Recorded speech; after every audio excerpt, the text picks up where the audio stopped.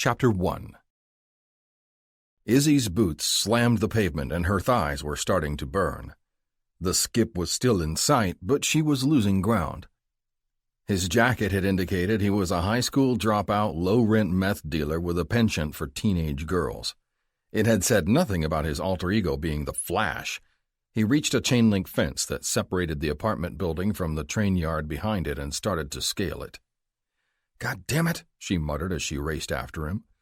There were no trains moving in the yard at the moment, but if she lost sight of him and he jumped into an open car, it could be a while before she found him. The sun was already starting to set, and she had zero interest in searching the Denver train yards by herself at night. She grabbed the fence and scrambled to the top, the treads in her boots giving her better traction than the skip had gotten. She was up and over much more quickly. Thankfully, there was no razor wire at the top. She jumped down to the gravel and took off after the skip, who was already reaching the first stalled train. He climbed over a coupling between two of the cars and vanished. Izzy grumbled again and ducked underneath the nearest car instead of following him over the coupling. She had eyes on his sneakers this way, and as she crawled to the other side, she saw him moving west just past the second stalled train. She rolled to the second track and scrambled underneath it. When she popped up on the other side, the skip glanced over his shoulder. He spotted her and redoubled his efforts to put more distance between them. Izzy took off straight down the line, hoping to close as much distance between them as she could before he put another train between them. He was fast, maybe faster than she was, she noted grudgingly, but the thin Denver air was taking its toll on him. He was breathing hard, and she knew he couldn't keep up the pace for too much longer. Izzy wasn't a sprinter, certainly not in her heavy steel-toed boots, but she ran 2 miles every day and was well acclimated to running long distances this high in the mountains. She started to close in on him and felt a tingle of glee that she was that much closer to nailing him. The skip couldn't resist another backward glance, and the look on his face said he felt exactly the opposite about his imminent capture. He swerved and launched himself at a coupling on the third train. He climbed over and she ducked beneath again. This time, though, his sneakers disappeared and Izzy was moving too fast to count how many cars ahead of her he'd gotten before he vanished again. When she made it to the other side, the gravel lane was empty. She pulled her gun out of the holster strapped to her thigh and stalked past the first 2 open cars, ignoring them. The skip hadn't backtracked, so she'd start with the third. From her pocket, she produced a small but powerful maglite and switched it on. From her position on the ground, she swept the beam over the darkened interior of the car. It was empty, no pallets or shipping containers stacked inside. She headed toward the next car, listening for the sound of heavy breathing as she approached. When she reached the next car, she heard nothing but silence from inside. Again, she swept the beam and hit upon a dirty blanket, rustling silently. She pulled back the Glock's hammer. The sharp click didn't have quite the same ominous sound as, say, a shotgun being racked, but it was enough to garner attention just the same. An equally dirty face appeared from beneath the filthy blanket. Izzy was careful not to shine the light directly into his face. Better to let him see she was armed. He had no way of knowing whether or not she regularly used bums for target practice. Perhaps the sight of the gun would keep him where he was. Rail riders were notoriously territorial and had been known to kill outsiders whom they perceived to be encroaching on their turf.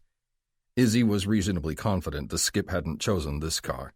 If he had, the rider would have had something to say about it, the way he did now with her.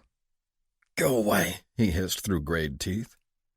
Izzy took one more quick pass over the car's interior, then stepped back. She moved toward the next car, careful to keep an ear out for the sounds of the bum coming up behind her. She didn't hear him moving, but she caught the faint sounds of feet shuffling in the next car. As she approached, the skip was valiantly trying to silence his breathing as well, but she could still make it out. She swept the light over the interior, hitting upon a stack of pallets off to one side where the skip was undoubtedly crouching even though she couldn't make him out. In a quick decision, she switched off the light and continued past the car, putting the open door behind her.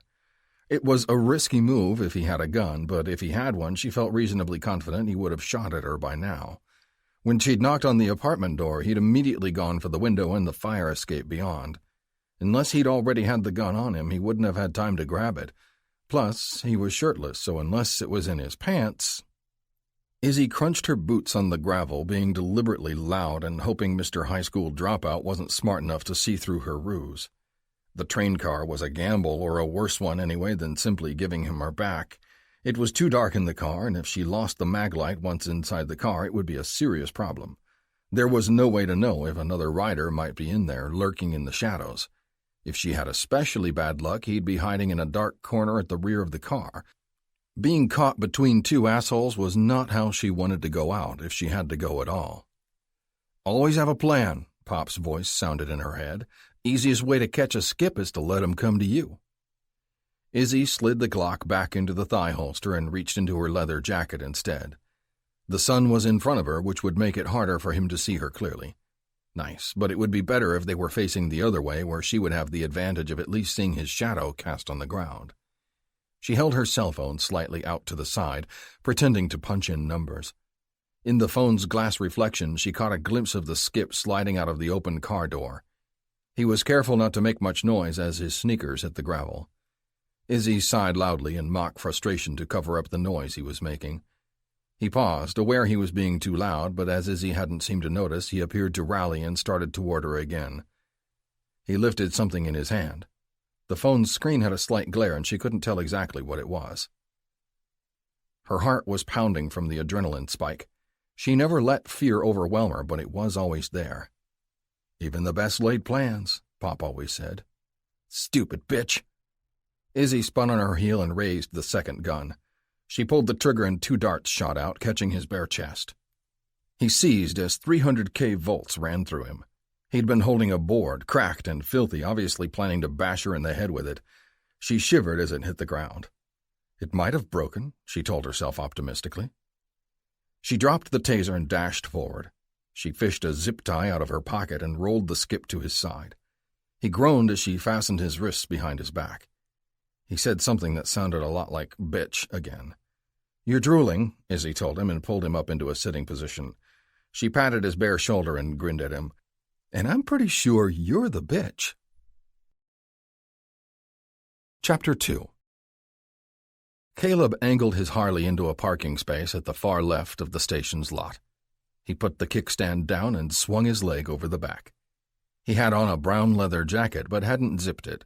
The fall weather hadn't yet turned crisp, and he was determined to take the bike to work for as long as he still could. He strode past the line of Rapid City PD cruisers, all parked and awaiting tonight's shift change. Caleb only worked 2 nights a week. The rest of the week he was on days. In some ways, though, he preferred his night shifts, even though the scheduling often wreaked havoc on his sleep schedule. It was usually on the night shift that he caught the type of calls he most anticipated. Caleb wouldn't say he looked forward to them, far from it, but he answered each dispatch with a kind of electricity humming just under the surface of his skin. To match it, though, was an underlying feeling of dread as he drove to each call, constantly wary of what he might find when he arrived. Some nights he didn't get those calls at all, and on those nights he felt the same slightly horrifying mixture of relief and disappointment. As he eyed the freshly washed police cars, he wondered what tonight's shift would bring. In the locker room, he stripped out of his t-shirt and jeans, having already showered at home before coming in. He slid the lightweight Kevlar vest over his undershirt and fastened the Velcro. He caught Randolph, a 10-year vet, smirking at him, undoubtedly thinking that Caleb, who had only a few years under his belt by comparison, was twitchy about getting shot on the job. Most rookies wore a vest their first year, but eventually their nerves settled and they stopped wearing.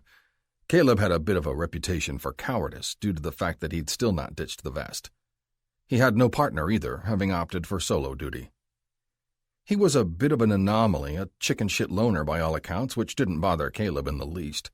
So long as no one got together and compared accounts, he was under the radar. He slipped his blue uniform shirt on, the fabric covering the U.S. Army Ranger tattoo on his forearm. He laced up his heavy, steel-toed boots, not department issue, but either brass had never noticed or they didn't much care. He closed his locker, spun the dial, and headed back out to the line of waiting cruisers. He slid into the front seat, adjusted it to accommodate his 6'4" frame, and lined up the mirrors. Before he pulled out, he turned on the dispatch radio and adjusted the sound. When he was satisfied he was ready for active duty, he slid out of the space and nosed the cruiser onto the street to do his own version of hunting. Rapid City was mostly a blue-collar town, and Caleb preferred patrolling its most blue-collar area. Not that he didn't get the occasional call to one of Rapid City's few gated communities, but unless the calls were of the type he was interested in, he really didn't want to waste his shift getting Fluffy out of a tree or taking pictures of a sideswiped parked Lexus. He preferred calls of the right kind in upscale communities, though. There was an added sense of satisfaction in pulling the mask off the assholes who hid their true natures behind $1,000 suits and $100 haircuts.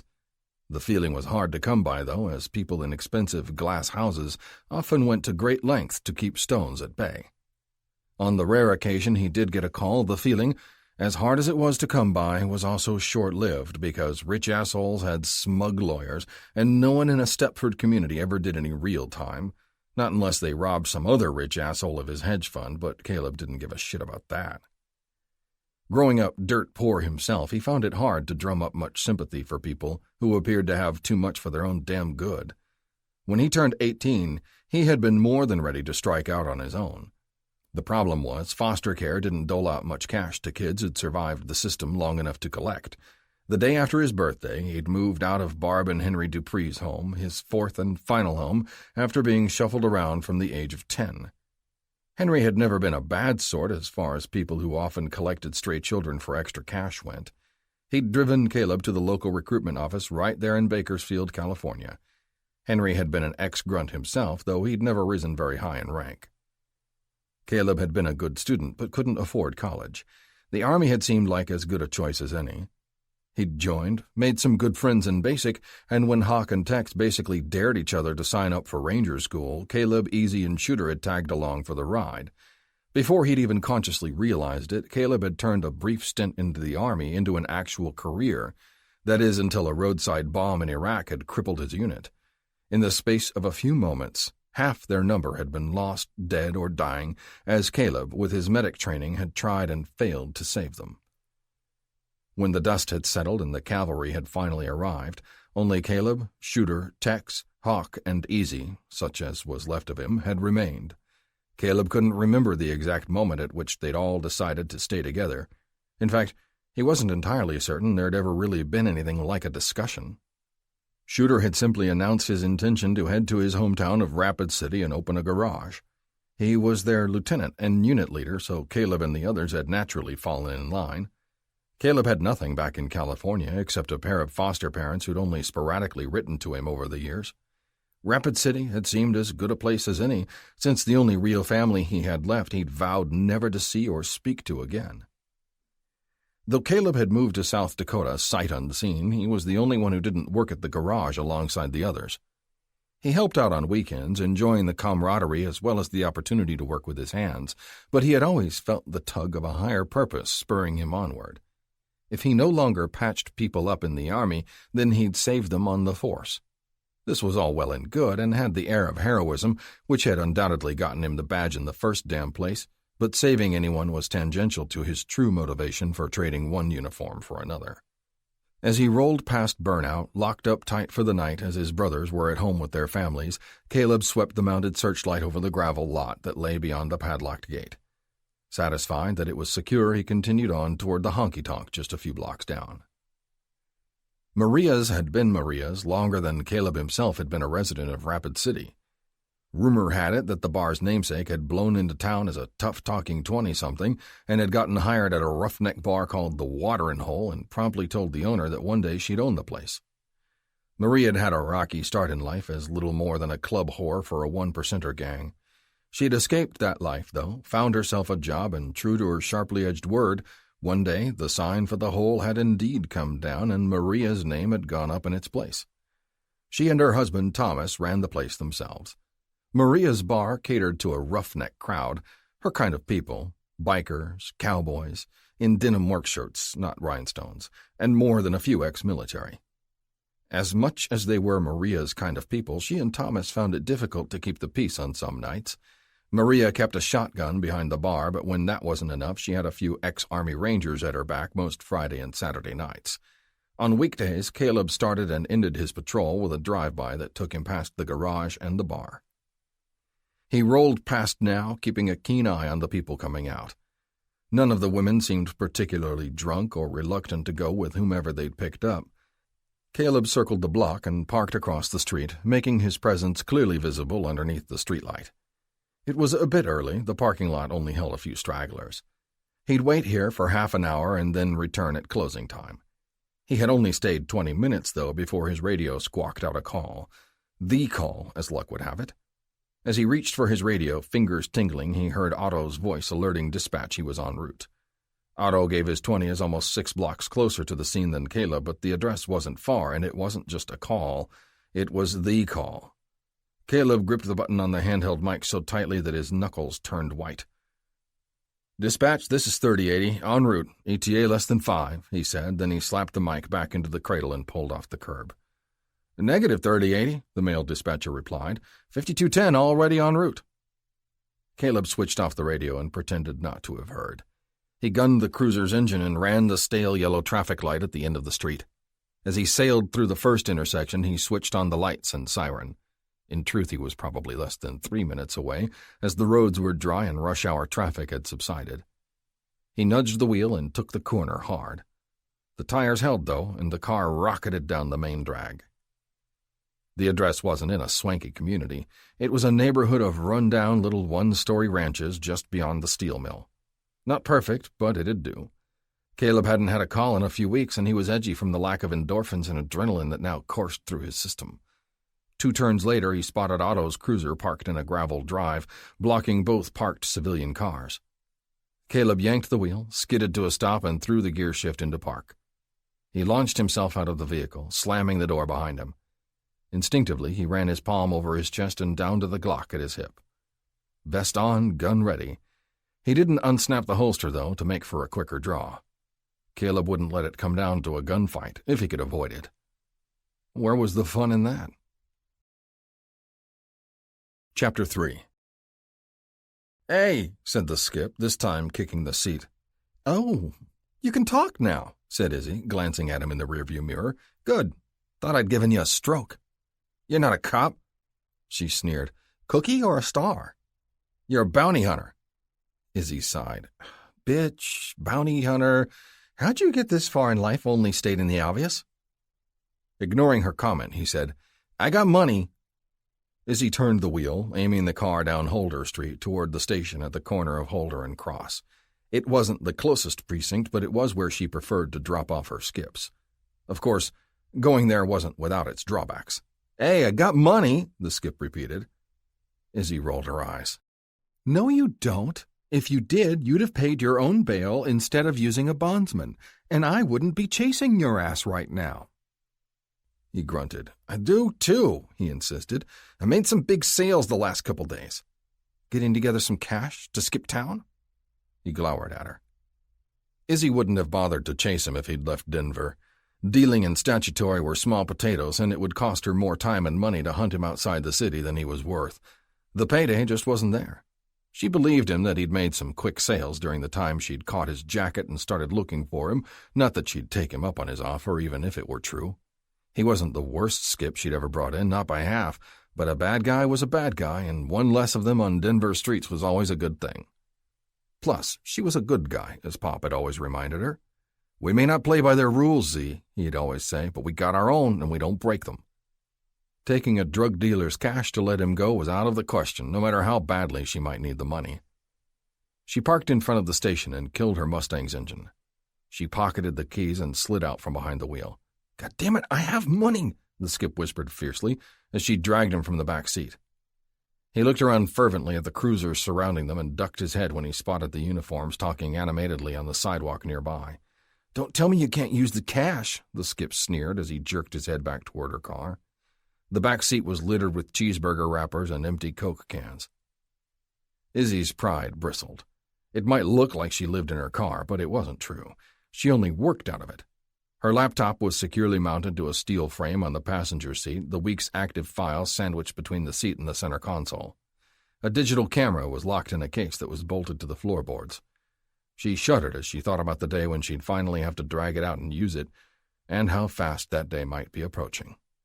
She cuffed the skip on the ear. He cursed her, then glanced at the cops. Izzy didn't recognize any of them in particular, but they probably knew her. They gave her a wide berth as she shoved the skip toward the front doors of the building. She resisted the urge to nail him with the door as she opened it. She was in a bad mood, but he wasn't a real bad guy per se, and therefore not worth the headache it would cause either of them. She herded him in to the front desk, where a large, fried blonde eyed the skip as though he were something she'd found on the bottom of her shoe. "Hey, girl," said the blonde. "Hey, Vernita." Vernita raised an eyebrow at the skip. "Where'd you find him?" "Train yard," Izzy replied, pushing him to the desk. "Mm-hmm. You a hobo?" Vernita asked. "You look like a hobo." The skip glared at the older woman. "Yeah? You look like a beach wet—" Izzy slapped him on the side of the head again. The skip ducked under the blow. "Bitch!" he yelled. "Speaking of whaling," Vernita replied sarcastically.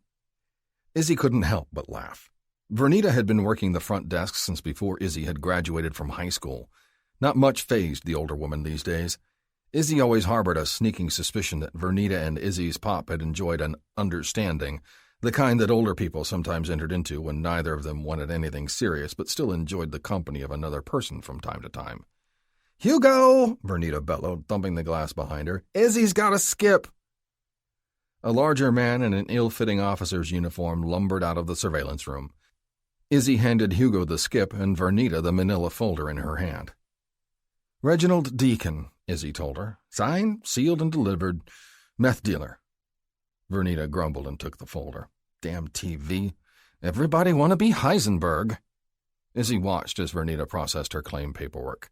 "Don't spend it all in one place," Vernita told her, handing the claim over for Izzy to take upstairs.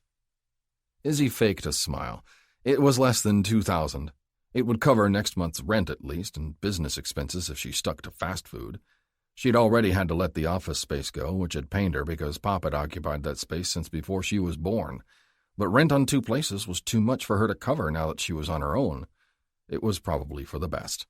The place had too many memories of Pop any damn way. She took the claim and headed for the stairs, leaving Vernita and Hugo to listen to Deacon's diatribe about the injustice of it all and the tyranny of bitches, or whatever the hell he was ranting about. She stopped at the second floor and headed down the hall to the cashier's office. She ducked quickly into the small room as she heard voices farther down the corridor. In the cashier's room, she collected her extremely modest pay for 3 days' work and stuffed the check into her jacket pocket. "Another payday," remarked Ollie as Izzy turned to leave. She smiled and didn't argue with him. Back in the hall, Izzy checked to see if the coast was clear. After confirming that it was, she headed for the door to the stairs.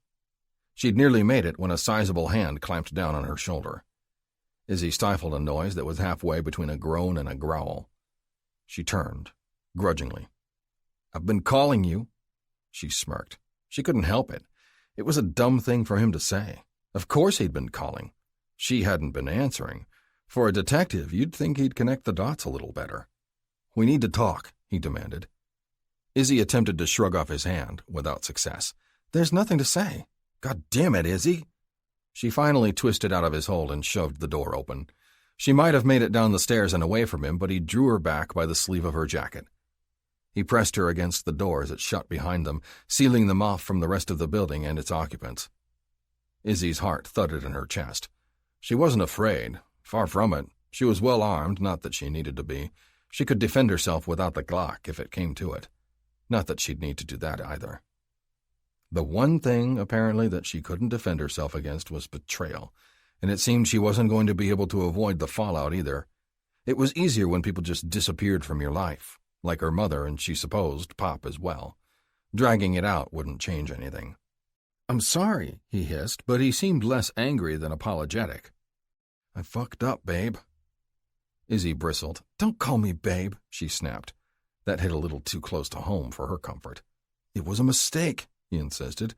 "It was a decision," Izzy countered. "One that sure as hell didn't include me." "Look, I'm sorry," he replied. I just wasn't thinking. I won't do it again." "You sure as hell won't," Izzy declared, pushing him away. He grabbed at her again. "We can work this out." Izzy jerked her arm out of his reach and moved toward the stairs. "There is nothing to work out," she told him through clenched teeth. "You crossed a line. This is over," she said, gesturing between them. "Izzy, come on, don't—" "It was never supposed to be anything in the first damn place," she reminded. "You were the one constantly moving the goalposts, changing the rules, and when that didn't work, you cheated." She was aware she was raising her voice now. All her calm self-control fled from her, and she was fully aware she was making a spectacle of herself, but some things were so unforgivable, such a violation. "You didn't cheat," she amended, lowering her voice to a deadly timbre. "What you did? There's not a word big enough for it." He moved toward her, looking contrite, but she wasn't buying it. "Izzy," he said, reaching for her again, "fuck off." She took off down the stairs, through the door to the ground floor.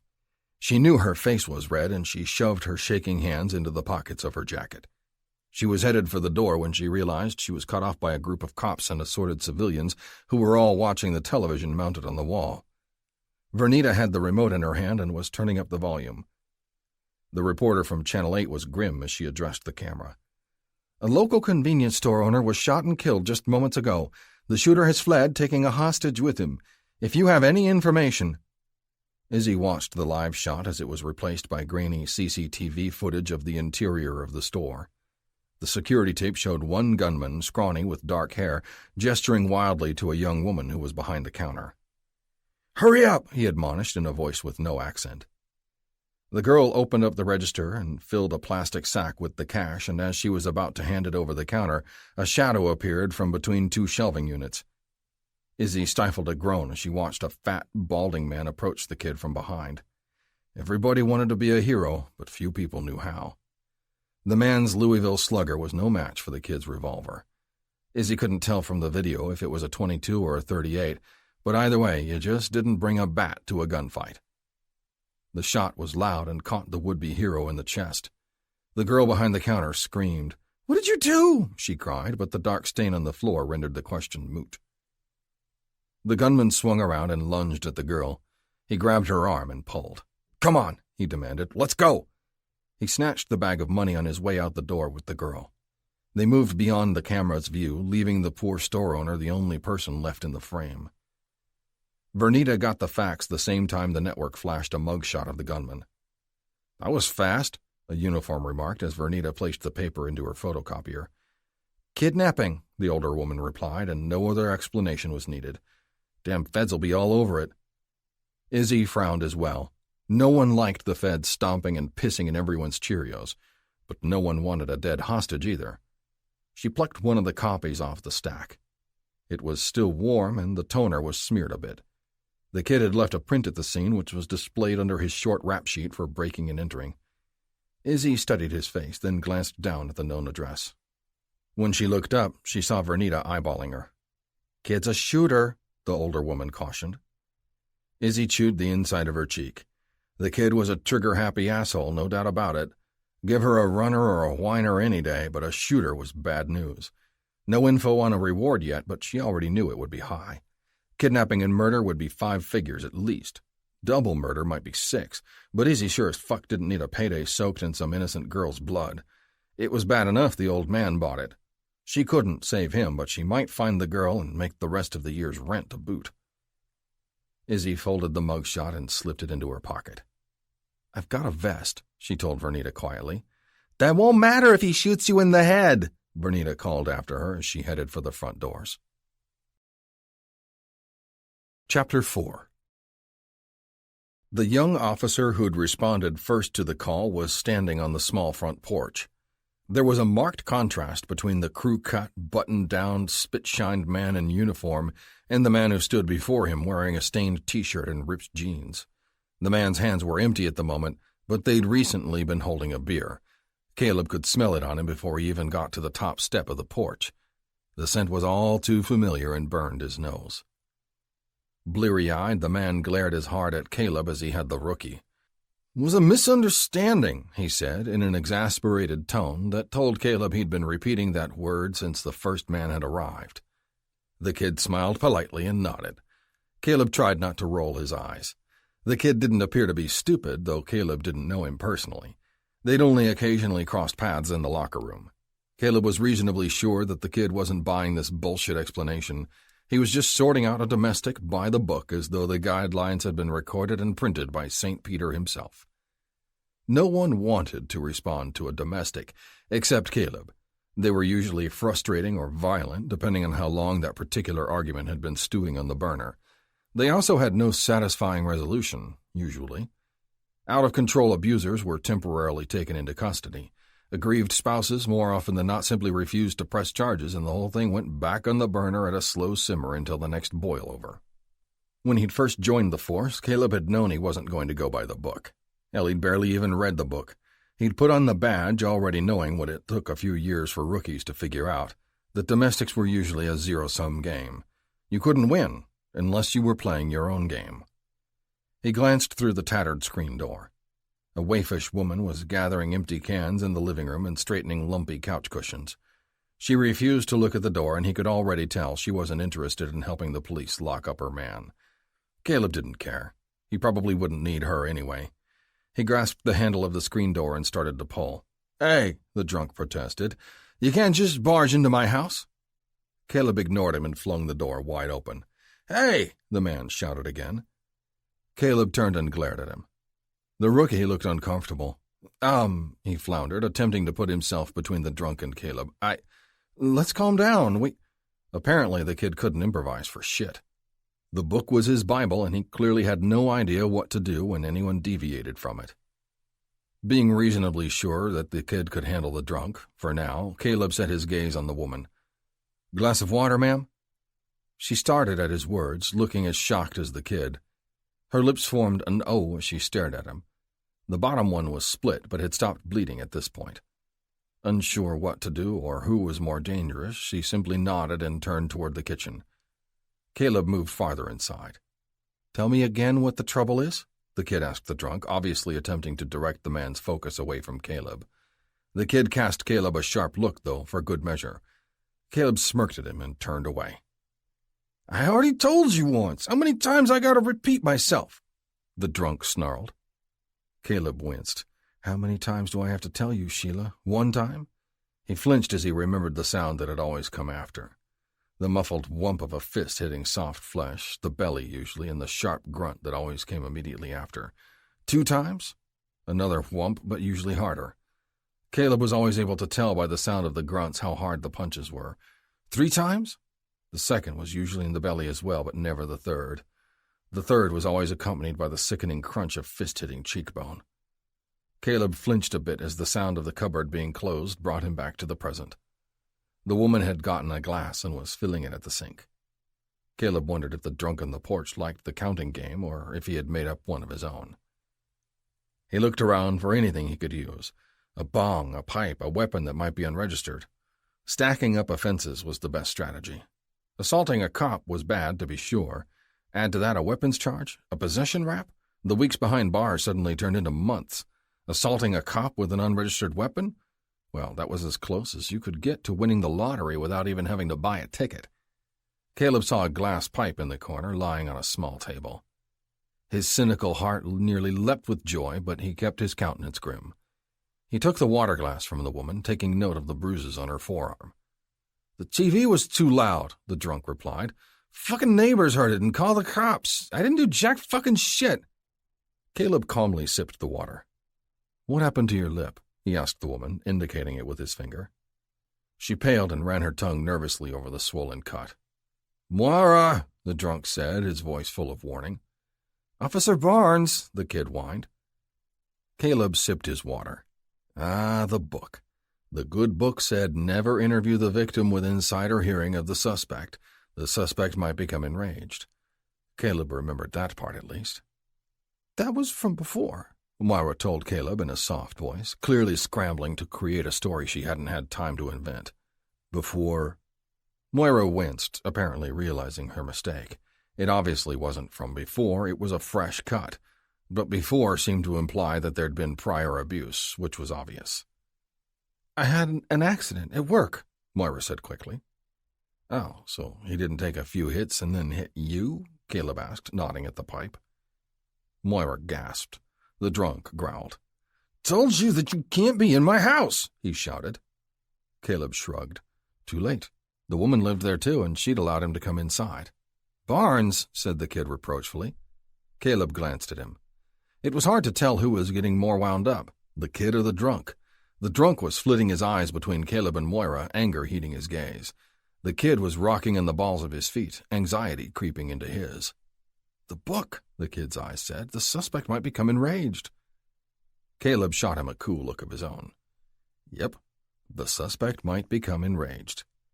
"I didn't give you no kind of permission to be in my own fucking house, and I'm saying that you—" A door down the hallway suddenly opened. Caleb directed his gaze at it. The kid started reaching for his holster. Moira started for the cracked door. Thankfully, before the rookie could empty a clip into the flimsy wood, a pair of stark blue eyes appeared at the height of the tarnished brass knob. "No, no, no," Moira said in hushed tones. Her frantically waving hands belied the quiet timbre of her voice. Caleb remembered those hushed tones himself, the brittle edge of a half-whisper. "Just go, honey," the woman said. "Just get back in your room," the drunk bellowed. Caleb saw red. "Is this how it is, Sheila? I work all day, come home, and you got his fucking toys out every damn where?" Always his or him or the boy. Caleb was never Caleb at home. "How many times do I have to tell you, huh? How many? One time?" The drunk swayed a bit on his feet, but his rising anger seemed to buoy him. "How many times do I have to tell you, Moira? He stays—" Caleb surged forward toward the front door. The rookie paled. The asshole was too busy yelling to really notice. "Why don't you tell me?" Caleb snarled, charging through the screen door. The drunk's head jerked toward him, lower jaw slacked. "Forget it," Caleb told him, letting the door slam shut behind him. "I already know. You don't let him play with his toys in the living room because you don't want to be reminded he exists." Caleb moved closer. He was a whole head taller than the drunk. He leaned down into his face, fighting the urge to wince at the man's rancid breath. "Why do you think that is?" Caleb said in a quiet voice that dripped with venom. The man reared back. "This is my goddamn house," he cried. "No one talks to me like that in my own goddamn house." Ignoring him, Caleb stepped closer, not touching the man but forcing him to back up. He teetered precariously on the edge of the top step of the porch. "Officer Barnes," the rookie called out, his voice tight with anxiety. Caleb ignored them both. "Is it because when they're around they remind you what a shitty fucking man you turned out to be? Can't feed your family. You all live in a rat trap. Do they remind you every day that you're nothing but a fat, ignorant, dumb fuck of a drunk?" The man suddenly forgot about the possibility of losing his balance and surged forward instead of backward this time. His fist curled and struck out, catching Caleb in the ribs. The vest absorbed the impact of the blow entirely. No knife this time. And that was damn disappointing, because assaulting a cop with a deadly weapon while drunk was a trifecta that would have landed this piece of shit in jail for a good long time. As it was, Caleb would just have to settle for simple assault, possession, and drunken disorderly. He grabbed the drunk's wrist and twisted it, spinning him around. The man stumbled on the step and lost his footing. Caleb let go of him, and he tumbled down the cracked wooden steps and sprawled onto the lawn. "Barnes!" the rookie yelled, but Caleb ignored him. He calmly descended the stairs himself, reaching for his cuffs. "You've assaulted a police officer, sir. I'm afraid I'm going to have to take you in," Caleb announced in a tone that made it obvious he was anything but sorry. As he bent over the flailing man, he yanked one hand behind his back. Just then the front door banged open. "Daddy!" the young boy squeaked, though his mother held him back. "Son of a bitch!" the drunk shouted. "You can't do this! You can't come into my house and— Oh!" Caleb yanked on the other arm and secured the steel bracelets to the man's wrists. "Barnes!" the rookie called out again in a tone that told Caleb he was siding with the drunk on this one. The younger man jogged down the steps and stopped short next to Caleb as he wrestled the drunk to his feet. "Come on, Barnes," he said, lowering his voice and glancing over his shoulder at the woman and child standing on the porch. "This is crap." "Damn right it is," the drunk snapped. "Shut up," Caleb replied, giving the man a slight shake. To the rookie, he said, "He assaulted a police officer." The rookie gaped at him. "After you provoked him, and that search was totally admissible," Caleb reminded him. The rookie glared at him. "Just by the hair on your nuts," he grumbled. "He can't do this," the drunk protested as Caleb took a step toward his cruiser. The rookie jumped in front of them. "Come on, Barnes," he repeated. "You want to do this? In front of the kid?" Caleb glowered. He was doing the best thing for the kid, something no other cop who'd been called here before either cared enough or had balls enough to do. Lock the asshole up. "He's got it rough," the rookie whined. "From a broken home." Caleb laughed bitterly. "Broken home. And what? You think you're going to fix it? With your conflict resolution bullet points? Let me tell you something. You can't fix this kid's broken home, but you can sure as fuck take out the trash. He shoved the man toward the cruiser without looking back over his shoulder. Chapter 5. Izzy cruised through the heights with her windows rolled up and her car doors locked. It wasn't the kind of neighborhood where you'd want to stop and ask for directions. Most of the fences were chain-link. Scruffy-looking pit bulls glared at her from ragged brown yards. Summer's green had already faded and autumn was hot on its heels, though Izzy somehow doubted that many of these yards had ever been green in the first place. On the corner of King and Vine stood a crumbling brick apartment building. She pulled into an open space in the lot and scanned the front of the place. Finding the doors marked apartments F through K, she set the parking brake and then locked the charger. As she stepped onto the curb, she aimed the fob at her ride and waited for the chirp of the alarm being set. As she approached the building, she glanced around, looking for any potential trouble spots. There was no one in sight in the lot, so she felt better about leaving her car. But she couldn't afford to stay long. There was nothing in the car worth stealing, but it would take a broken window to find that out, and Izzy didn't need the headache of replacing one.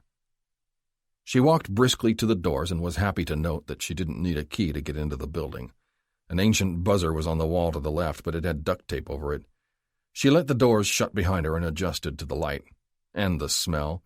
It was a mix of urine, weed, and something that may or may not have been boiled cabbage. Izzy didn't want to know what it was.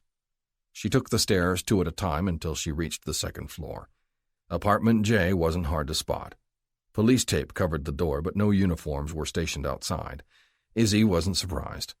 Denver PD didn't really have the resources for round-the-clock surveillance, especially when a traffic cam had caught the shooter's car headed toward the interstate just after the robbery. She strode toward the forbidden door, reaching into her jacket pocket. Just before she reached it, though, the door across the hall swung open. Izzy paused. An older man with gray, stringy hair and crooked glasses peered out at her. He sniffed. "You a cop?" he asked brusquely. "I'm looking for Jeter Paul," she told him. "He's wanted for questioning in a robbery-homicide." It was true, and Izzy added just enough authority to her voice to hopefully convince the old man she was Denver PD. If he asked to see a badge, though, things could get hairy. The old man sniffed again. "You already tossed his place." "We're hoping he'll return," she replied coolly. The man groused. "I knew where he was. I'd turn him in myself for the reward," he told her, putting the emphasis on re. Izzy nodded encouragingly. "We hope you do. Please contact the department if you see or hear anything." The door practically slammed in her face, which was just as well, she decided. She took a few long strides toward Paul's door. Keeping her arm close to her body to obscure the view of prying eyes, she pressed the button on a short, spring-lock blade and sliced the no-entry sticker that sealed the door. She quickly pocketed the just this side of legal knife and pulled out a small, black lock aid. Working quickly, she maneuvered herself in front of the door, pressed the tension rod into the deadbolt's keyhole, and pulled the trigger. The cheap lock gave way immediately, and Izzy turned the knob and slipped inside. Anyone looking would have thought she had a key to the place, which no doubt Denver PD had secured from the building's super yesterday. Jeter Paul's apartment was a sea of garbage. Pizza boxes, beer, and soda cans littered over every flat surface. The kitchen drawers were pulled out. The police had obviously searched the place pretty thoroughly. But despite her connections within the department, things like crime scene notes were still off limits to her. She'd have to come up with her own leads if she had any hope of tracking down the skip.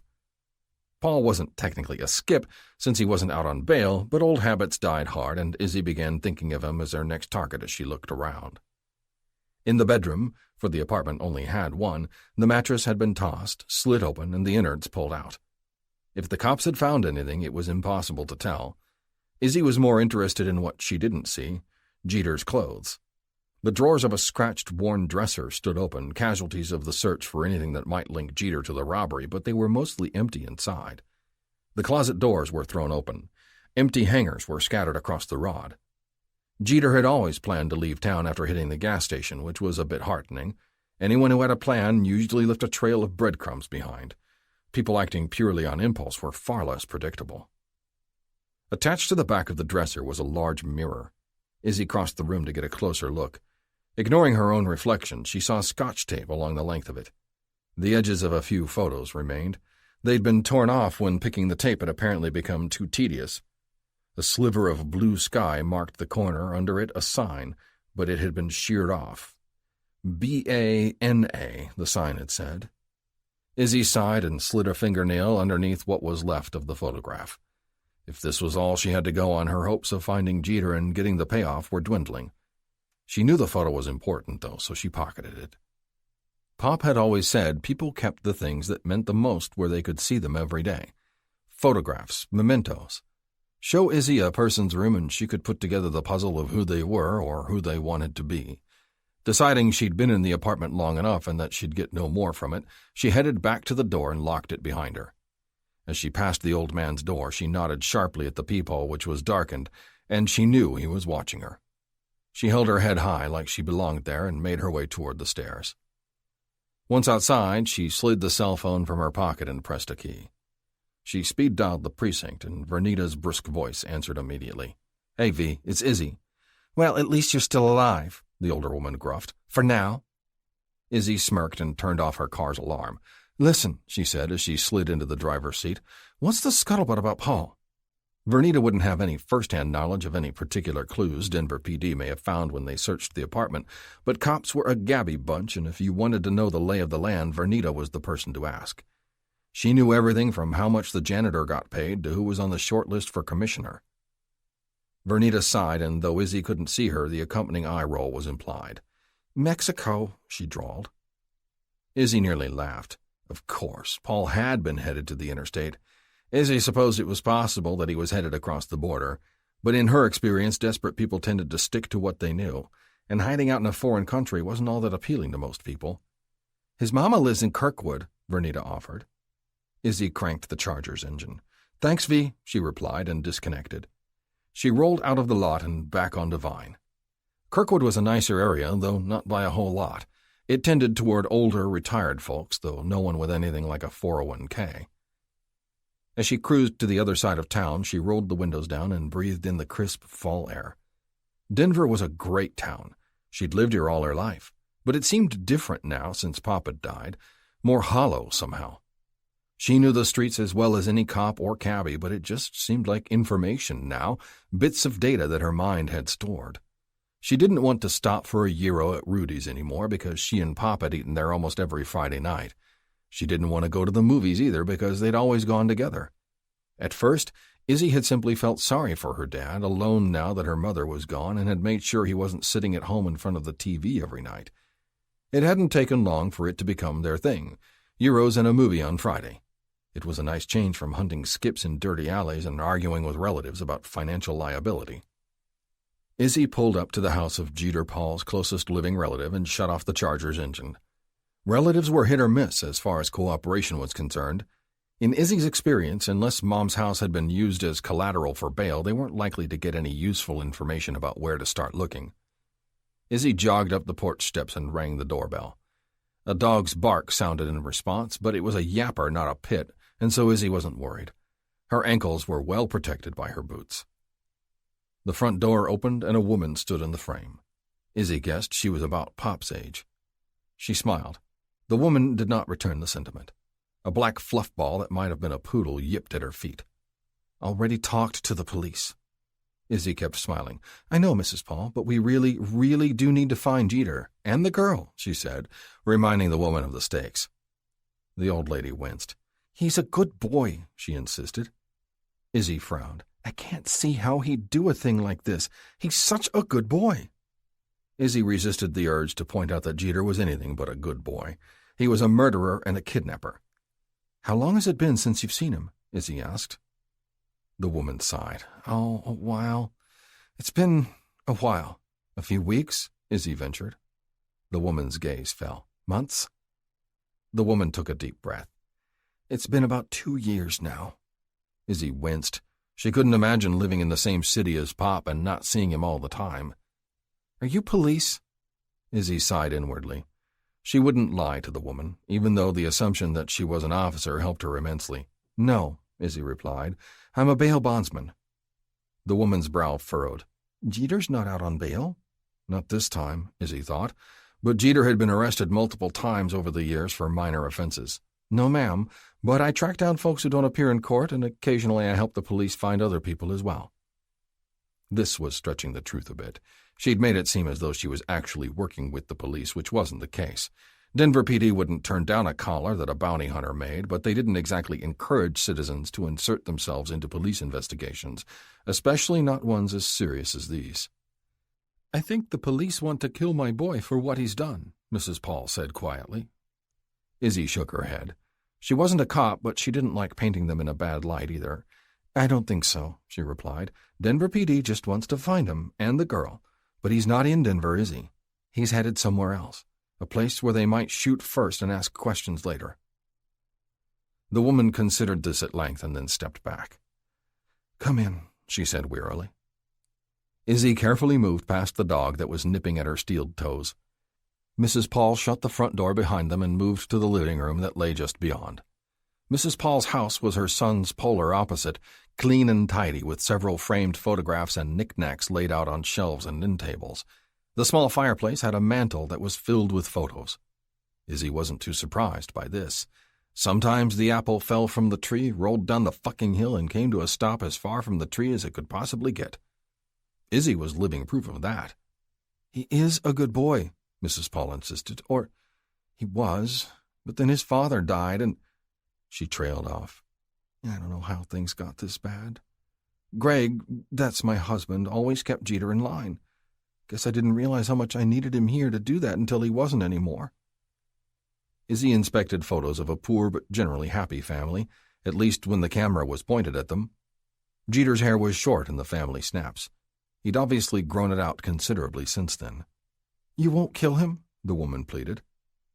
Izzy turned to look at her and shook her head. No, ma'am. I just want the girl back. Izzy held out hope that the woman had some scrap of information, some idea of where her son had gotten the crazy idea for this spree and where it would all end. But the older woman's face crumpled in despair, and Izzy knew she was still just trying to make sense of it all. Izzy sighed and turned back to the photos. One caught her eye, and she picked it up, swiping at a thin layer of dust over the glass. Jeter was much younger. Izzy would guess about 10 or 12.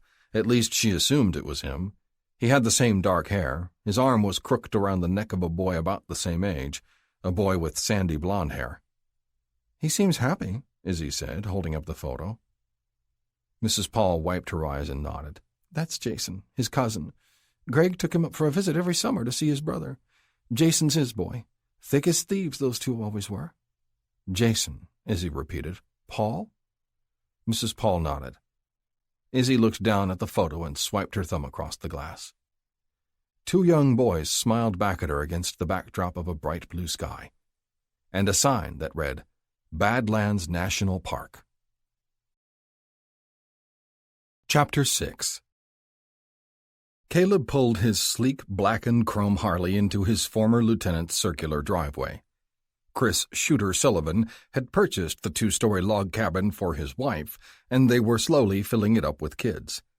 As he entered the house through the front door, he saw Shooter's wife Sarah standing in the living room, the first of their brood perched on her hip. Hey, Slick, he said, leaning down to kiss Sarah on top of her head. He ruffled baby Hope's short, wispy hair. Hey, kiddo?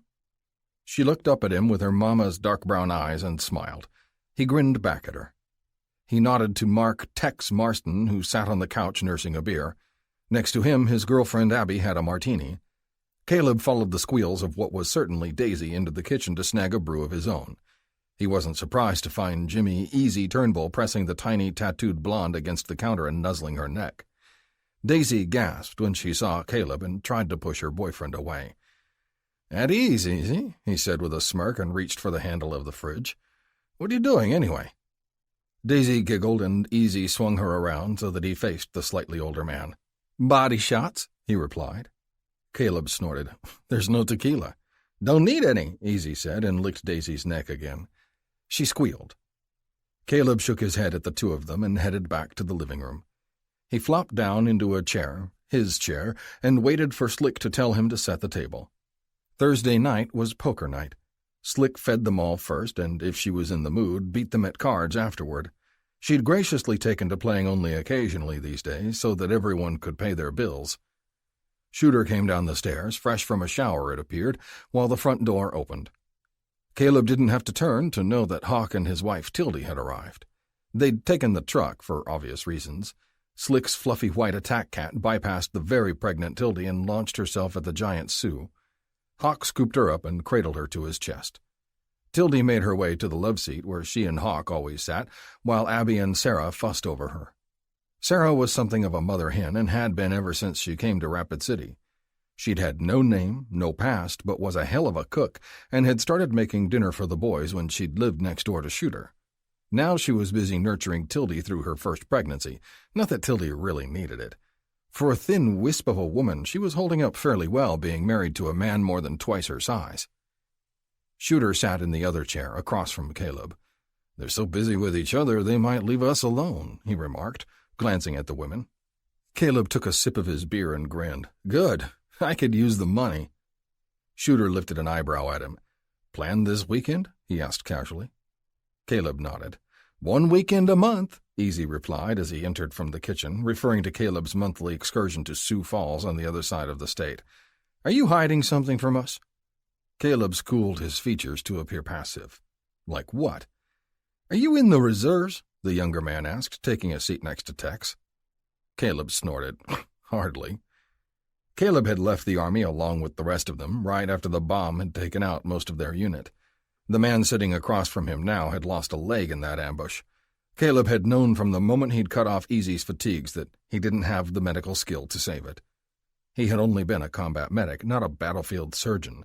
He might have been a paramedic after his discharge, but he'd seen enough of that kind of trauma to last him a lifetime. He had another mission now that was just as satisfying. Slick stopped her fussing over Tildy and turned to look at him. Caleb froze with his beer halfway to his lips. He knew that look. It was the same look she'd gotten when Tildy and Hawk found out they were having a boy. Sarah had already been scheming to pair up Hope and their son. "Are you going to Sioux Falls?" she asked. Caleb grimaced. "Might be," he replied, because although it was really none of her business, he didn't want to lie to her. "Can't she come here?" In the years that Caleb had been living in Rapid City, Sioux Falls had merged with Sioux Falls, the person and the city becoming one and the same. The guys left it mostly alone. The women, however, were a different story. It seemed Slick had set her sights on him as the last bachelor in the group, and she was determined to set her little makeshift family to rights. But Caleb didn't do relationships. "Shooter," he grumbled, "tell your woman to stand down." Shooter shrugged. "I can't. She never listens to me." "Why can't we meet her?" Sarah prodded. "There's no one to meet," Caleb told her. "You go there all the time." "Let it go, Slick." "But, Sarah, that's enough," Caleb snapped. He regretted having to put his foot down with her. She really was an amazing woman, and he couldn't fault her that her quest for happiness had extended to everyone around her. "I'm not the marrying kind," he told her more gently. "But neither is Sioux Falls." "Let it go, babe," Shooter said quietly. The game wrapped up at just after midnight. Caleb took his modest winnings and stuffed them into the pocket of his leather jacket. "Don't spend it all in one place," Tex told him with a wink. Caleb shrugged it off. Sometimes he wondered about the cowboy and his ability to read people. Tex had certainly made the most of his psychology degree. Outside, the air had turned chilly, and Caleb zipped up his jacket to guard against the cold.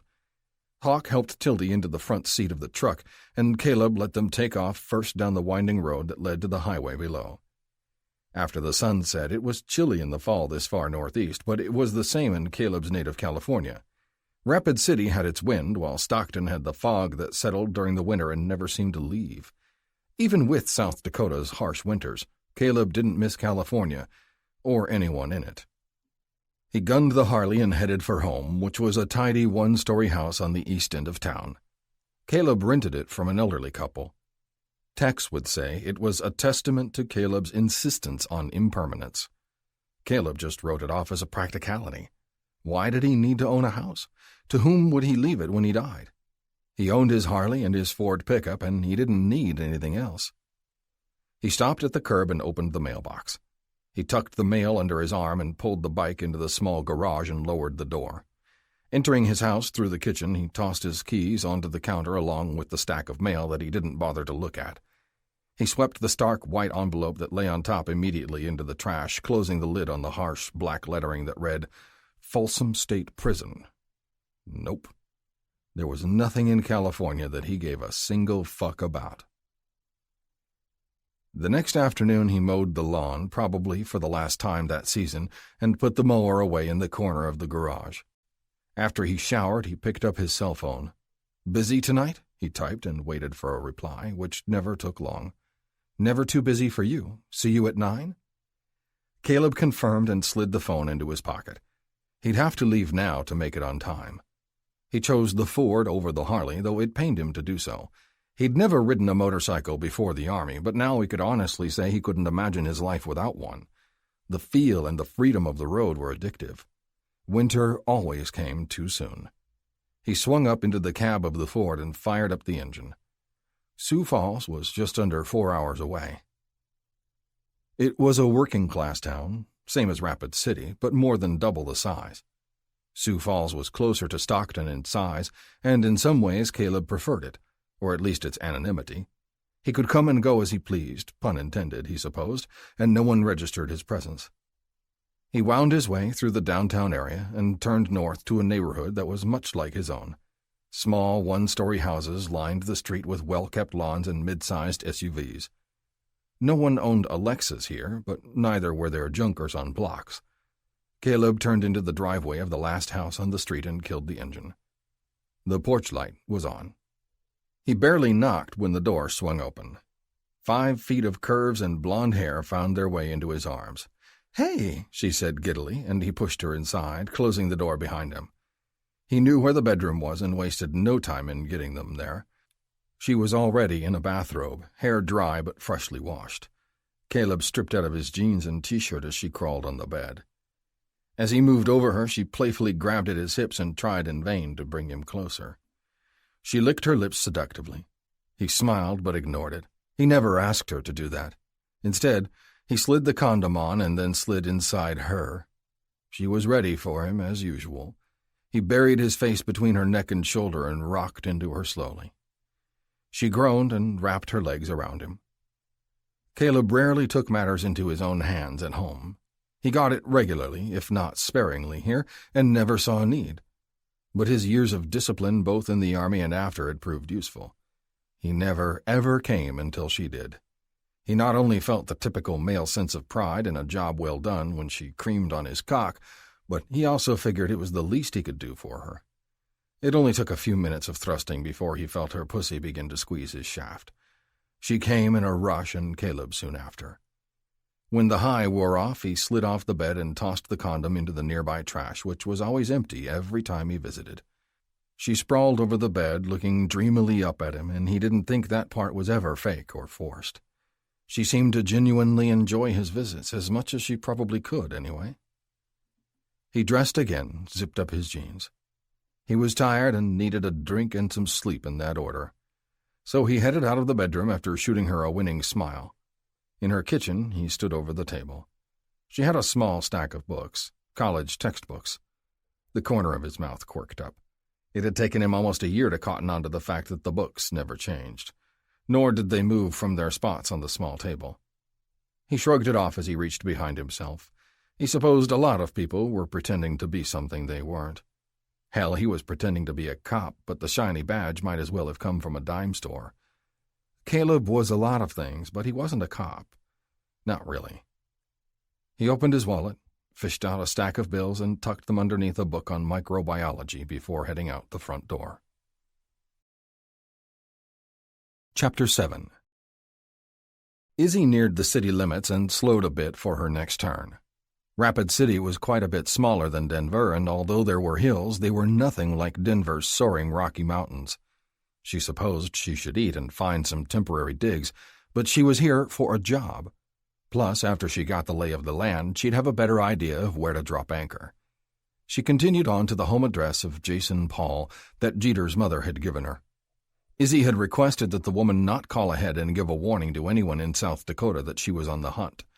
Under normal circumstances, Izzy wouldn't hold out much hope that her request would be granted, but then again, Mrs. Paul seemed desperate to get her son back, alive, so maybe she saw the wisdom of not alerting him and causing him to go to ground again, if he was here at all. She turned into yet another shitty neighborhood. Izzy had seen many over the course of her life. Hell, she and Pop had even lived in a few while she was growing up and money was tight. She rolled past the tiny houses with postage stamp yards and bars on the windows and came to a stop at the end of the street. Her Charger was a bit nicer than the rusted pickups and assorted junkers that lined the street. It was late afternoon and she was unlikely to have any run-ins, but she kept the windows rolled up just to be safe. She frowned at the house that Mrs. Paul had sent her to. It was tiny, missing a shutter on the front. A pickup truck took up most of the driveway and obscured the view of a motorcycle parked on the other side of it. There were a lot of ways to play this, none of which had any long-lasting appeal to her. To identify herself was to send Jeter running for the hills, most likely, and if he wasn't already paranoid enough, the idea of a bounty hunter coming after him might cause him to panic and kill the girl, if she was still alive at this point. Izzy had to hold out hope that she was. Either way, Jeter needed to be collared. She yanked the rubber band off the end of her long braid and fanned out her long dark hair. She reached into her glove compartment, passed her hand over the Glock, and instead went for the only tube of lipstick she owned. It was bright red.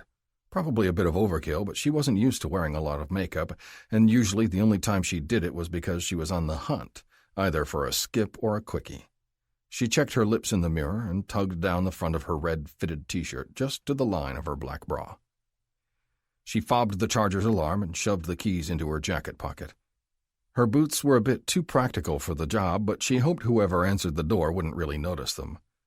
She headed up the front steps and rang the doorbell. A few seconds later, a grizzled older man, shirtless, opened it. Izzy fought the urge to gag. It was probably best that he wasn't wearing a shirt, she decided as she smiled at him. She wasn't sure his enormous beer belly would fit in anything but a circus tent. His frown immediately faded as he took in the sight of her. His gaze finally settled onto her tits and he wiped his mouth. "Well, hello there, little lady," he drawled. He had an open beer can in one hand and a TV remote in the other. "Hi," Izzy schmoozed. "I'm looking for Jace." "Jace?" he asked, mouthing the word as though it were foreign. Izzy had chosen it because it had an air of familiarity to it, like a pet name. "Yeah, we met the other day. I was just wondering if he was around." The man looked slightly disappointed and rubbed his face with the back of the hand that was holding the remote.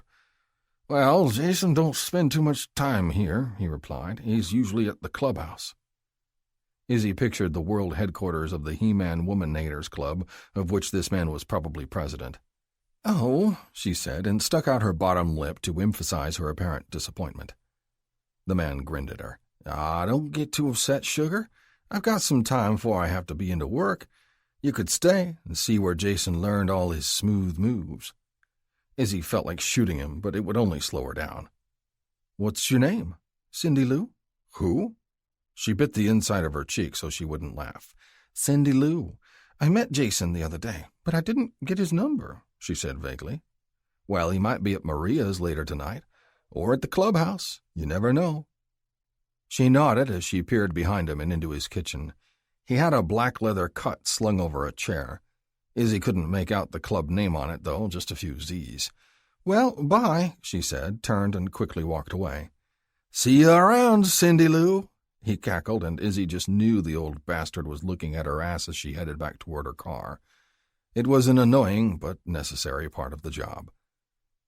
She slid into the front seat of the Charger and searched for Maria's on her phone. It was the other side of town, near the railroad tracks. She gunned the engine and took a sharp left. The crappy neighborhood gave way to a nice downtown area, tree-lined with older, low-slung buildings that were freshly painted.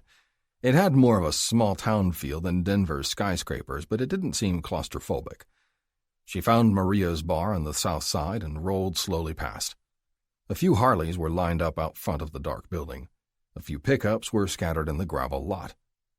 A biker bar. If it was anything like the bars in Denver, it catered to a roughneck crowd that was loud and boisterous. She cruised down the street and spotted a motel that had certainly seen better days, but it was only a short drive from there to the bar, and so Izzy decided it would have to do. Plus, she was keeping a tight rein on her funds, and this place couldn't charge more than $25 a night, not if they had any integrity at all. She pulled up to the shuttered main office and headed inside. The lobby smelled like acrid cigarette smoke. In the middle of a cloud of noxious fumes sat a withered old lady, Marlboro in the corner of her mouth, fixated on "The Price is Right." Izzy's only hope was that the price of a room was the same. The woman's head swiveled to the door, and she gave Izzy a lazy once-over. Izzy strode to the counter. "I need a room for the night," she said. The woman smirked. "The whole night or just an hour?" she cracked. Izzy was about to lay into her, but she realized she was wearing fire engine lipstick at 5 o'clock in the evening, and her tits were practically falling out of her shirt. She tugged the material back up toward her neck. "The night," she repeated, and plunked down some cash from her wallet. "My cut's 20, the woman informed her as she slid Izzy a key. "Your what?" The lady gave her a cool look. 20, she repeated, "per John." Izzy took the key, spread her palms over the counter, and leaned in. "Lady, it doesn't matter if I have the entire male population of Rapid City come through my room. I ain't giving you jack fucking shit." "Now look," the woman protested. "No, you look. I paid for the room, I'm using the room, and it's none of your fucking business what I do in it. You got me?" "My cut's 20, the lady screeched. Izzy leaned in closer, ignoring the smoke that, truth be told, was burning her eyes just a little. She gave the woman a hard stare. "Come and get it," she said in an icy tone. The woman reared back and stared at her. Her mouth was open so far that Izzy thought the half-smoked Marley would fall out and onto the floor. From the looks of the place, it would stay there a long time if it did. She swiped the key off the counter, pivoted on her boot heel, and strode for the door. Her room wasn't much better than the lobby. The smell was a little less putrid. The bed was made, but there was no way Izzy was getting in between the sheets. She left everything in the charger and parked it right outside the door. She pulled the most recent photo of Jason Paul that Jeter's mother had given her out of her pocket and studied it. It was unlikely that Jeter himself would show his face in public for a while. But Jason might be found if he didn't know anyone was looking for him. It was almost 7 o'clock now. She showered the road dust off herself and pulled her damp hair back into a ponytail high on the back of her head. Her hair was impractical, long as it was, but truthfully, so much of Izzy's life was decidedly unfeminine. She loved her steel-toed boots, her dark brown leather jacket, and her Glock, but she was a woman, too, and never wanted to forget it. She didn't often let her hair, or her guard, down, but when she did, she went all the way. Standing at the Charger's trunk, she dug a blade out of her packed duffel bag and slipped it into the inside jacket pocket. This one wasn't legal. She replaced the switchblade with her Glock and locked the gun safely in her trunk, though she still had her small Smith & Wesson .22 strapped to her ankle inside her boot. Despite her job, she never actually went looking for trouble, but she always anticipated finding it. This was strictly recon, though, and unlikely to get hairy. She slammed the Charger's trunk and slid behind the wheel. As she rolled toward the street, the crooked blinds of the window in the office moved a little. Izzy smirked. If the hag wanted to search her room, let her. Izzy hadn't left anything in it but wet towels anyway. She pulled into a parking spot around the side of the building, farthest away from the streetlights. Counterintuitive to some when it came to safety, but Izzy relied on anonymity and her ability to blend in until she made her move. She set the alarm and headed for the front doors. There were a lot more bikes and trucks in the lot now. Apparently this place was busy on a Saturday night. Izzy had gone a little heavy on the eyeliner this time so that she didn't seem out of place. She swung open the front door and stepped inside. The place was packed. The jukebox was wailing some wailin', and Izzy felt right at home. If she wasn't crawling places like this for skips, she was trolling them for a different kind of action on her days off. Places like this were nothing new to her. There was a large bar across the room, and she decided to plant her flag there and get the lay of the land. She slid onto an open bar stool next to an older man with salt and pepper hair. He lifted his chin to her, and Izzy did the same. "Haven't seen you before," he remarked. Izzy smirked at him. "You come here a lot?" "I live here," he told her. "I eat from the kitchen, bathe in the sink, and sleep on the bar." He winked at her for good measure. "If you did any of that, Milo, my sanitation grade would be irredeemable," said a platinum blonde from behind the bar. To Izzy, she said, "What can I get you?" Izzy nodded toward the tap. "Draft." "Lot of ex-military?" Izzy asked as she noticed the flags on the wall. "Yep, got a lot of them in here. I was a Navy boy myself," he said proudly, pushing up his sleeve and showing her a large black anchor tattooed on his forearm. "That how you lost your finger?" she asked. He laughed. "Nah, lost it in the mill after I left. Got it in a jar at home," he told her. Izzy couldn't tell if he was teasing. "He does not," the blonde informed her, giving him the evil eye. "That's a relief," Izzy said. "Don't want to sit next to a weirdo." The blonde laughed. Well, I can't guarantee that, but he's harmless. As the blonde got a mug, the old man studied Izzy. So I haven't seen you before, he repeated. Where you from? Denver, Izzy replied. Nice town, the man declared. Lot of cowboys. Izzy set down a tin and picked up the frothy mug. Lot of steel cowboys in here, she remarked casually. Oh, yeah, the man agreed. Izzy scanned the bar and saw a group of men sporting black leather cuts in the far corner. As one of them stood, she caught the logo. Badlands Buzzards. Buzzards, huh? She asked. Interesting mascot. The man beside her grumbled. You don't want to get mixed up with them. No? He shook his head gravely. 1%ers, he said in a low voice, as though they might hear him over the din of the crowd. Ah. Well, fuck, she thought. That explains the clubhouse. Getting mixed up with 1%ers wasn't high on her list of things to do, but the job was the job, and maybe she could work around it. Jeter wasn't a buzzard, that much was certain. Maybe they wouldn't care all that much if she suddenly plucked him from their midst. Or maybe they'd take offense and shoot at her. She sighed and wished for the millionth time that Pop were still around. Taking on a gang of 1%ers required some serious boots. But the job was the job, and hers were steel-toed. Chapter 8. Caleb stepped into the relative dark of Maria's bar. The crowd was the usual mix of bikers, cowboys, ex-servicemen, and roughnecks. He spotted his friends at a table across the room. Daisy was serving tonight, and Easy was keeping a watchful eye on her, much like Shooter used to do with Slick. Daisy was swamped, so Caleb headed straight for the bar to get a cold one from the source. The regular, Milo, shot him a grin. "What's shaking?" the old-timer asked him. "Not much," Caleb replied. He didn't bother to place an order. Maria knew what he wanted. The woman sitting on the next stool over turned to look at him. She had long dark hair, dark eyes, and ruby-red lips. Caleb wasn't interested, but he was appreciative, especially since she had on a black cotton blouse and she'd obviously miscounted the number of buttons it had. He could see straight down into her ample cleavage. His cock stirred, but he ignored it, having just scratched that itch the previous evening. She grinned at him, but he merely nodded and directed his attention to Maria as she set a bottle down in front of him. "Thanks, Maria," he intoned as he swept the beer off the counter. "Send Daisy over with another one when she gets a chance." "Will do." Caleb left the bar and headed for the table. Tex and Vegas were playing a game of 9-ball. Easy was alone with his back up against the wall. "Rough crowd tonight?" he asked, easing into a chair. "Little rowdy," Easy grumbled, "and a couple of handsy drunks." The younger man nodded to indicate a hefty blond man in a flannel shirt, more flab than muscle. He was grinning from ear to ear and leaning in toward Daisy, a little too close to Daisy as she gathered his empty glasses. Easy started to rise from his chair. Caleb put his hand out. "I got it," he said, pushing back his own chair. "No one needs to go to the hospital." Easy was fiercely protective of Daisy, as were all the burnout men. Caleb could admire it, but couldn't risk it himself. He kept everything channeled into his patrols. Acting as unofficial bouncer at Maria's was no different. It took every bit of army discipline he had to keep himself under control. If he ever cared for a woman the way his brothers cared for theirs, well, he preferred not to think about the damage it would cause. Caleb had grown up knowing something inside him was on a hair trigger. It was best to aim it at people who deserved to feel the brunt of it. He sidled up to the blonde lumberjack who was arguing with Daisy about another round. "You've had enough," Caleb told him.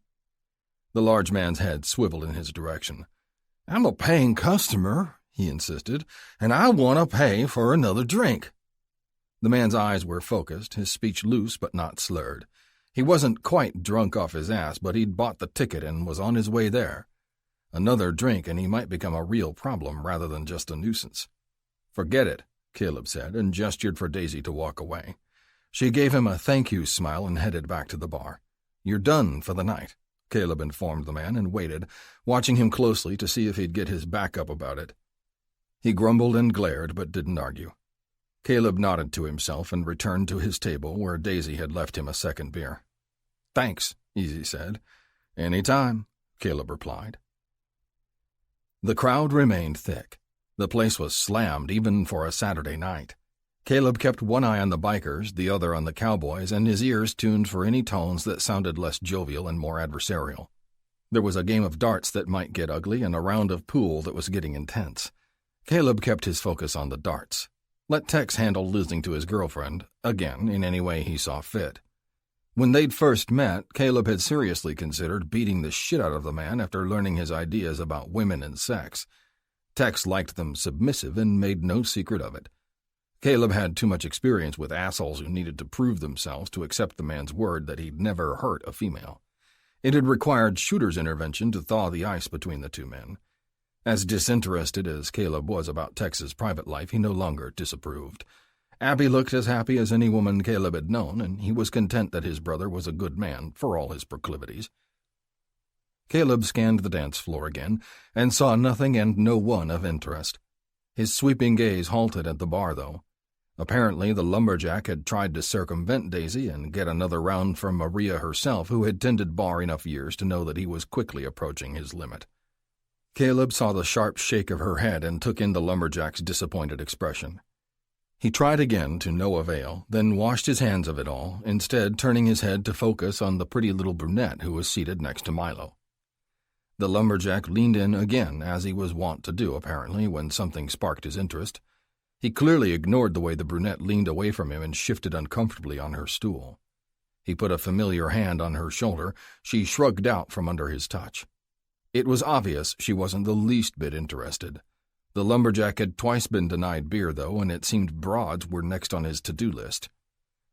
The brunette rebuked him a third time, then got up off her stool to leave. She paid Maria, said something to Milo, and turned to head toward the front door. She didn't look back to see that the lumberjack had waited a moment, but was now trailing after her. She pushed open the door and disappeared outside. Caleb got up from his chair. The dance floor was crowded, though, and he had trouble making his own way to the door. He had to take a few detours, which cost him some time. He finally reached the other side of the bar and shoved open the door. A quick glance to his right, and he spotted the lumberjack hard on the heels of the smaller young woman. The lumberjack reached out and grabbed her by the shoulder. Caleb quickened his pace. The brunette pushed his hand off her, but the man grabbed her by the back of the neck. "Hey, I'm fucking talking to you," he snarled. Caleb's boots pounded the gravel as he broke into a run. Before he could get there, the brunette half-turned and threw up an elbow. It smashed up into the lumberjack's face. Blood sprayed. She raised her foot and swept his leg as he stumbled back from the blow. He lost his balance and crashed to the ground, smacking his head against the fender of a truck on the way down. By then, Caleb had closed the distance between them. He reached for her arm without thinking. The same elbow came out again, but having caught this show before, he blocked it with the palm of his right hand. He snaked his left arm around her torso. "Hang on," he ordered. She lifted her boot again, this time slamming it down into his shin, just above his own boot where it could actually do some damage. "Son of a bitch," he snapped. He put both arms around her and twisted their bodies so he had her pressed up against the truck. He felt her slender fingers glide along his hand and knew he was about to get his fingers broken. "Hey now," he protested, pulling her tighter into him. His back was pressed against his chest. "Hang on," he repeated. "I'm not trying to hurt you." She paused with her fingers resting over his. "Milo's friend," she replied, recognizing his voice. "Yeah," he said, letting go of her with one hand and reaching around behind himself. She stiffened again and started going for his hand when he drew out his wallet and flipped it open. The gold shield flashed in the yellow fluorescent light. She stilled, and Caleb felt reasonably certain he had the little hellcat under control. She had moxie, though, and moves he hadn't seen in quite a while, which made him intrigued and suspicious. "You got ID?" he asked. She surprised him by laughing. "Why, yes, officer," she teased. "Why don't you frisk me for it?" Caleb smirked, set his own wallet on the hood of the truck, and ran his hand along her hip. She wiggled a little. He found her wallet and slid it out of her back pocket. With one hand, he flipped it open. "Isabelle Boucher." "My friends call me Izzy," she replied. Caleb moved his mouth to his ear. "We're not friends," he told her. "Really?" she asked, and wiggled again. It was then Caleb became aware of a number of things. 1, he was cupping her breast with his left hand. 2, he had a raging hard-on, and it was pressed snugly into her Levi's. "That's not what the rocket in your pocket says," she teased. "Damn it," he whispered and let go of her. He swiped his wallet off the hood and stepped away. He tossed hers back at her. Damn, she was hot. Another button had popped during their struggle, and a hint of black lace flashed at him. She was a damn good fighter, too. He looked away and chalked his erection up to adrenaline. "Are you all right?" he asked her. She smirked at him. "You didn't leave a scratch," she said sarcastically. Caleb rolled his eyes. "I meant him." The lumberjack was lying sprawled on the ground, moaning. Isabelle shrugged. Caleb slid his cell phone out of his pocket and began dialing. "Who are you calling?" she asked. Caleb noted with some disappointment that she was fixing the buttons on her shirt. "A ride for him," he replied, nodding at the lumberjack. She sighed. "Make it yellow instead of black and white. I'm late for a very important date." Caleb turned away from her to keep his eyes on the man who'd attacked her. "This is Officer Barnes," he told the dispatcher. "Badge number 02765. I've got a drunken disorderly at Maria's bar. Assaulted a female." He waited for confirmation that the closest cruiser was on its way, then he disconnected the call with a swipe of his thumb. "I don't care what you've got going on," he said. "You're making a He turned and realized he was talking into thin air. "What just happened?" whined the lumberjack, covering his face with one hand. Caleb looked around the darkened lot but saw no signs of Isabelle Boucher. "I have no idea," he replied darkly. Chapter 9. Izzy would have loved to have stayed at the bar to play cops and robbers with yummy Officer Barnes, but she had more important things to do. Disappointing, to be sure, because he was 6 feet of ripped muscles and cool confidence. He was packing a nice-sized surprise below the waist as well, but she'd left him to deal with Paul Bunyan alone. She couldn't afford to lose her only lead on the skip. The asshole at the bar had assumed that she had left simply to get away from him, and on any other night that might have been true. But actually, the gang of local one-percenters had apparently decided to take their party elsewhere, and since neither Jeter nor Jason Paul had been among them, Izzy decided she needed somewhere else to look. So she was a block and a half behind a large group of buzzards who thankfully hadn't noticed that they were being tailed.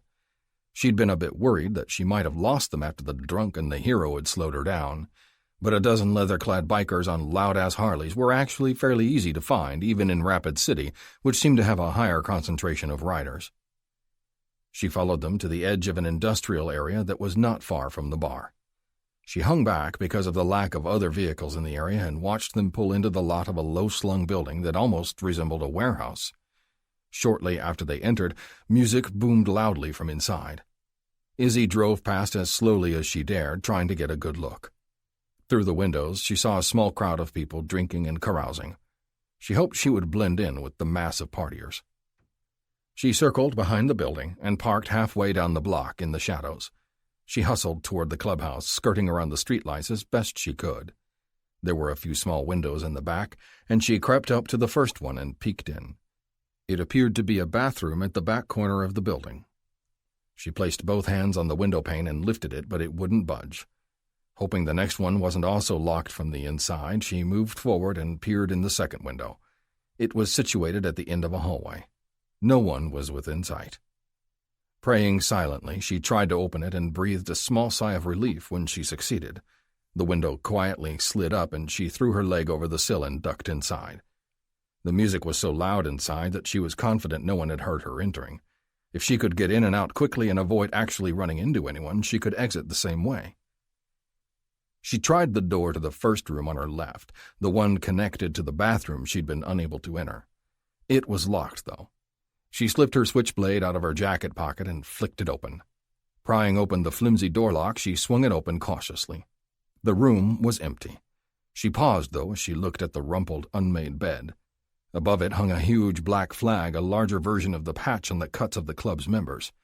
If Izzy had any doubt where she was, the word President looming over the buzzard logo made it pretty clear. She backed out of the room and headed to the next one. This one was unlocked, and she edged it open quietly just to make sure no one was inside. It was empty as well, which made sense because the night was still young and the party had seemingly just started. There was nothing of interest, though, aside from empty bottles, cans, and scattered dirty laundry on the floor. Izzy tried 2 more small rooms until she hit the jackpot. Jason Paul's room was the third room on the right. She knew because he had a copy of the same photograph that had graced his cousin Jeter's mirror back in Denver. The bed was unmade, but that was no surprise, given where she was. Izzy was reasonably certain the buzzards had no weekly maid service. It was impossible to tell when Jason had been here last, though the closet was mostly empty. There were no discarded receipts of any kind, no scribbled notes scattered about. She was as thorough as she dared to be, knowing she was risking a lot just being here. But more than the reward, a girl's life was at stake, and Izzy could probably shoot her way out of here if things got bad. Probably. She left the room and edged toward the end of the hall. It took a sharp right turn, and she could tell by the increase in the volume of music, laughter, and shouting that the connecting hallway led straight into the clubhouse's main room. She took a quick peek around the corner and confirmed that yes, the next hallway did lead right to the heart of the party. It looked like the back of the room, though. Most of the people were to her left and therefore out of her direct line of sight. Taking a deep breath, Izzy moved forward against the wall toward the main room. Her heart was pounding, but the music was louder and no one could hear her boots on the chipped tile floor. She slid along the wall, careful as she could be, until she got to the end. There were a dozen more people than the ones who'd traveled from the bar. Only a small number of them were women. One woman in particular seemed to be the main event. She was standing on a table in the center of the room, stripping off her clothes for the crowd. Izzy only spared them a moment before she pivoted and hustled back the way she'd come. She turned the corner to the other hallway, but her heart leapt to her throat when the sound of heavy boots followed her. Fighting panic, Izzy glanced at the empty rooms that lay between her and the open window she'd climbed in through. But none of those rooms had windows, and she couldn't risk getting trapped. She moved faster now, but could not run because the sound of her own boots would surely raise suspicion. She realized too late that there was no time to climb back through the window. It was too small to dive through, and if she tried to hike her leg over the sill, she'd be caught by whoever was coming down the hall before she could get all the way out. She plunged through the last door on her right, the one she'd unlocked, and quickly closed it behind her. Moving faster now, she hustled to the bathroom door and to the window that lay beyond. She grabbed the sill with both hands and tugged. When it didn't open, she cursed herself and remembered why she hadn't been able to come in that way to begin with. She hurriedly flipped the lock and tried again, but it still wouldn't rise. She inspected the makeshift exit and realized to her horror that not only had it been locked, but it had also been painted shut. Close to melting down now, Izzy cast her gaze about wildly while she tried to think what to do. She opted for waiting until the person went into whatever room they were headed toward, then she would slip back out to the hallway and escape there. As she left the bathroom and went back into the bedroom, she froze when she realized that though she couldn't hear a set of keys being jangled, the doorknob itself was indeed turning. Her breath caught in her throat as the door started to open. Chapter 10. Caleb slowed as he cruised past Maria's bar. The sun had set and the temperature had dropped fairly quickly. It was also Monday, so he wasn't expecting a large crowd. No one lingered in the parking lot, probably owing to the chill. He scanned it a second time just to be sure. He wouldn't say that he was actually looking for anyone in particular, especially not a 5'5" brunette with a killer right hook. But if he happened to run into anyone matching that description, he wouldn't exactly complain. He'd also take the opportunity to find out what she was doing in his town. But she wasn't loitering out front, and unless he actually got a call from Maria, Caleb didn't have any good reason to abandon the cruiser to take a quick peek inside the building. The job came first, personal curiosity a close second. He turned the wheel and headed up Palmer Avenue toward downtown. His patrol route was mostly the south side of town, but it crept up right to the edge of Main Street, and if he took a spin around that area, then he had an excuse to swing by Maria's again on his way back through. He only made it as far as Davis Drive before his radio crackled to life. He took his foot off the gas for a moment as he realized the call was another domestic. He paused, hands tightening a bit on the steering wheel, just waiting for an address so he could point the cruiser in the right direction. His foot slipped off the gas entirely, though, when he heard the dispatcher's voice coming through the speaker.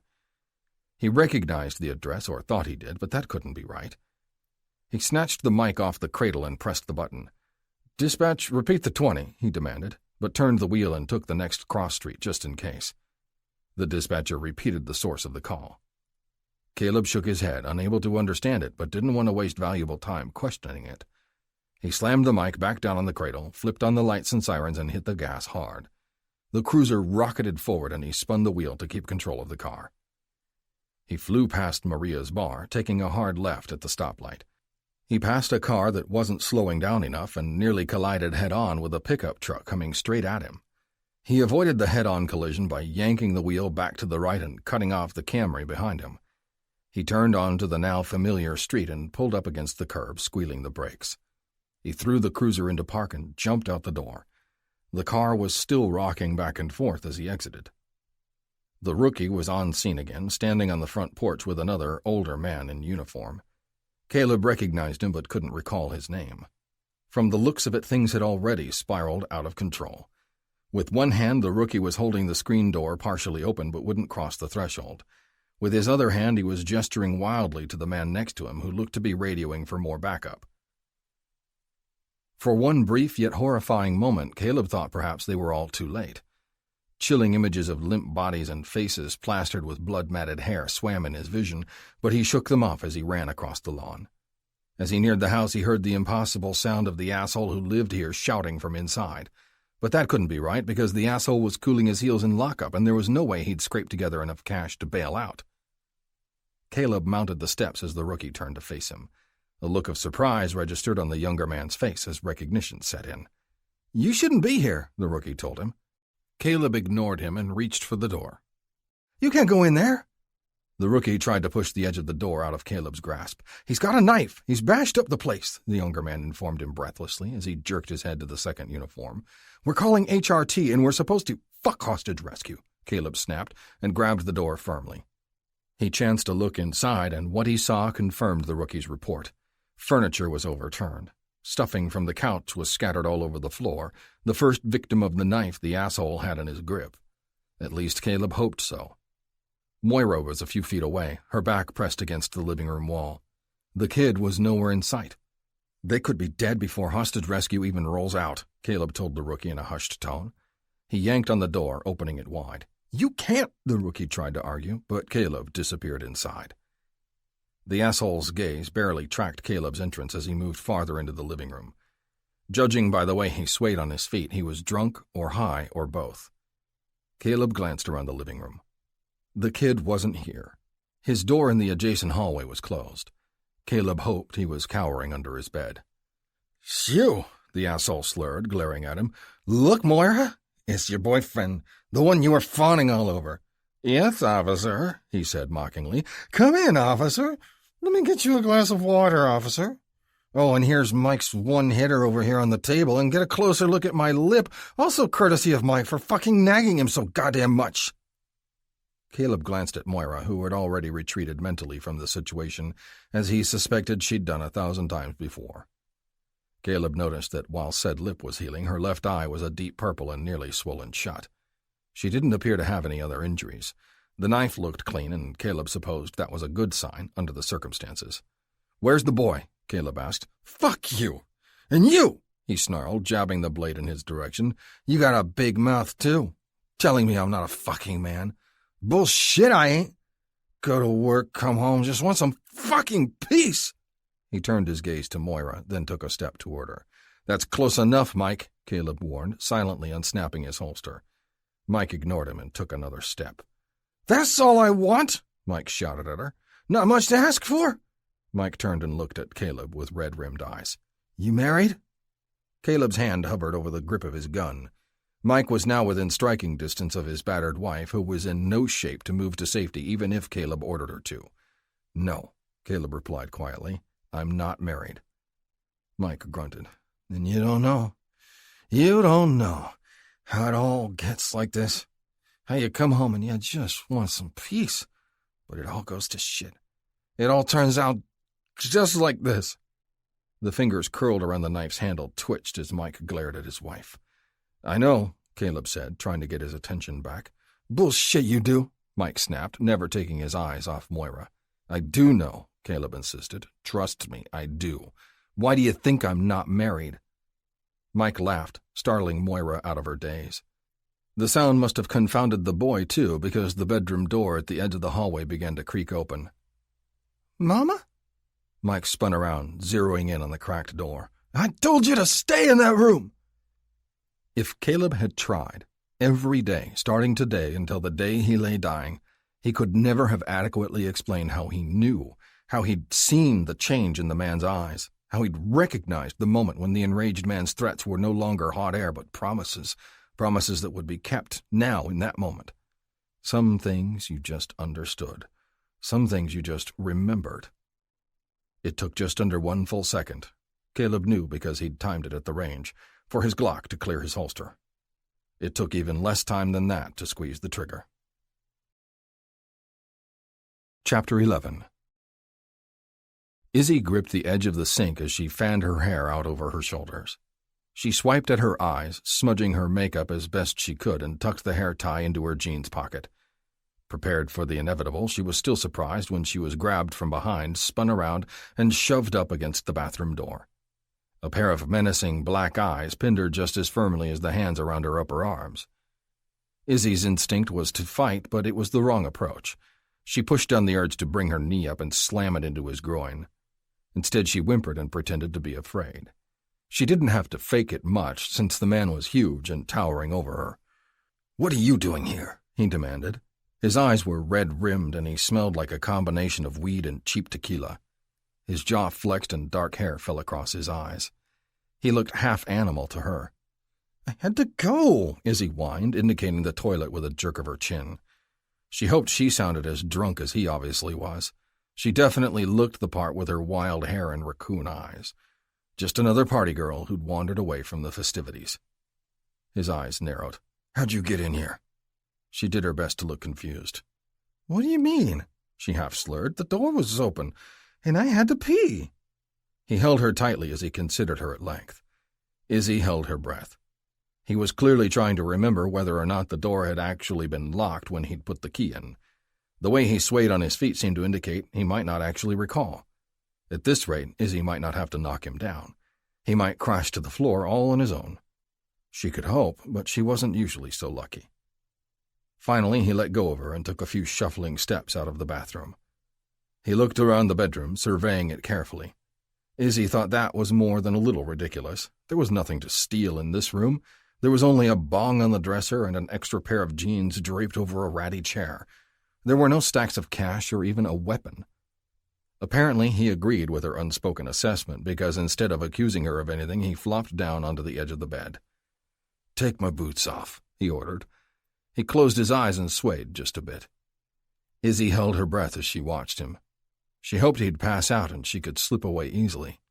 Instead of lying back, he cleared his throat and finally opened his eyes again. He stared down at her and raised an eyebrow. This wasn't a man who was used to having to repeat himself. Izzy cautiously moved in front of him and knelt down. She unlaced one boot and then the other as he looked down at her. She took her time so she could assess the situation.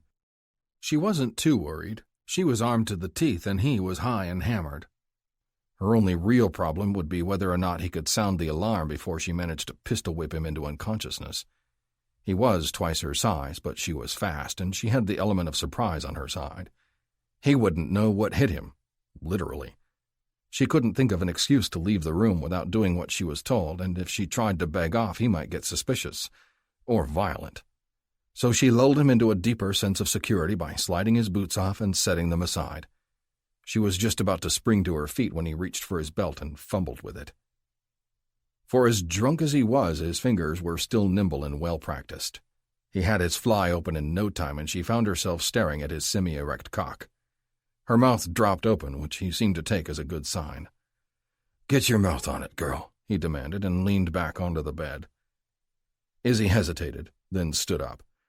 She was reaching for her Glock, which was tucked into the waistband of her jeans, when the distinct sound of the man's snoring made her pause. She edged a bit closer to the bed, and sure enough, the president of the Badlands Buzzards was passed out, dick flopping against his belly, mouth slightly open. If she weren't so nervous, she'd laugh. She tucked the gun away safely, and then quietly made her way to the door.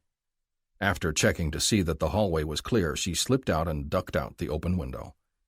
In the dark, she sprinted toward her car and didn't slow until she threw open the door and slid safely behind the wheel. She cranked the engine and did her best not to peel off from the curb, even though she really wanted to. She sped past the warehouse, turned onto the cross street, and headed back to the relative safety of the motel. Thankfully, no one had seen her car. She kept to the speed limit the rest of the way and made it back to the Rainbow Motel with little traffic. She pulled into the spot directly in front of her room, pulled her laptop out from under the seat, and stalked to the door. A grungy-looking man in a stained wife-beater and cut-off jean shorts lounged in the doorway of the neighboring room. "Hey there, girl, fuck off," Izzy snapped and gave him the finger. "Bitch," he groused. She ignored him and unlocked the door. Slamming it closed behind her, she settled into the chair in the corner of the room and set her computer on the table. It took more than a few deep breaths to calm down, though. Izzy was good under pressure, but she wasn't made of steel. Things could have gone very, very badly tonight. She only hoped the payoff was worth all the trouble. She lifted the lid on the laptop and turned it on. Opening one of the programs, she calibrated the reception until it was optimal. She listened intently for a few moments, cycling through the feeds. Jason's room was silent. The party was still in full swing with what sounded like a gangbang in the main room, and the piss-drunk Prez was snoring away in his back bedroom. Izzy set all 3 transmitters to record and rose from the chair. She hadn't touched the man's cock, but she felt like she needed to shower anyway. Chapter 12. Caleb sat outside the chief's office, waiting for the hammer to fall. Officer-involved shootings were not taken lightly, even if the suspect was only hit in the leg. Moira had come out all right. The cut on her neck had bled a lot, making it look worse than it was. Caleb had hovered around the ambulance that had arrived on scene and waited for them to clean up the cut. The slice was probably the least of her injuries. Her swollen eye was troubling, and there was the fact that she couldn't raise her left arm. Caleb assumed that was from a rotator cuff tear, which is pretty common when you grabbed someone by the arm and twisted it behind their back as far as it would go. Technically, he'd saved the woman's life and maybe the boy's, too. He only hoped the top brass would come to the same conclusion. In the back of his mind, he couldn't shake the feeling that it had all gone terribly, terribly wrong. He knew explaining himself wouldn't do any good, though. He'd taken a huge risk, violated procedure, and now he was waiting to accept the consequences. He didn't relish the idea of having to see the department shrink, but he was confident that he knew what to say and how to say it. It would be a pain in the ass, but he could get through it. When the chief's door finally opened, Caleb rose from his chair and squared his shoulders. He knew that even though things had gone pear-shaped tonight, it wasn't really his fault. He stepped into the room, prepared to ride a desk for a week or two while he jumped through enough hoops to prove he was mentally stable. He paused, though, when he noticed that there were 2 chairs positioned in front of the chief's desk, and the rookie was perched in one of them. Caleb glanced at him darkly, then sat down slowly in the remaining seat. Obviously, the kid knew nothing about honor, duty, or brotherhood. It was apparent from the look on the younger man's face that he was here to throw Caleb under the bus. The chief cleared his throat and sat down behind the desk. "Officer Perkins has some interesting things to say," he declared. Caleb resisted the urge to roll his eyes. "Really? Anything about the bastard being a serial abuser and deserving to be behind bars instead of home terrorizing his wife and kid? How did he get out?" Caleb demanded. "He assaulted a cop. He shouldn't be—" The chief raised a hand. "That's not how Perkins sees it. I don't give a shit how Perkins sees it. He just learned to wipe his own ass last week." "Hey," Perkins protested. Caleb didn't even bother to look at him. "He assaulted me," Caleb told the chief, "while he was high and drunk off his ass. He had a stash—" "About that search," the older man grumbled. Caleb was rankled. "That was a good search." "Only by the hair on your nuts," argued his boss. "Perkins says you practically forced your way into the house, intimidated the wife into agreeing, and then provoked the husband until he took a swing at you." "Intimidated her?" Caleb said. His stomach lurched and he clenched his fist. "I intimidated her? Me? The guy who didn't lay a fucking hand on her? Are you sure she wasn't intimidated by the guy who's using her as a punching bag every night? Jesus fucking Christ!" "Perkins says—" "I don't care what Perkins says. I've got 2 more years on him and—" Now it was the chief's turn to get fired up. He slammed his palms down on his desk. "You should care. You should absolutely fucking care," he shouted, "because it's not so much what Perkins has to say, but who he's fucking saying it to." Caleb whipped his head around to look at the younger man, who no longer looked as smug and self-satisfied as he did. He shrank back just a little in his chair. Caleb felt as though the little shit might be better served just getting the fuck out of the room entirely.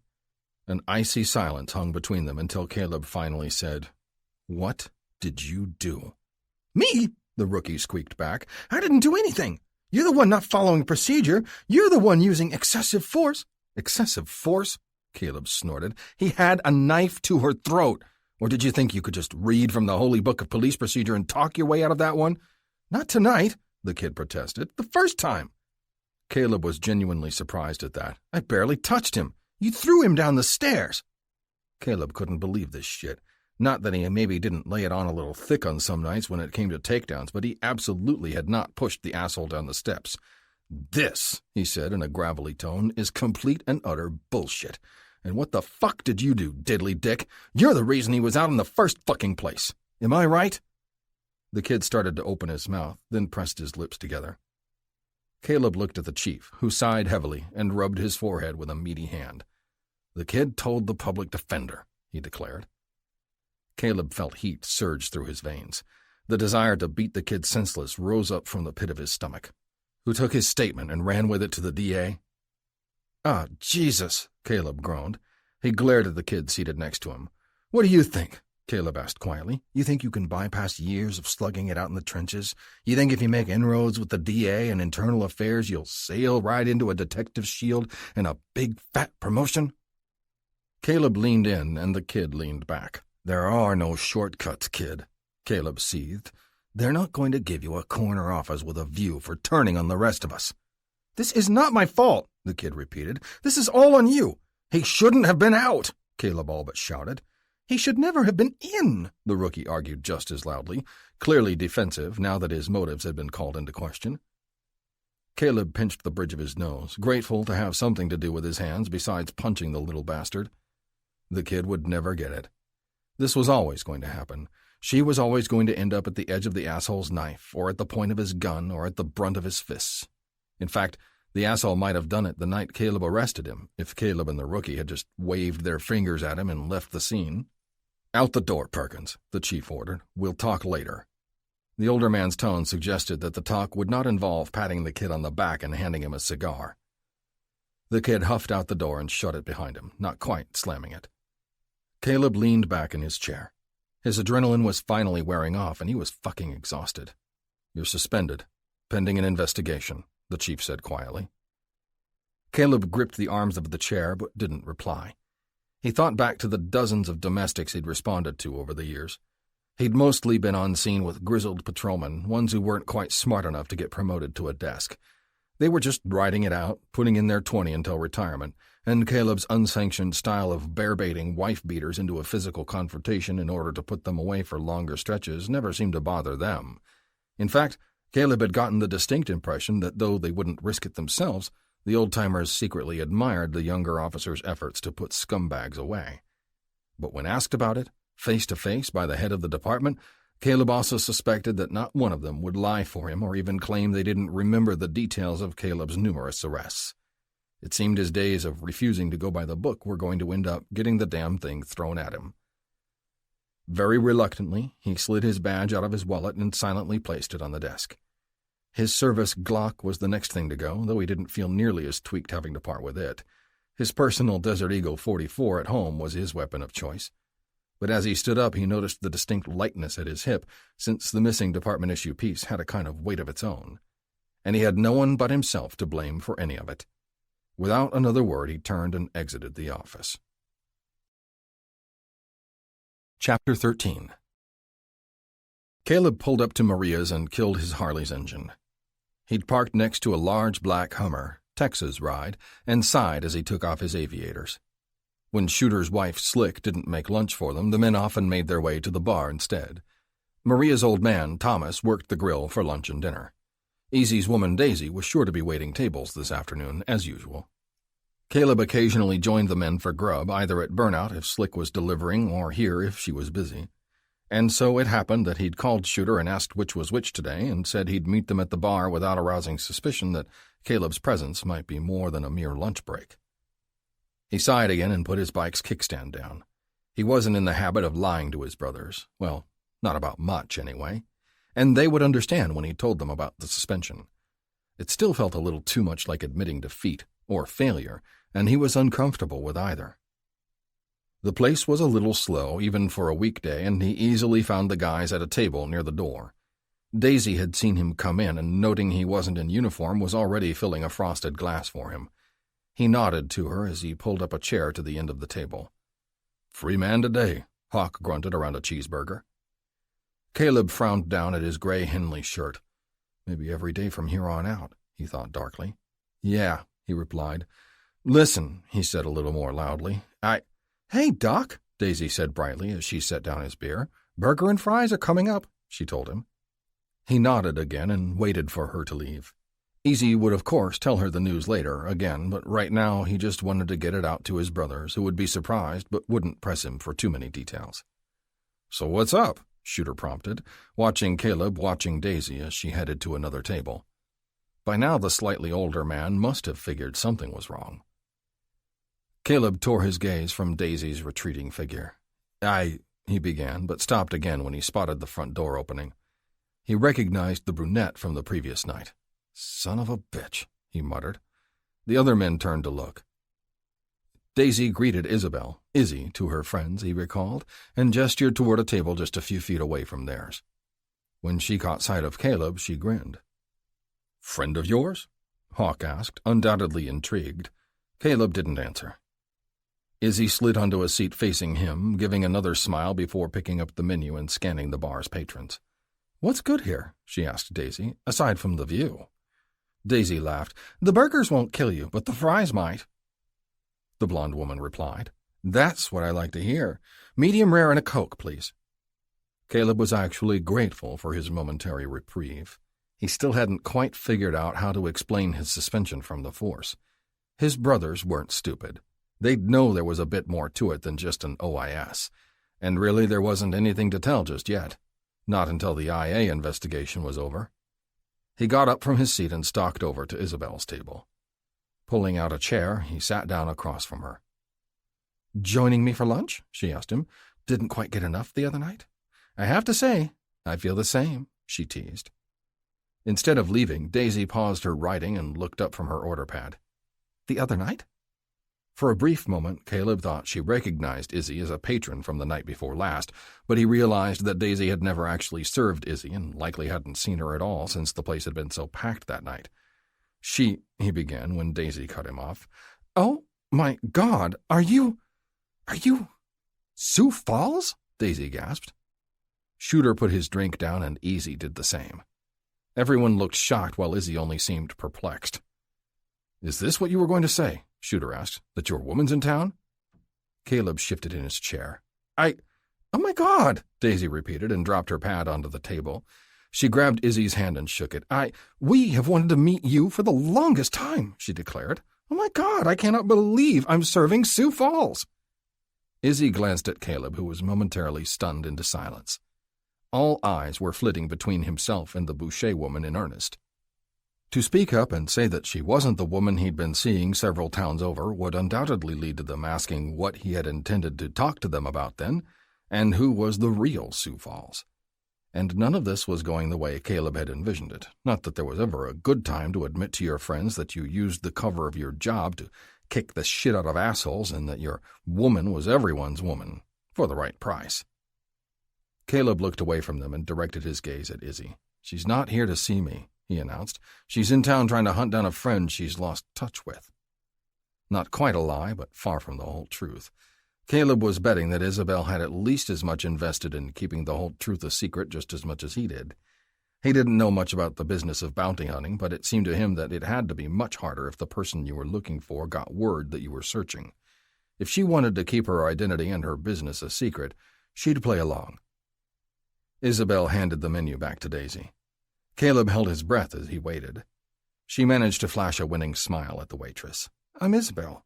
Most people call me Izzy," she said. Daisy, somewhat deflated, took the menu back.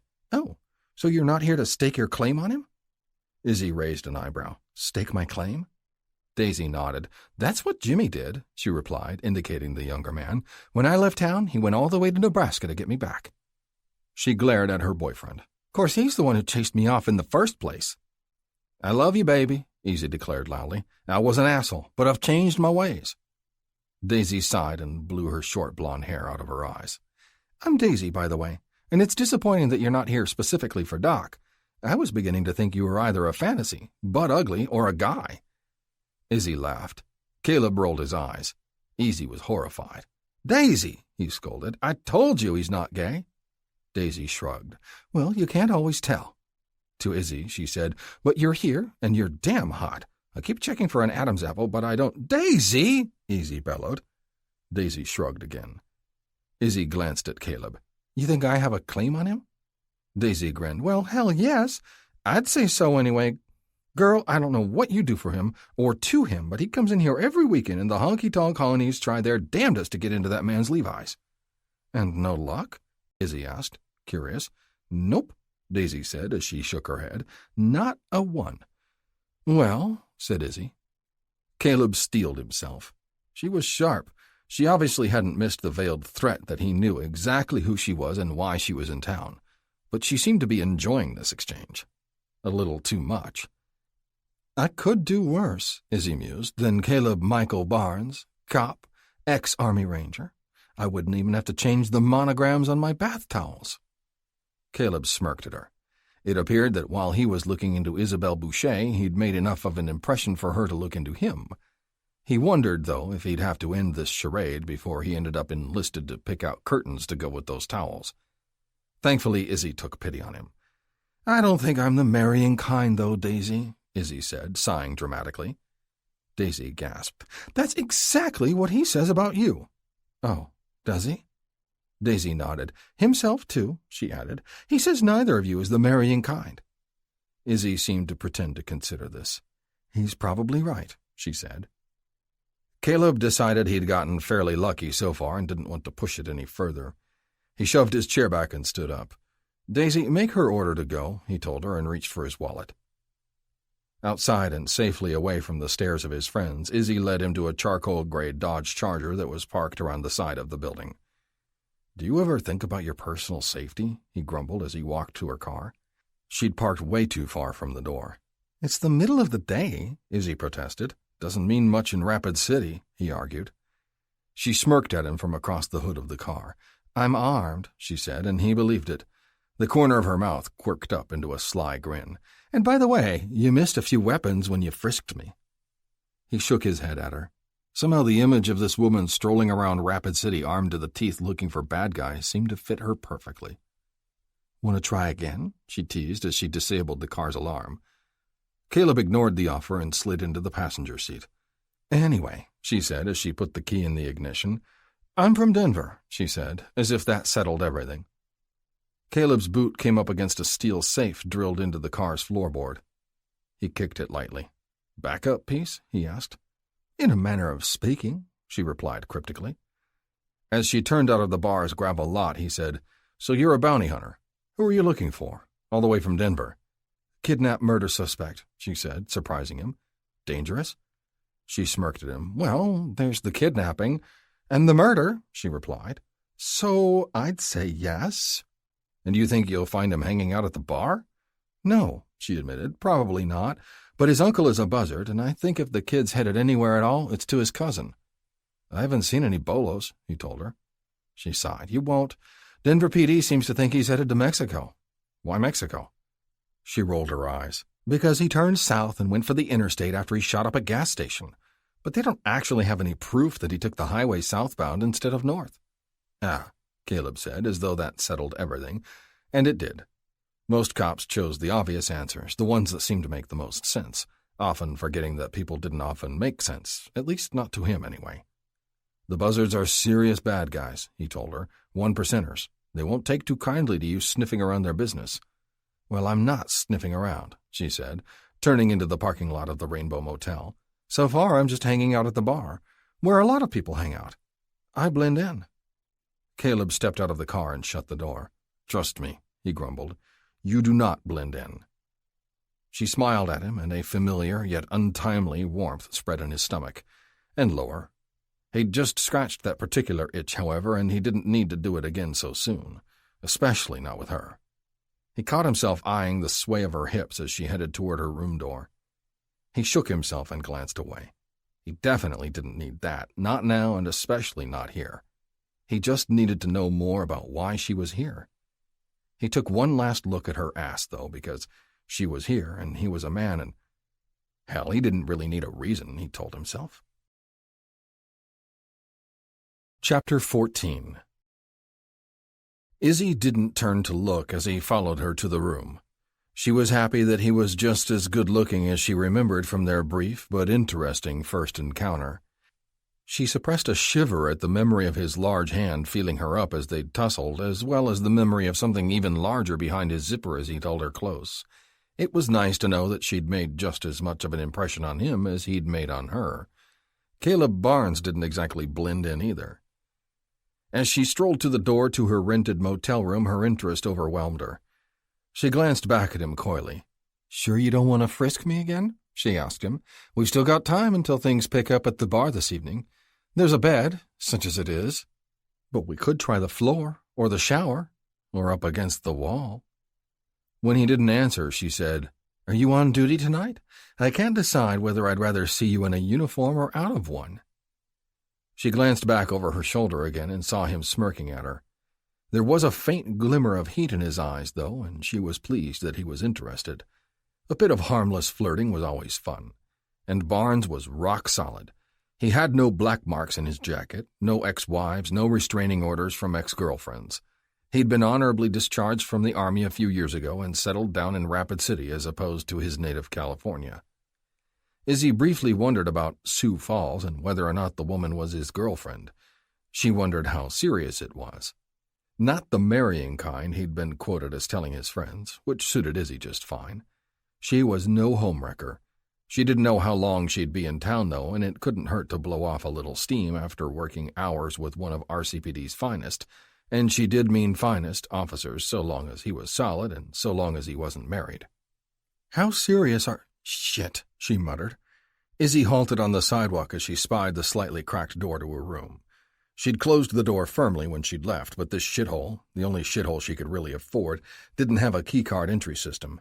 It had never been updated from the old-fashioned passkey ringed to a scratched plastic card with her room number painted on it. Caleb swept up behind her, obviously having spotted the breach of non-existent security at the same time she had. With one arm outstretched, he shuffled her back a step even as he reached for the doorknob with his other hand. "Stay here," he told her firmly. Then, thinking better of it, he said, "Go back to your car." He pushed open the door and scanned the main room. Izzy spotted a trash can just to her right and slung her lunch order into the bin.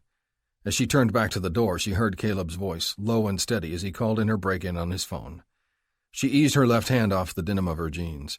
She'd been pulling her pant leg up to go for her .22, which was strapped to her ankle, but if Caleb was already calling it in, the room must be clear. She dropped her pant leg and strode to the room door, defying his orders to stay put. More like stay out of the way, he'd meant, but she was too curious to be irritated about it. She supposed it was possible that the Badlands Buzzards had discovered she was in town. Someone could have spotted her leaving the party at their clubhouse and asked around about her Colorado license plate.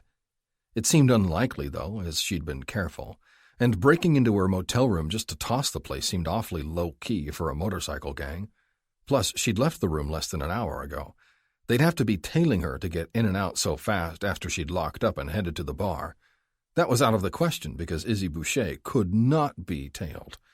Raised at her father's knee, she'd been trained to both tail and spot one since she was a kid. As she entered the room, she noticed Caleb on the other side of the bed, checking underneath it. The drawers of the decrepit dresser had been pulled open, but Izzy's duffel bag was locked securely in the trunk of her car, as was her laptop. She hadn't even risked leaving her toothbrush in this roach motel. "You should call off the cavalry, Barnes," she told him, noting the bathroom door was standing wide open and the room beyond it was empty. "Izzy, I haven't finished clearing this room yet," he snapped. "Go outside and—" She was about to ask if her ninja burglar was hiding underneath the bed when she unfortunately discovered that no, her intrepid intruder was not hiding under the bed. He was hiding in the closet. The Rainbow Motel's closets were barely worthy of the name. They were just big enough for an ironing board, or was it an ironing board in a rat trap like this, and a few wire coat hangers. The flimsy door burst open and the edge of it caught her in the face, just above her left eye. The door may have been flimsy, but the edge was sharp, and the burst of pain sent Izzy wheeling backward. As the scrawny meth head from the room next door lunged at her, she thought, Jesus, even I couldn't have fit in there. As the tweaker caught her by the throat and pressed her against the wall, Izzy marveled at his ability to get his skinny ass wedged inside there in the first place. What she did not marvel at was the scraggly man's strength and fighting prowess, for he had neither, or a weapon.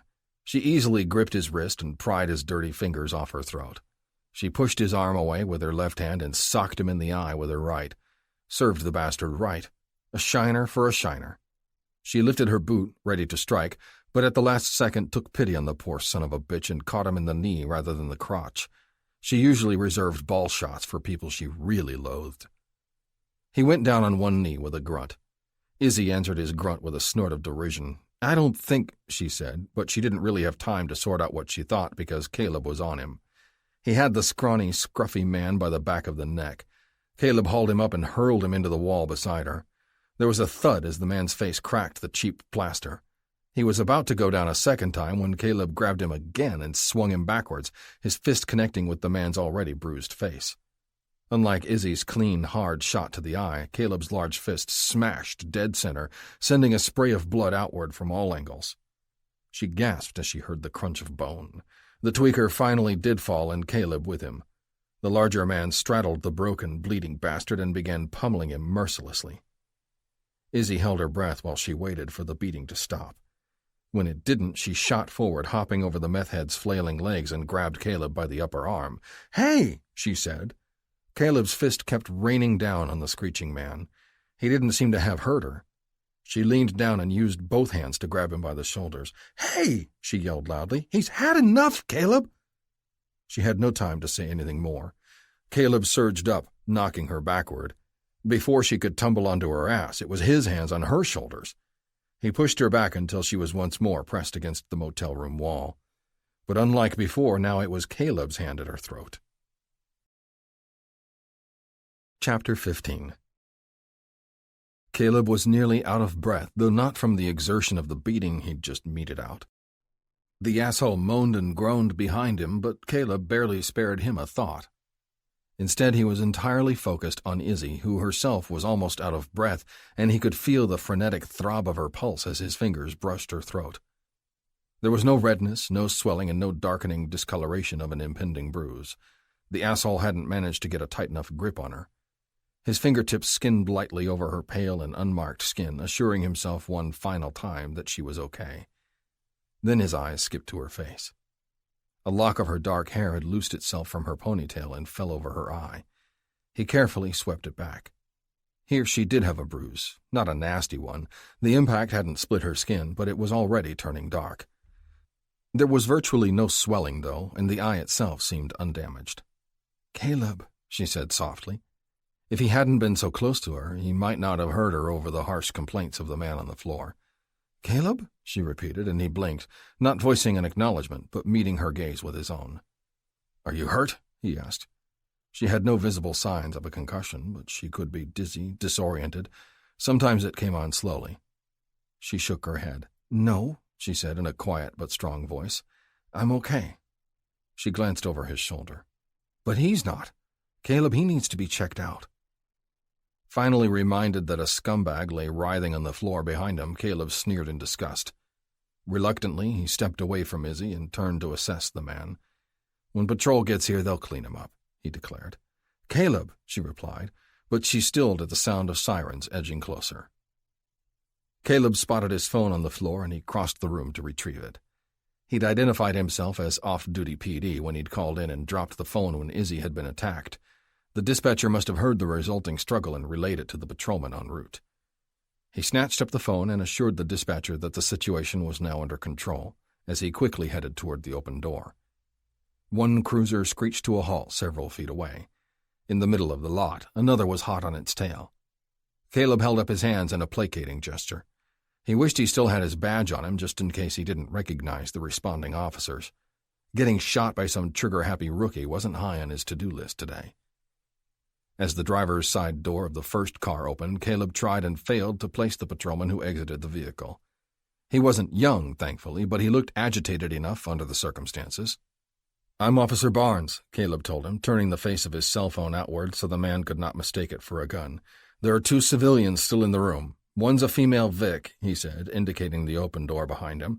"My badge number is—" He caught sight of the door to the second car opening. A beefy figure stepped out, silhouetted against the noonday sun. Caleb could still make out the doughy shape, though, if not the details of the man's appearance. He groaned. On second thought, he told the first responder, "Go ahead and shoot me." If the officer was confused by Caleb's remark, he didn't have time to decide whether or not to pull his gun. Sergeant Rollins ambled toward them, managing to look somehow both gleeful and pissed off with just his one ugly face. "Caleb Barnes?" the older man drawled. "Rollins," Caleb grumbled in reply. "Scoping out some new digs?" he asked, hitching his utility belt higher. "Gotta have a place to hang your hat after a long day in the unemployment line." Caleb pressed his lips together to keep from answering. Starting an argument with Rollins was ill-advised because what Caleb really wanted to do was punch Rollins, repeatedly, and though he knew that secretly there were quite a number of guys who would raise a glass to Caleb afterward, it certainly wouldn't help shore up his unsteady future at RCPD. Rollins was scum, though, and no doubt deserved it. Worse than that, he was incompetent scum, which made him not only a disgrace to the badge, but a serious detriment at times. Rollins' lack of ability to do anything even remotely resembling actual police work had nearly gotten Sarah Sullivan, Shooter's vulnerable young wife, killed a few years ago. As far as Caleb was concerned, that was a sin that could never be forgiven. Caleb had been forced to endure seeing Rollins multiple times a week since then and had been unable to stop Rollins from recently threatening Tildy, Hawk's wife, as well as implying that she had been somehow at fault for her own sexual assault last year. There was so much bad blood between the two men that Caleb wasn't sure even a well-deserved pummeling would be enough. He set his jaw and let the personal remarks slide. "I've got a B&E, he said, mostly to the other officer who was hovering awkwardly at his vehicle, unsure what to do now that someone more senior had arrived on scene. He attacked a guest here. "A guest?" Rollins drawled, barely interested. "So how does that involve you?" He glanced over Caleb's shoulder, then said, "Oh," with a wide grin suddenly spreading on his dimpled face. Caleb clenched his fists and vowed not to add even more dents to it. He half-turned and saw Izzy emerging from the motel room. Relieved at having something to actually do, the other officer sprang forward and guided Izzy farther out into the lot, though she needed no help. After being assured that she needed no medical assistance, the officer peeked inside the room. He swung a worried gaze back over his shoulder. He said in a cracked voice. "Sergeant?" Rollins grumbled a bit and made his way to the room. "What?" he snapped, almost pushing Izzy out of the way. She sidestepped him without a word. "You can't secure one—" "Oh, Jesus," he declared, but he didn't sound alarmed, just irritated. "Well, don't just stand there," Rollins barked. "Cuff him and call a bus." "Cuff him?" the officer repeated, glancing dubiously into the room. Rollins rolled his eyes. "He's a suspect, right? So cuff him until the paramedics arrive." "Miranda," Caleb reminded them. "Oh, sure," snapped Rollins. "Let's dot our I's, now that you've blackened his." "B&E and assault," Caleb prompted the other man. "Assault," Rollins snorted. "Your little afternoon delight looks fine to me," he declared, raking his gaze over Izzy. Caleb glowered. "Hey, who gives a fuck about him?" Rollins shot back. "What about us?" he asked. Caleb didn't quite buy Rollins' concern for the other officer. "Now we're gonna stink of your shit." Caleb bristled. Now wasn't the time or the place to discuss it. Doors on both sides of them were cracking.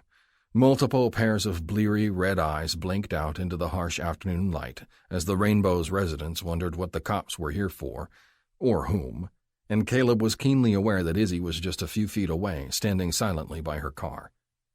Trying to keep Rollins focused on the here and now, Caleb said, "I want him booked for assault." Rollins pointed a meaty finger at him. "You're lucky we don't drag you downtown and book you for assault," he snarled, "because before this asshole goes anywhere near a police station, we're going to have to swing by the county hospital. The last thing you need, that any of us needs, is another officer-involved shitstorm brought on by you. I'm off duty. No, you're suspended is what you are until you're cleared of misconduct, which, as I hear it, isn't going so well for you right now, and instead of keeping your goddamn head down while you're under investigation, you follow little Miss Hot Pants to a motel room where you beat down yet another suspect. This one wasn't even armed. Boy, you've dug this shithole so deep you may as well lie down in it and let the boys from Internal Affairs bury you." Rollins started for his cruiser, but turned to look back at Caleb. "I think we've all had enough of your mommy issues, Barnes," he said loudly. Caleb grit his teeth and watched the older man waddle to his car. When he turned, he saw Izzy standing alone, the other officer having abandoned taking her statement so that he could stand helplessly beside the bleeding scumbag lying prone across the back seat of the police cruiser, as though worrying over him was going to help in any way. Caleb caught Izzy's eye and frowned as he started toward her. The look on her face told him she'd overheard every word. Chapter 16. Izzy finished giving a brief statement to the uniformed officer and started to turn back toward Caleb. In truth, it had been very brief. She had merely confirmed that she'd been renting a room and that she and Caleb had arrived to find the room door ajar and her next-door neighbor hiding in the closet. She hadn't mentioned what she did for a living or why she was in town in the first place. The nervous man thanked her for her time and left her standing beside her car. Caleb finished giving his statement to a third man who'd arrived several minutes ago. This man wasn't wearing a uniform but a suit and tie. She didn't need to overhear the conversation to conclude the man was Caleb's superior. She hadn't given any indication that she'd thought Barnes had done anything wrong. She had been attacked, she'd reminded the officer, and she had been pinned against the wall by her throat. She'd left out the part where she'd broken free and gotten in a shot of her own. He could have had a weapon, she told the officer. There had been no way to know. No, she didn't recall whether or not Barnes had identified himself as RCPD. It all just happened so fast, officer. Caleb was no doubt being grilled with the same questions. He was calm and collected, especially for a man who'd just beaten the living shit out of someone. He answered every question, some of them more than once, although Izzy couldn't really hear them all. When he was finished, he gave the suited man a curt nod, then turned toward her. As he reached her car, he said, "You're coming home with me." Izzy silently agreed that staying at the Rainbow was a bad idea, but she hadn't considered the alternative that he was proposing. She hesitated while thinking it over, which apparently caused Caleb to rethink the offer. "Or, I know a hotel where you can stay," he amended. "I know the owner. She'll cut you a deal." Izzy considered the offer, though it was likely that she couldn't afford an actual hotel, even at a discount. Now he seemed to regret his proclamation that she'd go home with him, which put her more at ease with the idea, actually. Not an hour ago, she'd seen this man beat a suspect to a bloody pulp. She'd known rough cops, dated rough cops, and rough men in general. They weren't always dangerous. Izzy's job, now that, was dangerous, and in order to do her job as well as she did, she'd honed her instincts and her ability to read people to a razor-sharp edge. It had saved her life on more than one occasion. It seemed that though Caleb Barnes seemed relatively safe, he was a bit of a mystery, even to his closest friends. It intrigued Izzy, but it didn't bother her. She couldn't forget his fingers on her throat, his insistent but gentle touch, and the look of genuine concern in his eyes. She handed him the keys to her Charger. "I'll go home with you." He glanced over his shoulder at the people watching them, then turned back to her. He opened his mouth, closed it again. He didn't seem to be in the mood to argue, so he slid the keys from her hand. As they rolled past the older officer's squad car, the loudmouth, as Izzy silently dubbed him, Caleb hit the gas, kicking up dust and loose gravel. He might have been just getting a feel for the clutch, but she somehow doubted it. When they turned onto the cross street, he shifted smoothly from first to second and powered into a left turn. She had to admit she liked his driving, but that didn't blind her to the man entirely. "Your jacket's clean," she said as he cruised through a yellow light without slowing down. "No flags, no infractions." He was quiet for a few moments. "I was under the radar," he admitted, "but I fucked up. Or I've always been fucking up, and it came down on someone else's head. I put assholes away," he said somewhat defensively. "I put them away for a long fucking time." "You framed them?" Izzy asked bluntly. There was no point in pretending she wasn't aware of the possibilities. She dated cops. She worked with cops. She knew cops. The car slowed just a bit, and he turned into a large gravel lot. Izzy thought it looked like a commercial garage. Over the low-slung, slate-gray building, the sign said, "Burnout." Caleb pulled the parking brake but left the engine running. He unfastened his seatbelt and turned to face her fully. "No," he said firmly, but he didn't seem to be offended at the question. "I don't frame them, Izzy. I don't have to. I give them some rope and let them hang themselves." She considered this. "What's IA going to call it?" He was quiet again. So quiet, she thought maybe she'd pushed too far and he wasn't going to answer. Finally, he said, "If they dig deep enough, talk to enough people, they'll say I purposely provoke suspects into violence and then tack on extra charges for it." Now Izzy was quiet. She turned and looked out the Charger's window, across the gravel lot. A man stood in the large open bay of the garage. He was looking at them curiously, but he didn't approach. She recognized him from Maria's bar earlier that afternoon. "Do your friends know," she asked, "that you're suspended?" She turned back to see him shake his head. "No," he said with a sigh. "I haven't told them yet." She tugged at her bottom lip with her teeth and risked one last question. His answer turned out to be the most candid, honest reply she thought she'd ever been given by anyone. "Will they be surprised?" He flexed his fingers on the steering wheel and blew out a long breath. "No," he told her. "Probably not." He looked past her at the men working several feet away. "But they're going to be damn disappointed." He took his hands off the wheel and reached for the handle of the door, but before he could turn it, Izzy grabbed his hand. She turned it over, examining the purplish, swollen knuckles that marred his tanned skin.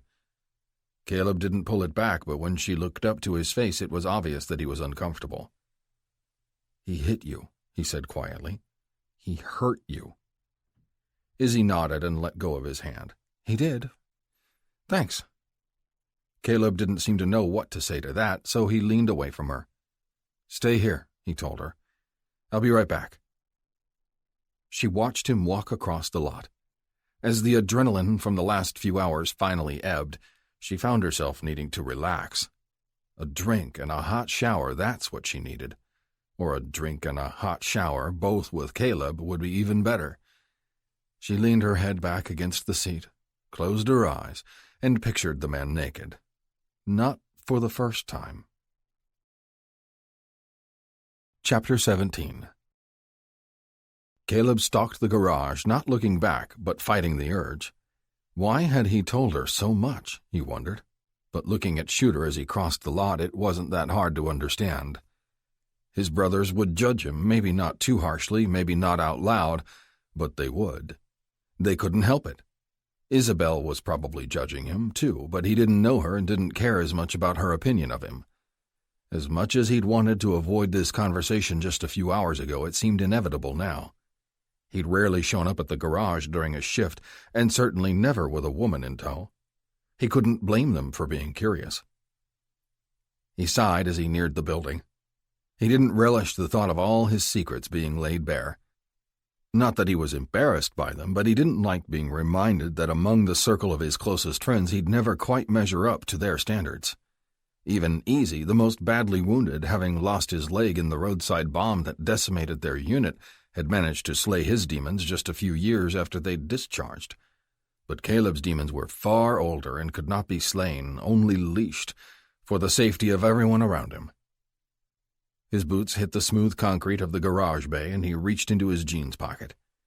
He separated the key to his bike from his house key and handed it over. "I left my bike at Maria's," he said. "I need someone to get it and drop it off at my place." Shooter nodded and pocketed the key. "Busy afternoon?" he asked. Caleb wasn't sure what to say to that. Shooter nodded, indicating his hands. "Doing some bare-knuckle boxing?" Hawk and the others put down their tools and edged closer to them. Caleb grimaced. "Nothing serious," he told them. "Just a dust-up." "This dust-up have anything to do with the girl?" Shooter pressed. "You fought?" Easy asked, squinting his eyes and looking at the car parked across the lot. "With who? Over her?" "Who is this girl, Caleb?" Shooter asked, "because her license plate doesn't say South Dakota. It says Colorado." "Holy shit," Easy declared. "You're right. I thought she was Sioux Falls. I thought she was your woman." "She's not Sioux Falls," Caleb began carefully. "She's a bounty hunter from Denver. She's looking for a guy, a murderer who's got connections to the Buzzards." He watched Shooter's face darkened. "Caleb," he said quietly. "I know," Caleb replied. "Jack Pryor does not like people sniffing around his club. If he finds out, she's as good as dead." "I know," Caleb repeated. "I know who he is, what they are. I am serious, Caleb. He won't care that she's a woman. He'll skin her alive, and you too if he thinks you're helping her. I won't be able to talk him down." In another life, his pre-army life, Chris Sullivan's father had been the president of the Badlands Buzzards, though he'd been killed in prison when Chris was a teenager. If Chris hadn't enlisted, he'd be the president now, with Jack Pryor his second. Caleb couldn't envision Chris intentionally hurting, much less killing a woman, but sometimes life had a way of turning hard men dark, especially if you were born to it, the way Chris was, the way Caleb was. He looked down at his bruised knuckles and lifted his hand. "This is just from some asshole who broke into her room at the Rainbow. Nothing to do with Pryor or the guy she's looking for. But," and he hadn't realized this until he was saying it out loud, "I am going to help her." Shooter did not look happy. "Well, what's RCPD say about it?" Easy asked. "Are they giving you backup, or—" Caleb shook his head. "No, RCPD's not involved." Easy frowned. "I don't get it." "I'm not—" Caleb cleared his throat and tried again. "I'm not RCPD," he told them. "Not officially. Not at the moment." He sighed. "I got suspended." "For what?" Easy asked. "Shooting some asshole." "Did he need to be shot?" Hawk asked. "Absolutely," Caleb said firmly. "But Brass might not agree. They're investigating, going to decide whether or not they're going to let me come back." "Will they?" Shooter asked bluntly. Caleb hesitated, rolling it around in his mind, then shook his head. "Honestly, I don't think so." Hawk let out a low whistle. "Jesus," Easy said quietly. "Just... Jesus." "So I'm helping Isabelle," he announced, though he hadn't yet asked her what she thought about that. "Got nothing better to do, and I'm not keen on letting a woman get killed in my town. While it still is my town," he added quietly. "You don't know her," Shooter reminded him. "She could be trouble." "Yeah, I'm aware," Caleb replied. He wasn't certain if this girl was trouble in the way Shooter meant it, but he glowered as he remembered ordering her to go back to her car and how she'd come into the room anyway. Isabelle Boucher was going to be some kind of trouble, no doubt about it. "We'll get your bike to your house," Shooter told him, "after closing time." Caleb nodded his thanks and turned to go. "So if this girl isn't Sioux Falls," Easy called after him, "then who's Sioux Falls?" Caleb paused and turned back to face the men. "Easy," Shooter said quietly. "What?" Easy replied. "I want to know. All this time we've never met her. We don't even know her name. So what's up? Doc?" he asked with a grin. But he was the only one smiling. Caleb had never told them exactly where he was going 1 weekend a month, every month, since he'd settled in South Dakota.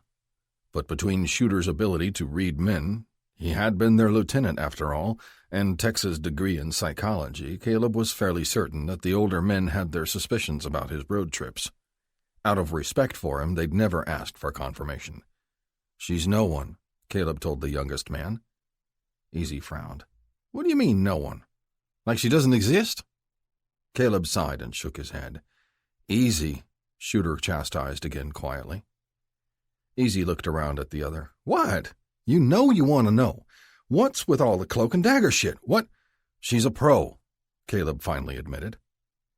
Easy paused, mouth open, eyebrows raised. In the ensuing silence, he said, "Oh, I met her in a hotel bar. Went there to find her, or a woman like her. She's nice enough, doesn't hustle too hard."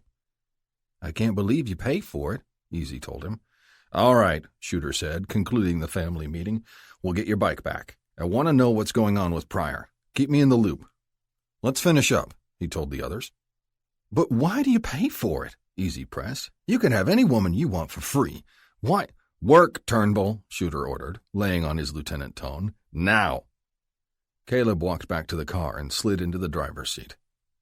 "Everything okay?" Izzy asked. "More or less," he replied and started the engine. He left the garage and headed across town. They rode in blissful silence, blissful because he wouldn't have known what to say. Small talk wasn't exactly his strong suit. Izzy seemed comfortable enough, though, just looking out the window. "Getting chilly," she remarked. "What's winter like here?" "Brutal," he said, "but summer is nice." He turned onto his own street, past the small houses with well-kept yards. "Good neighborhood?" "So-so." Izzy took the keys from him and slipped a small silver one into the top of the lockbox at her feet. She popped the top and pulled out not a pistol but a digital camera. Caleb didn't know much about equipment like that, but it looked fairly expensive. She cradled it in one arm as she opened the passenger door and stepped out. "Your backup piece?" he asked her, grinning. "Cost more than my gun," she replied. He jogged up the steps and unlocked the front door. His house was small, but was all he needed it to be. Just one bedroom, the living room, and an eat-in kitchen. As he flipped on the lights, he was grateful that he hadn't yet let go of his army training. Everything was neat and tidy and tucked away. No wayward pairs of boxer briefs littered the floors or furniture. He rarely had people here, just one of the guys every once in a while. His place wasn't big enough for all of them, so he mostly just showed up to shower and sleep and make the occasional frozen burrito. As she put her camera on the kitchen table, he frowned and realized that not everything was in its place today. He strode quickly across the room, swept up the mail from the table, and deposited it into the drawer. He risked a glance at her when he turned around. She'd definitely seen the prison logo on the envelope he'd carelessly tossed on top of the pile earlier. He'd been busy that morning, otherwise it would have gone straight into the trash with the others. He glowered. Even though she didn't say anything, he felt as though he should say something. Clear the air. "My father," he told her quietly. She actually looked surprised. "The background check you did on me didn't turn that up?" She shook her head. "I just checked your service records with the Army and the department. I have a contact at Denver PD. He's been locked up most of my life." "In California?" He nodded. "That's where I'm from." "Why'd you move here?" she asked. "It's where the rest of the guys are. They're all that's left of my old unit, and the only family I have. That I want to talk to, anyway." He was done talking. It wouldn't lead anywhere good, and he didn't like dredging up the past. He walked to the living room, and she followed behind him. "You take the bedroom," he said, pointing toward the closed door. "I'll sleep on the couch."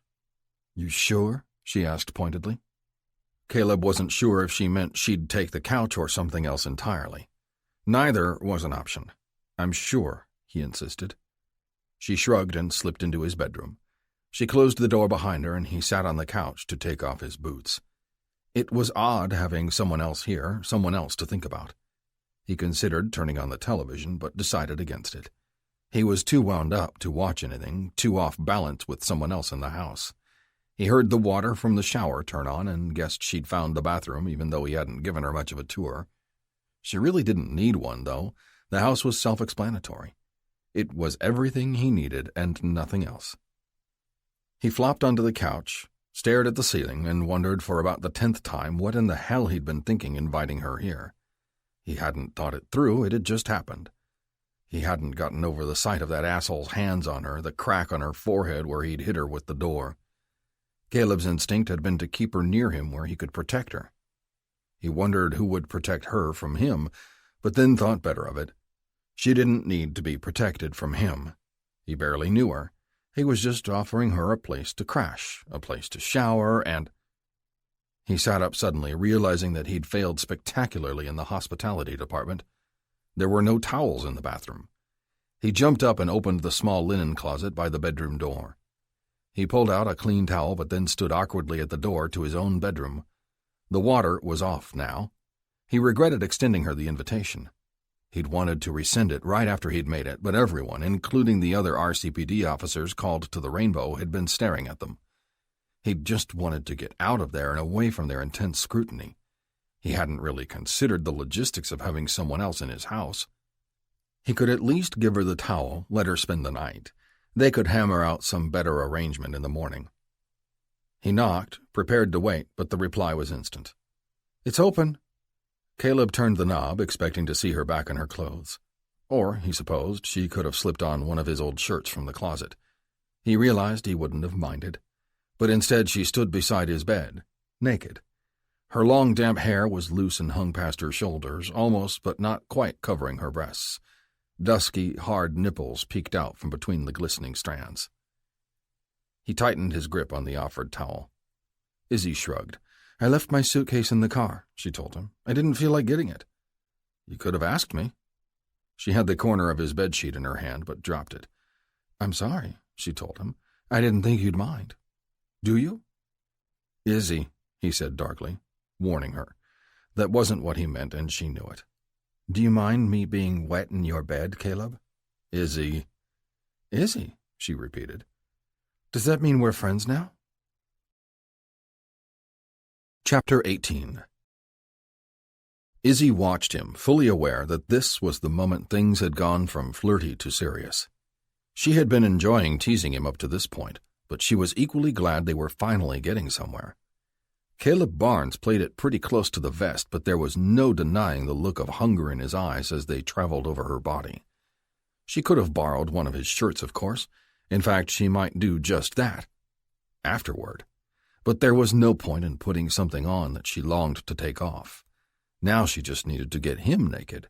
She'd been fantasizing about it for days, and if he hadn't come to her, she would have found him on the couch in the next room and stayed until she'd seen and felt every glorious inch of him. As it turned out, it wouldn't take nearly that much effort. At her question about the status of their relationship, he dropped the towel he'd been holding. It landed on the floor seconds before Izzy landed on the bed with Caleb on top of her. She grabbed the waistband of his jeans and pulled him close as his mouth found hers. She plunged her tongue into its depths, savoring the salty, male taste of him. She wondered what other parts of him tasted like. Well, she hoped she'd be in town long enough to figure that out. His calloused hands ran across her breast, and she sucked in a breath. She didn't mind the rough feel of him. She'd been expecting it from a man like him. Caleb clearly didn't know much about being soft, and certainly his erection pressing into her mound was proof of that. Fine with her. She didn't need it soft. Her hands found his fly, and she yanked it open. Slipping her hand inside, she found the rock-hard part of him that she longed for. Caleb's lips pressed hers, the scruff of his unshaved face scraping her skin. His jeans came down over his hips, and she kicked them down to his ankles with her foot. He shook himself out of them and came back to her, naked from the waist down. His hard shaft was beautiful in the moonlight from the window. Izzy grabbed his shirt and pulled it off over his head. Before she could marvel at the perfect male specimen hovering above her, he closed in on her, blocking her view. His mouth found her again, but on her nipple this time. She gasped and ran her fingers through his short, dark hair. He bit, licked, and sucked her into a frenzy. She reciprocated with her hand on his shaft, rubbing the long length of it. His hand found her slit and rubbed her. She knew she was wet everywhere at this point. His fingers were heavenly, firm and strong as he parted her and dipped inside. She felt the stretch and burn of being filled. "Caleb," she whispered into his ear as he licked her nipple. He didn't answer her, so she tightened her grip on his hair. He paused and looked up at her. "Condom," she demanded. He grinned at her. "Already?" She licked her lips while nodding because she was out of breath. He smirked at her. "No self-control," he teased, but he got to his knees and opened the nightstand drawer. His fingers paled in comparison to being filled by his cock. Izzy arched her back in a silent plea for more attention. He complied, but switched to the other, neglected nipple. As he thrust inside her, his teeth pressed into her skin. The warring sensations were incredible. Caleb lifted her slightly off the bed to get inside her completely. His arms seemed as though they could hold her forever like that. Part of her realized she wouldn't mind that. As he worked her inside and out, her wet hair fell over both of them. Her flesh tingled and flushed, battling the cool air of the bedroom and the warmth of his skin. A heaviness settled in her lower belly, and she knew she was so very close. She pulled at his hips, taking him all the way in. The head of his cock brushed her clit as he pulled out and plunged back in. He was confident and constant, like a freight train bearing down on her. No part of him was unsure of how this should go or how it should end for both of them. Izzy felt herself going over the edge, and she clung to him. He stilled on top of her, allowing her to feel the full force of her orgasm. She squeezed him tightly and closed her eyes as it washed over her. Seconds after she peaked, he began driving inside her again. She wrapped her arms and legs around him and held on. When he finally collapsed on top of her, she smiled at the ceiling and ran her fingertips along his back. Not a bad way to fall asleep, she mused. Caleb, though, didn't seem to agree. He pulled out of her and pushed himself off the bed. It was decidedly colder in the room without him close. She watched as he tossed the condom into the trash can beside the bed. For a moment, he sat silently on the side of the bed, as if he couldn't decide what to do now. She remained silent, letting him make up his own mind. After a while, she half expected him to get up, take his clothes, and leave her with a towel. To her surprise and delight, he lifted his legs back into the bed and lay down next to her.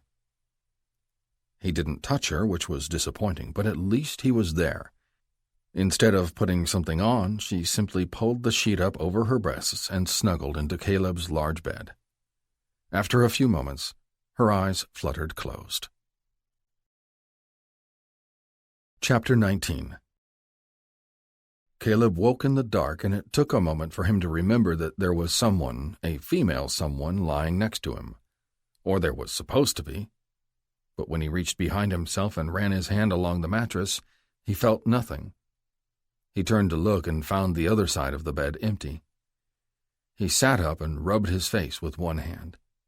He was surprised he'd slept so well with another person in his bed. Then again, he was surprised he hadn't heard her leave either. He glanced over at the bathroom, but the door was wide open and it was dark inside. He knew she hadn't left the house entirely. He would have heard the front door open. Throwing back the sheets, he searched for his briefs, found them on the floor along with a scattered pile of his clothes. He dressed in the dark, not bothering with a shirt, and headed toward the living room. He wished he could put off the pending awkward exchange for a few hours more.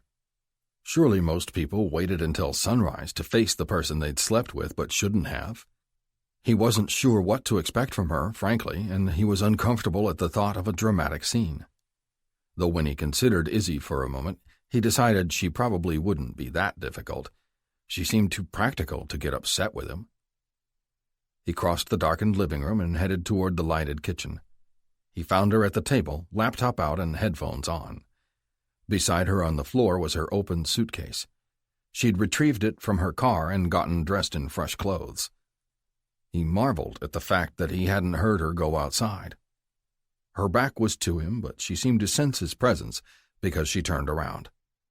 She gave him a half smile and pulled off the headphones. At a loss for what would pass for conversation at this point, Caleb glanced at her computer screen. "You're working? At 3 o'clock in the morning?" She shrugged. "Skips don't catch themselves." "Well, sometimes they do," she amended, "if they're dumb enough. We had a guy, a flasher, get released. He missed his court appointment, then showed up outside the police station the next day, naked except for a pair of rubber rain boots." Caleb laughed and turned on the coffee maker.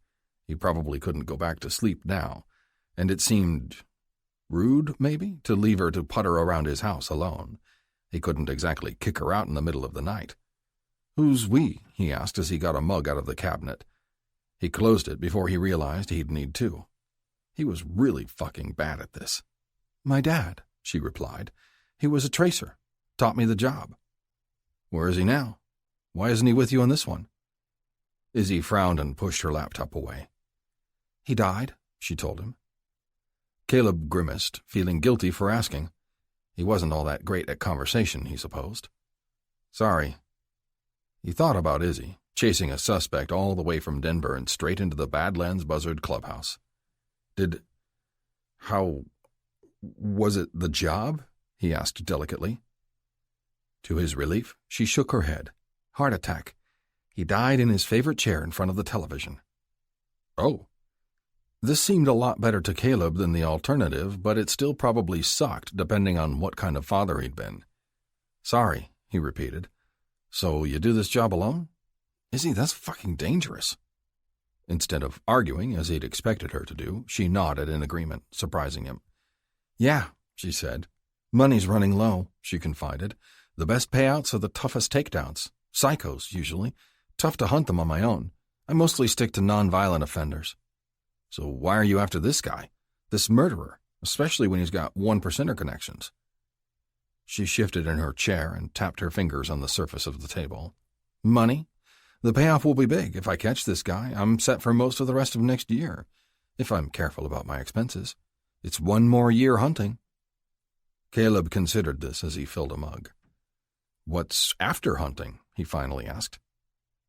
She frowned and wrinkled her nose. She reached out and nudged the digital camera lying on the table. "Your backup piece," he recalled. She nodded. "Pretty soon I'll have to fill in the gaps with private detective work, I suppose."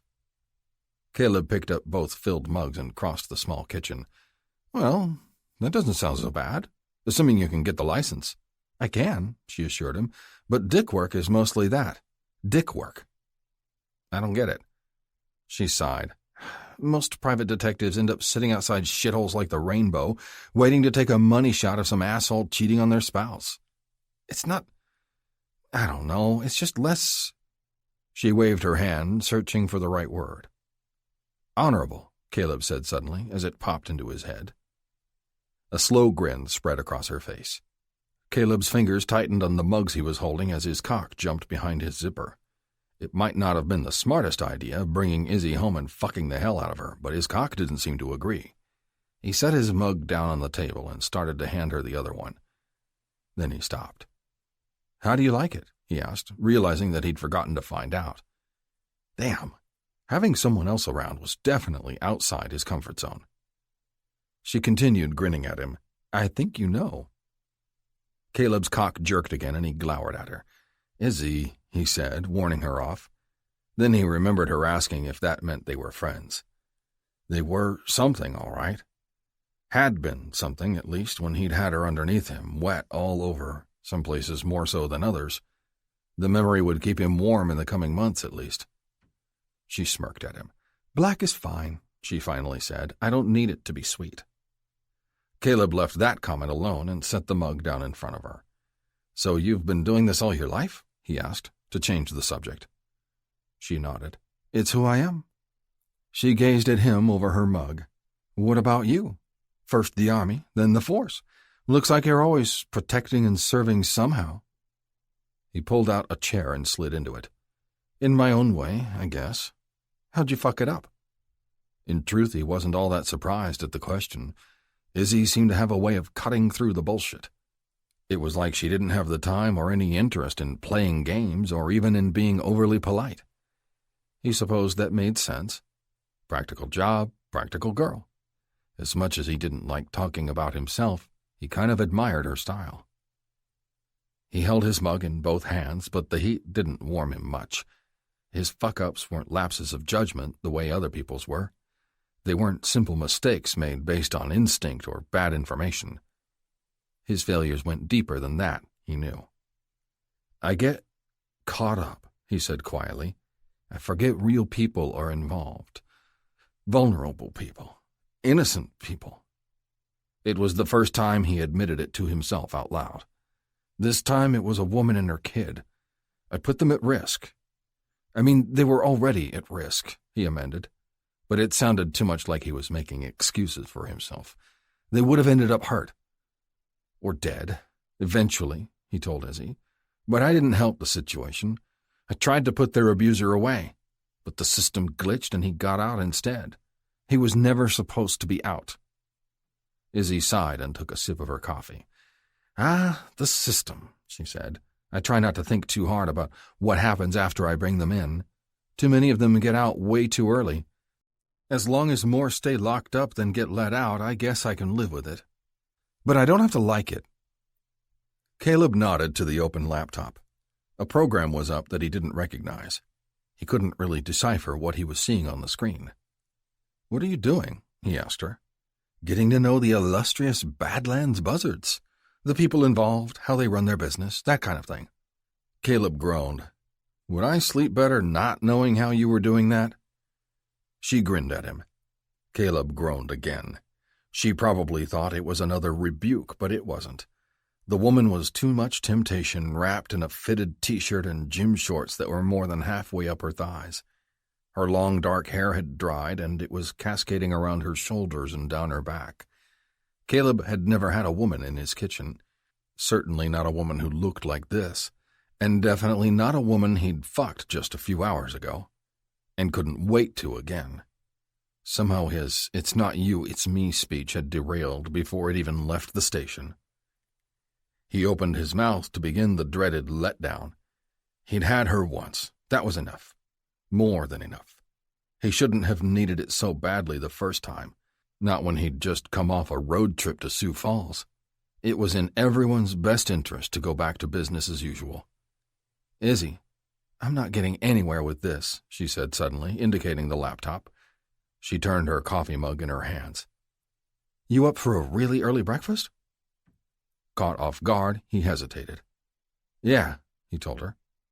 She grinned at him again, and Caleb took a slow, deep breath. Caleb watched, somewhat appreciatively, he'd admit, as she wiggled out of her gym shorts. She had on cute little black underwear that looked like shorts themselves. They were lacy, and he could see her creamy white skin through the dark fabric. He gripped his mug until his knuckles turned white. She slipped on a clean pair of jeans and closed the suitcase. "I'll let you drive," she told him, glancing at him over her shoulder as she used a rubber band to tie up her loose hair. Caleb found himself disappointed. He liked it loose. "But only because I need to use the computer. Don't get attached," she said, handing him the keys. Caleb took the keys from her hand and slipped them into his pocket. "Don't worry," he said, possibly a little too loudly. "Attachments aren't a problem with me." Izzy closed the laptop and scooped it up off the table. She gave him another look. "I believe it," she replied. Chapter 20. After breakfast, instead of heading home, Izzy directed his driving. They left downtown, drove through the warehouse district and into a neighborhood that he was largely unfamiliar with. It was low rent, lower than his own at any rate. The houses were about the same size as his, but the yards consisted mostly of weeds and grass that hadn't been mowed. Junker cars, crowded cracked driveways, and bed sheets stood in for curtains in most of the windows visible to the street. Izzy had him pull over in front of a house with a barred front door and a chain-link fence surrounding the property, but it wasn't that house she was interested in. Instead, her gaze was settled on a dirty, white clapboard house that sat in the middle of the block, on the opposite side of the street. Caleb didn't know who lived there, but the large Harley in the driveway gave him some indication. "That's the Paul place," she told him. "The boys aren't there. Jace hasn't shown up in a few days. He hasn't been staying in his room at the clubhouse either. Even Money says he's with Jeter." "You know the cops could have the wrong border," Caleb replied. "They could be headed north, into Canada." She sighed. "I hope not, but you're right. It's a possibility." She looked at him sideways across the front seat of the Charger. "So," she said, "suspended cop." There was a long pause as she surveyed him. "You're pretty flexible on the law, then." Caleb stared at her. "I have no answer to that," he said cautiously. His eyes flicked from Izzy to the house and back again. She waited. Patiently.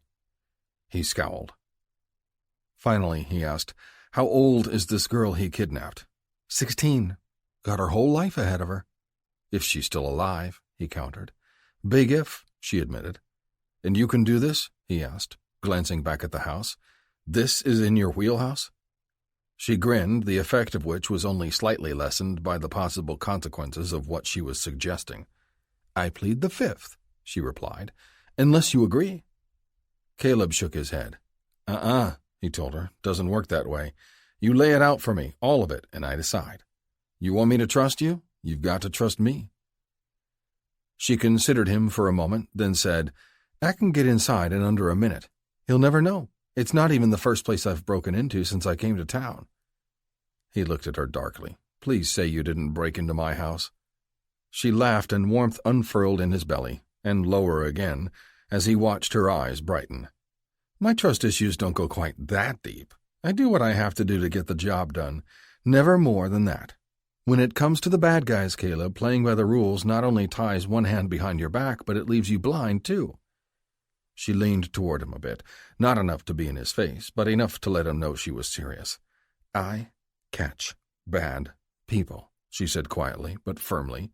There was an underlying ferocity that he had to admire, "and I don't apologize for it." There wasn't much to say to that. It wasn't as though he couldn't relate. He broke rules every day to put people away where they couldn't hurt innocent victims anymore. How could he point a finger at her without pointing a few back at himself? "Let's do it," he told her. She nodded toward the street. "Drive around back," she told him. "There's an alley. We'll go in the bathroom." Caleb nosed the Charger down the street and into the alley that was used for garbage pickup. He killed the engine behind the Paul house and got out with Izzy. She made a casual check of their surroundings and, satisfied they were unseen, hopped the chain link and onto the unmowed grass.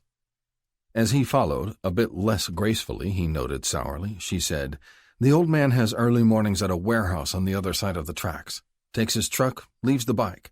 I'm guessing the reputation of the Buzzards is what keeps it from being stolen." Caleb grunted as they approached the back door. "You might want to keep that reputation in mind," he told her, "while you're sniffing around." "I've dealt with gangs before," she assured him. "I'm careful." "See that you are," he replied, "or they're going to find both our bodies in the Badlands, bones picked clean." "If they find us at all," she said with a grin. "The Buzzards are a bit hardcore for a cow town." "Rapid City's not a cow town," he argued. Then he recalled his native California and that Izzy was from Denver. "Well, okay," he relented, "but there's no shortage of hardened felons." "I've noticed that." She pulled a small, flat leather case out of her jacket pocket and opened it. Shiny bits of silver glinted in the sun. "Have you done this before?" she asked him. Caleb shook his head. "Battering ram." She laughed. "Well, the last thing we need is Paul Sr. to know someone broke in and sniffed around. I'd use a lockade under different circumstances, but it leaves damage." She selected a long, thin file from the case and handed it to him. "We've got all day," she told him. "Might as well learn something new." The lock was cheap. Even Caleb could see that. He took the pick from her and leaned closer to the door. Izzy positioned herself beside him. "Just slide it in easy," she said. "Though you may have trouble with that," she teased. He gave her a sharp look, then turned back to the door. He slipped the pick in and jiggled it. "Don't rattle it around," Izzy scolded. "You've got to finesse it. Go in slow, feel for the tumbler. That's the sweet spot. You want to go at it gently till it gives way, then sink further in," she instructed in a sultry whisper. "Woman," he growled. She smiled.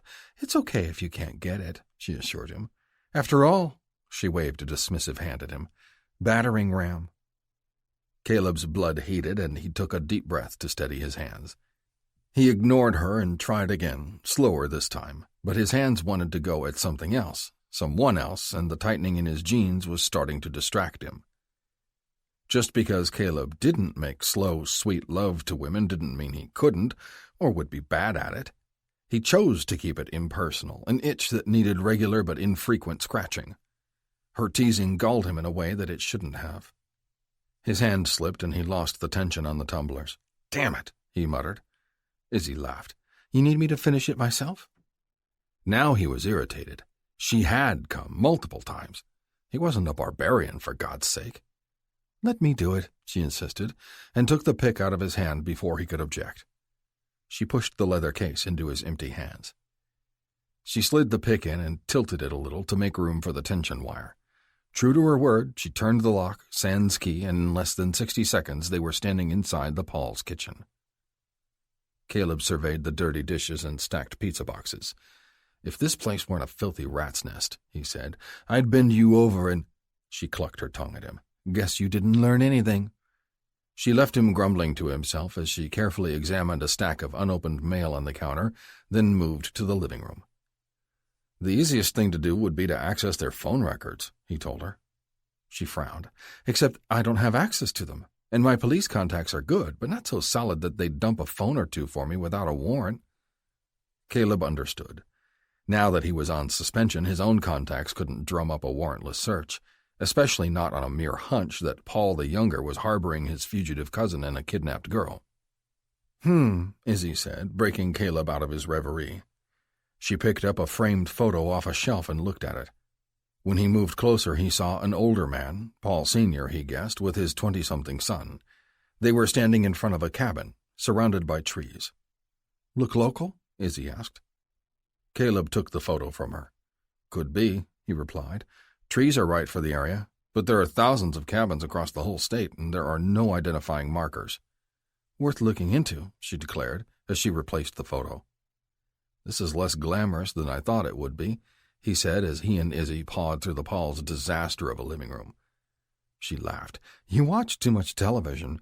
Bounty hunting is 90% investigation and only 10% combat. How tough is the combat? She shrugged. Depends on the skip. Ever been shot? I wear a vest a lot. He snorted. Doesn't help if they shoot you in the head. That's not the first time I've heard that. Caleb's phone chirped unexpectedly, and he glanced down at the screen. He grimaced. Trouble? She asked. It's Shooter. He wants to know if I'm coming to poker night. I love poker, Izzy exclaimed. Caleb glowered. He hadn't meant it as an invitation. Of course, she said, eyeing his expression. We could always stay in. He sighed. Poker or poke her? He didn't know which one was more dangerous. Chapter 21. Caleb took them up the winding road out in the hills beyond the city. He'd actually never had a woman on his bike before, and had to admit he didn't exactly mind it. Izzy's hands were low on his stomach, enough to be flirty, but not so much that he'd have to pull over and bend her over. When he pulled up to the house and shut off the engine, Izzy gave the house a once-over. It's beautiful out here, she said. Caleb nodded. Shooter bought it on his own and hoped she'd come back and see it one day. She left him? For a while. She had a rough time. Izzy scanned the large yard and the view of the city below them. Well, it's a nice place to come home to.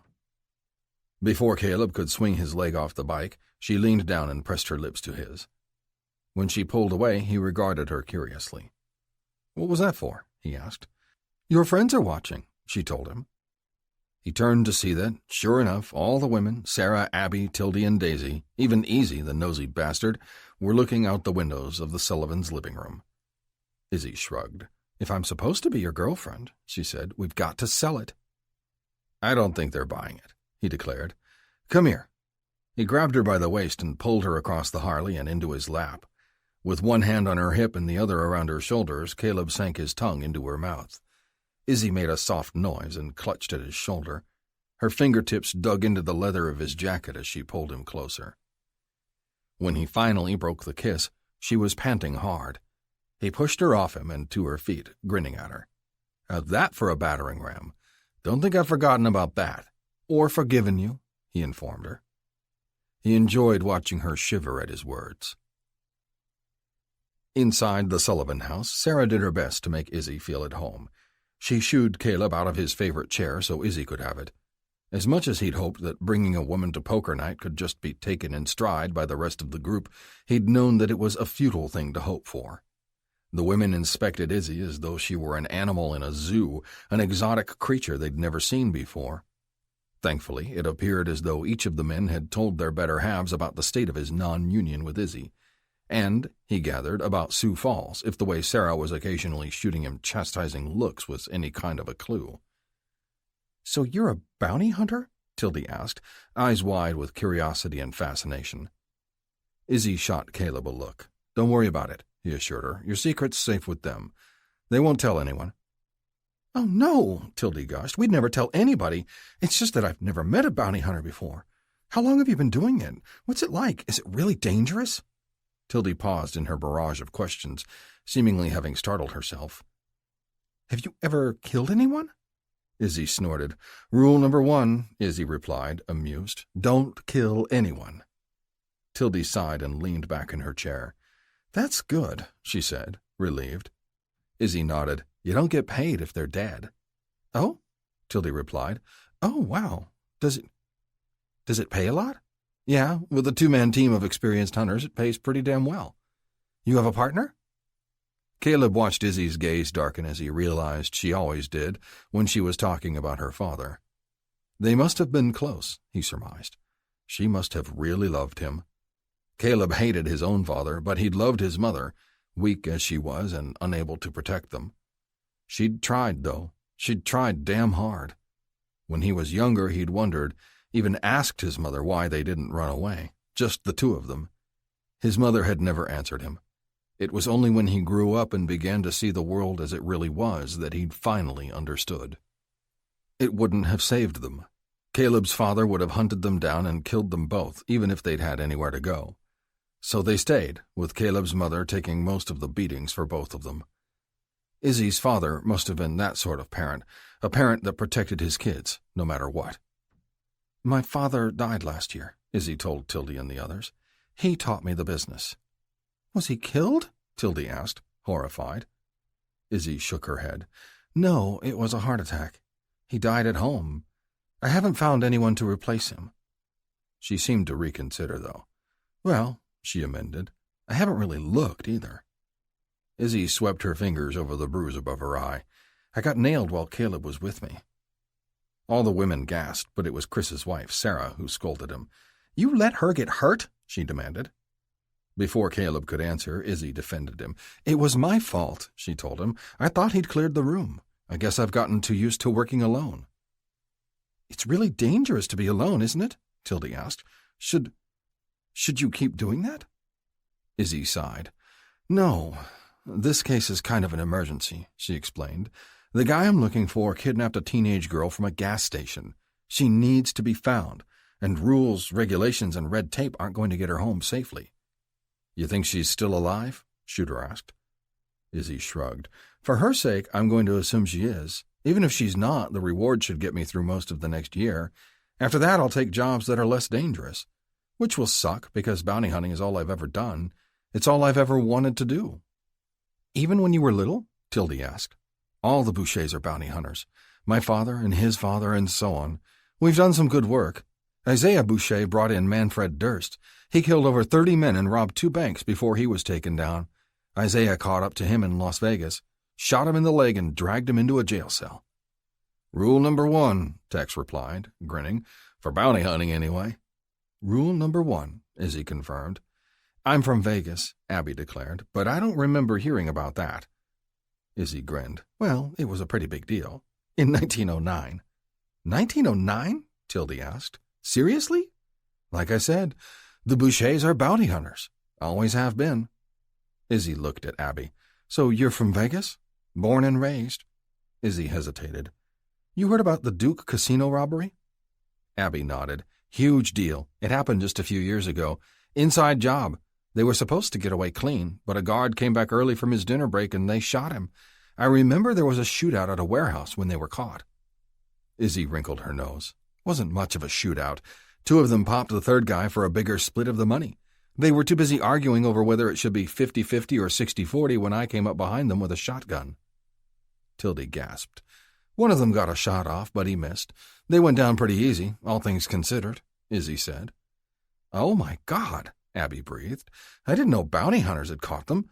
There wasn't anything in the news." Izzy shrugged. "I don't want to be famous. I just want to do my job." "So no plans for your own reality show?" Hawk asked. Izzy rolled her eyes.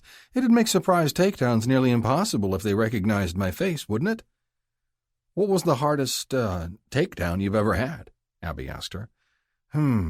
Izzy replied. "I've had a few doozies. There was one all the way in Alaska once."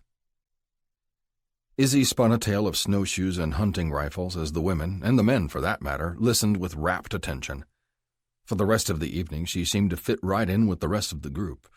Caleb admired her ability to make herself comfortable almost anywhere, from a honky-tonk bar to a semi-stranger's kitchen to a large group of people she'd never met before. She didn't seem fake in any way to him, though. Every Izzy was the authentic Izzy, her brash and flirty good nature apparent in every carnation. Things eventually wound down. Caleb noticed she'd won a bit more often than she'd lost, and they grabbed their jackets as they headed toward the driveway. He slapped her ass and she yelped on her way out the front door. She rolled her eyes at him. "I think they bought it, Barnes," she said. "Don't oversell it." Caleb grinned at her. "Oh, they know you're not my girlfriend." Izzy stopped and gaped at him. "What?" He chuckled. "I told them yesterday afternoon. So me being all touchy-feely and practically making out with you every 10 minutes was pretty nice, I thought. Best poker night I've had in a while, anyway." Izzy gave him a stern look. "Oh, you're going to get it." She reached out to slap his arm. He grabbed her wrist and pulled her in close so she was pressed against his chest. He leaned down and whispered, "That's the plan, Izzy." Chapter 22. He'd broken the speed limit on the way home, and now it was practically a race up the front steps. Caleb unlocked the door and stepped inside first. He reached behind him and pulled her in after him. The front door closed with a thud and he snapped the deadbolt. Inside the house, Caleb shed his jacket and Izzy followed suit. He gripped her hips as they passed through the doorway and into the darkened bedroom. "You have that look in your eye," she told him. Caleb pulled her close and pressed his lips to her throat. "What look?" "The battering ram look." "You deserve it," he told her, sweeping her hair off her shoulder. "With that attitude, you'll never learn. Here," she said with a sly grin, "let me show you." Caleb complied as she pushed his hands away. She took hold of the waistband of his jeans and unbuttoned them. "Slow and steady wins the race, Barnes." "I don't need lessons, Izzy," he replied, as she slid down his zipper excruciatingly slowly. She pushed his jeans and briefs down to his thighs. "Just shut up and take notes," she told him. She hooked her leg around his ankles and pushed on his chest. He was hobbled by his state of half-undress and blocked by the bed behind him. He couldn't stop himself from falling backwards. He landed on the bed as Izzy sank to her knees in front of him. "Gently does it," she told him, despite the fact that she'd just thrown him down. She gripped his cock in her hand and stroked him. He groaned. Her hands were surprisingly soft. He wondered how he hadn't noticed that before. She cupped his balls with her other hand and squeezed. "God damn," he whispered hoarsely. She hadn't hurt him, though. Far from it, actually. She handled all his most sensitive parts with skill and precision. He jerked a little, though, when her hot little tongue touched his slit. "Izzy," he breathed. "Shh," she told him and swirled the head. Caleb never asked for blowjobs. It had always seemed like a douchebag thing to do. But he wasn't paying Izzy. She definitely wanted to be here, and he had to admit that from this angle she certainly looked like she was enjoying herself. He watched with rapt attention as she swept her lips along the ridge. A single drop of precum beaded on the head. She let it fall on her tongue. "God damn, woman," he said quietly as she took him in her mouth. Moaning appreciatively, she slid him in. She worked on his shaft as her fingertips lightly brushed his heavy sack underneath. Caleb's hands gripped the sheets on either side of him. This was a serious test of his control right here. He couldn't remember the last time he'd had a woman's mouth on him, but he knew it had never been with anyone as beautiful as the one who was attending to him now. She took him all the way in and then back out, dragging her lips and tongue along the length of him. It was a gentle, maddeningly slow fucking, unlike anything Caleb was used to. He never wanted it to end, but of course it had to, and fairly quickly, or he was going to come to his end, and he wasn't quite ready for that. He let go of the sheets and put his hands on her shoulders. "Enough," he said as he gently pushed her back. Izzy licked her lips and smiled up at him. "You sure?" Caleb took her by the arms, pulled her up, and laid her on the bed next to him. "I think I got it." He yanked off her jeans and panties and tossed them aside. Her soft white skin nearly glowed in the moonlight. He grabbed her knees and shoved them apart roughly. She gasped. "What was it?" "Oh, right," he teased, nice and gentle. "I remember." He lowered himself between her legs and cupped her there, pressing his fingers against her mound. Izzy moaned and raised her hips off the mattress. "Now you slip it in," he announced, parting her lips with his left hand. "Slowly. Gotta remember slowly." With his right hand, he ran his fingers across her opening and pushed the middle one inside her, just a bit past the first knuckle. "You want to go in slow and find the sweet spot." He slid into her by degrees, listening to her sharp breathing. He teased. "Let's see if I can find it." He curled the finger back toward himself until she gasped. "Oh, God!" she cried. "Finesse it. Isn't that what you do?" he asked her as he pumped his finger in and out, grazing the pad along her sweet spot each time. He pulled out and pushed back in.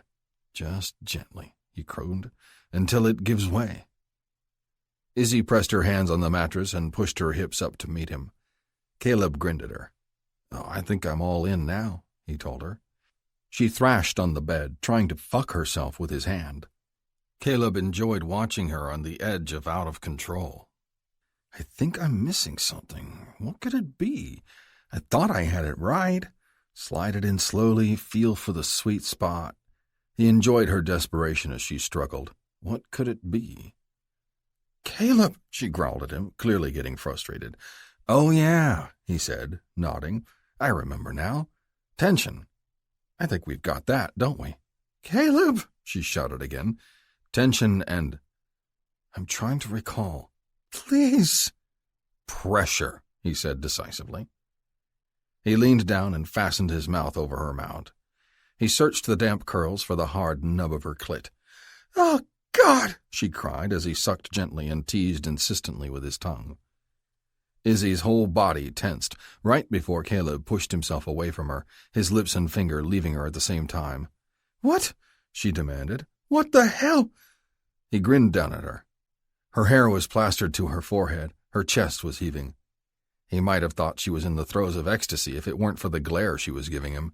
If she had her gun right now, things would end badly. He chuckled. I'm sorry. Did you want to finish yourself? You son of a... But Caleb took mercy on her and planted his lips on hers. He knew she could taste the saltiness of her own desire as he thrust his tongue into her mouth. Maybe it wasn't mercy, he decided in a moment of honesty. He couldn't take much more. He had to have her, now, and there was no way he was going to let that sweet orgasm of hers squeeze his finger instead of his cock. Never taking his mouth off hers, he pulled a condom off the nightstand.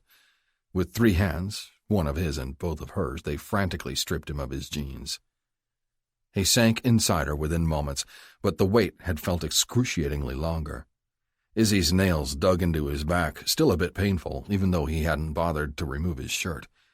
Her legs wrapped around him and he drove in deep and hard. So much for gentle, a voice in the back of his mind said. Well, he was a man, after all, and a man could only take so much when it came to beautiful, sexy, dripping wet women in his bed. His hips ground against hers. His dick, like his finger, found her sweet spot and rode it hard. Izzy came in a surge and he followed shortly after.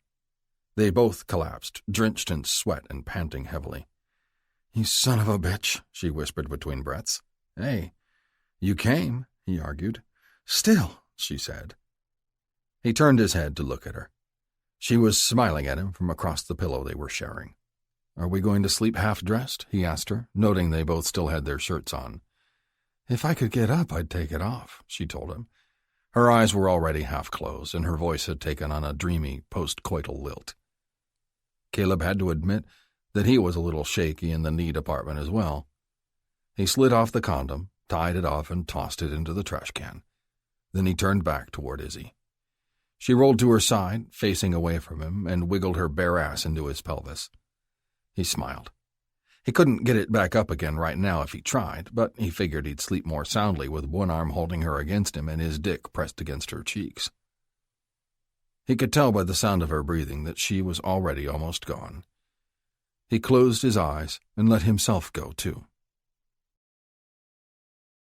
Chapter 23.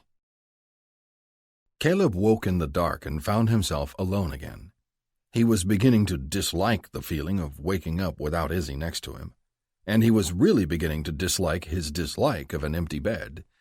It would be easier to dismiss it as becoming accustomed to regular, frequent, and frankly damn good sex, but he wasn't hard right now, and he hadn't been reaching for her so they could squeeze in another round before sunrise. He'd just wanted to... cuddle? Jesus, he thought to himself. Scowling, he yanked on a pair of boxer briefs and set off to find Izzy.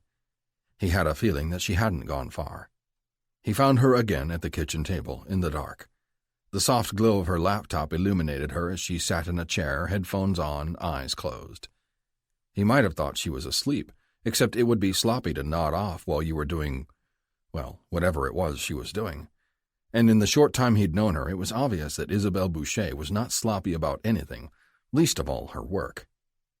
She took it seriously, and she worked hard, because it was more than a job to her. It was who she was. Caleb had always done his job well, first in the Army and then on the force, his flexible opinion on the value of rules and regulations notwithstanding. But he'd never had a calling, a passion. He'd never had a drive and determination other than the vague notion that evil existed in the world, and because he could root it out, he should. Truthfully, and he would admit it to himself, if no one else, he was jealous of Izzy. She had a family and a purpose. He'd had neither while growing up. It did no good to dwell on it, though. The past was the past, and he could never do anything to change it. Being jealous of Izzy just made him feel weak by comparison, and if Caleb held his anger tightly in check, he never, ever allowed himself to feel weak. He stepped further into the kitchen, and she became aware of his presence. She took off the headphones and tossed them onto the table. "You keep odd hours," he told her, while punching the button on the coffee maker. She winked at him. "Whatever it takes to get my man." She'd meant him, and it was just a joke, but jealousy of a different kind reared its ugly head. This was a feeling wholly unknown to him, and therefore very, very dangerous. He had nearly convinced himself that the whole conversation needed to be shut down entirely, but his brain or his dick or some other unruly part of him wouldn't let it go. "Is there someone waiting for you back home?" he asked. It was a perfectly reasonable question, he told himself. She had a life there, a life she'd be going back to after she found the Paul kid. Caleb was interested in her life. It was only polite. "You mean, do I have a Denver, like your Sioux Falls?" "Yes," she told him, and his grip tightened on the coffee mug he was filling. "But he's going to be waiting a long time." Caleb turned to her and regarded her for a moment. "You're not going back?" Izzy shook her head. "Not to him," she declared. "We had a good thing. Casual, fun, no strings." Her gaze darkened, but he fucked it up. Big time. The biggest. She shook her hair out across her shoulders. "I don't do forgiveness," she told him, meeting his eyes with a steady gaze. "People are who they are, and they don't change. When my trust is gone, I'm gone. There's no going back." Caleb crossed the room and handed her a mug. What did he do? He couldn't think of a mistake so big it could kill a relationship, at least not a casual one, but then again he'd never had a relationship, casual or otherwise, so he couldn't pretend to be surprised at his own ignorance. Izzy wrapped her hands around the mug and gazed into its glossy, dark contents. "He rented a cabin. Weekend getaway kind of thing. I didn't mind. I like the mountains. I can always use a vacation. If he wanted to spring for it and invite me along, it sounded like a good time. On the first night, I caught him going through my bag. He found my birth control pills and buried them in the trash." Caleb sat stunned, unable to wrap his mind around such a thing. "Jesus fucking Christ. I didn't let on that I'd seen him. I came into the room and said I was looking for my toothbrush. I pretended to notice my pills weren't there. He said I'd probably forgotten them at home. No big deal, he said. We shouldn't let it ruin our weekend. And surprise, he'd brought 2 really nice bottles of wine." "Izzy," he replied quietly. "Jesus." So I told him I knew what he'd done, that I watched him do it. She sighed, annoyed, and took a sip of her coffee. "He said it was a mistake, that he loved me so much that I could love him too. I just needed a nudge." Caleb slammed his mug down, sloshing liquid everywhere. "What the fuck?" he demanded in sympathetic outrage. "A nudge? A fucking baby is not a nudge." "I know. How you feel now? Well, I almost fucking shot him. He had no right to do that. No right at all." She sighed again and leaned back in her chair. "So he's done. For good. He knew me, knew I didn't want kids. But he thought, well, I don't know what the hell he thought. We never did quite mesh. He never really got it. He never really understood. I'm not a mother. I'm no one's mother. My own mom? Christ, well, let's just say it's not in my genes. My life is the way I want it. I do what I need to do." "So you don't ever want kids?" Izzy shook her head. "I'll take the house and the picket fence, but not the 2 kids in the yard. I think the song is 2 cats in the yard." She smiled. "Kids, cats. Either way, I wouldn't be any damn good at it. My mother was... well, she was no June Cleaver. She got busted at 22, holding her boyfriend's stash. Dad posted her bond, believed her story that she was forced into it. He took her in, married her, and I came along about 9 months later. She was clean the whole time she was pregnant with me, or close enough, I guess. But she wasn't the domestic type. It only took a year or so for her to go crazy changing diapers and doing dishes. Dad came home from a 2-day trace, and she was gone. I was locked in my room, screaming like a banshee. I'd been there for pretty much the whole 2 days, alone. It didn't take long for him to track her down. They were holed up in a flea bag about the same as the Rainbow, she and her ex completely wasted.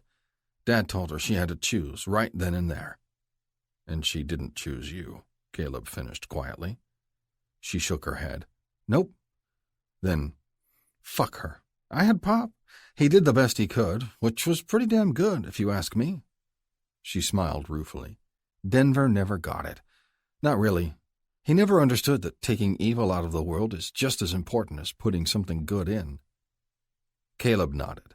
He could definitely understand that. It was the sole reason he'd taken up the badge. It was also the reason he wasn't wearing it now. Nothing feels better than taking out the trash. She grinned. Well, I can think of at least one thing that might be better, but you're right. It's a damn good feeling. Want to go back to bed and compare them again? He asked. Absolutely. She nodded at her laptop. And I think I've found a way to get Paul. Really? Did the cabin pan out? You did a property search? She shook her head. No. Unfortunately, the Pauls don't seem to own that cabin in the photo. My guess is that it belongs to one of their biker buddies. But I don't know all their names, so I can't do a thorough search. So how do we find it? I've got an idea, she said cryptically. Caleb watched as she shut down the program and closed the laptop. You want to tell me what the plan is? He prompted. Pretty simple, actually, she told him. We're going to ask their boss. Chapter 24.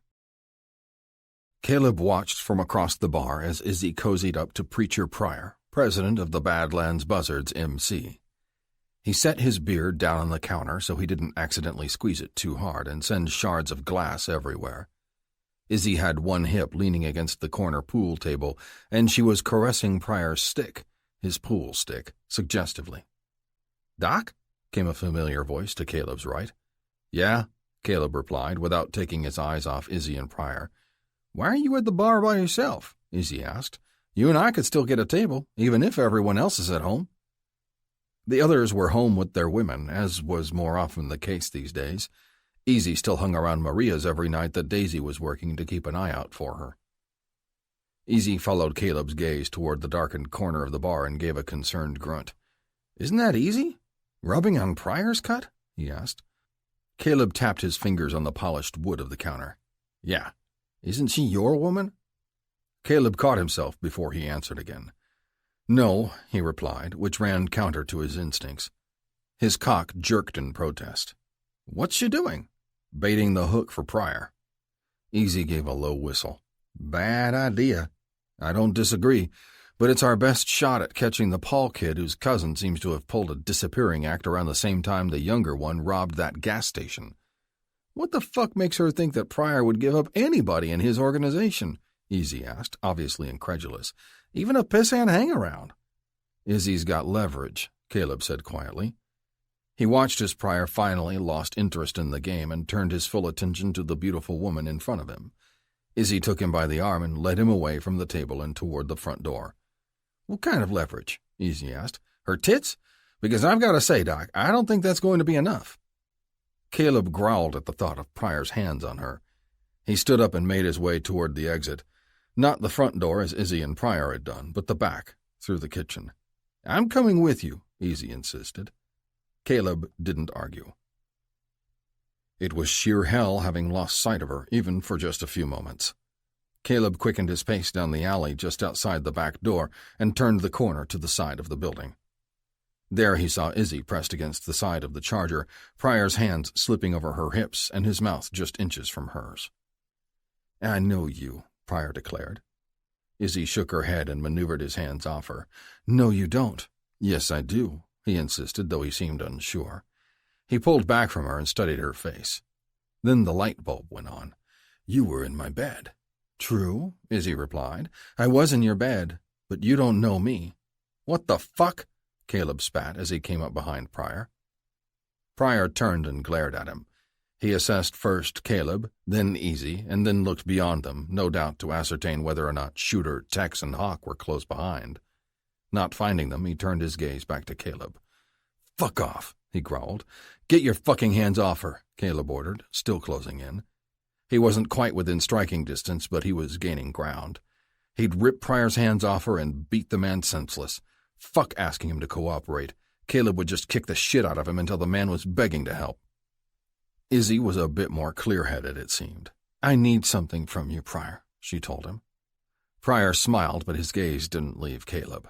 "After I grease Barney Fife and the Gimp, I'll give it to you, baby. I'll give it to you all night and all day tomorrow, if you're a good girl." Izzy sighed. "I doubt that, Pryor. You'll probably be dead by then." Pryor turned back to look at her. He must have guessed that Izzy and Caleb were together, because when he realized he was blocked in by the 2 ex-Army Rangers, he grabbed Izzy with one hand, pulled a switchblade with the other. He set her between them, with the blade glinting at her throat. Without thinking, Caleb pulled his .45 out of the waistband of his jeans and trained it on Pryor's head. "Holy fuck," Izzy muttered darkly. "Fucking fight, and I don't have a gun or a knife. Thanks for the heads up, Doc." "Let her go, Pryor," Caleb said quietly. "What the fuck?" Pryor growled. "Someone starts talking, or she starts bleeding." Blood roared in Caleb's ears. His finger flexed on the trigger. It wasn't a difficult shot. He could put it right between Pryor's eyes if he cared to, though it didn't seem like enough of a punishment for the asshole. "Fair enough," Izzy said, deadly calm. There was a sharp click, though not of a hammer. Pryor tensed at the unfamiliar sound, but even he knew it wasn't a gun she had in her hand. Under the piss-yellow glow of the overhead street lamp, Izzy held up a small digital recorder. A voice Caleb didn't recognize filled the tense silence. "Look, enough's enough," someone said. "All these fucking plans and we're still standing around with our dicks in our hands. We ain't seen a payday like he's been promising." "Soap," said another voice. "Killing a brother ain't no walk in the park." "Jesus, man," said a third voice. "Killing a brother? Nah, man, killing the Prez. Let's call it like it is. He deserves that much, anyway." "True. And not just him. Tiny, Switch, and Dink, they'll never stand with us. We take out Pryor, they'll be out for blood." "We take them out first," someone argued, "and he'll know we're coming for him." Someone sighed. "So we do 'em all at once. It's the only way. Heads are gonna roll if we fuck this up." "Heads are gonna roll," someone agreed, "but they won't be ours." Izzy switched off the recorder. Pryor remained frozen, still waiting for his brain to catch up. "Pryor," Caleb said, warning him. Slowly, Pryor pulled the knife from Izzy's throat. Caleb still didn't lower his gun. "How the fuck did you get this?" Pryor demanded.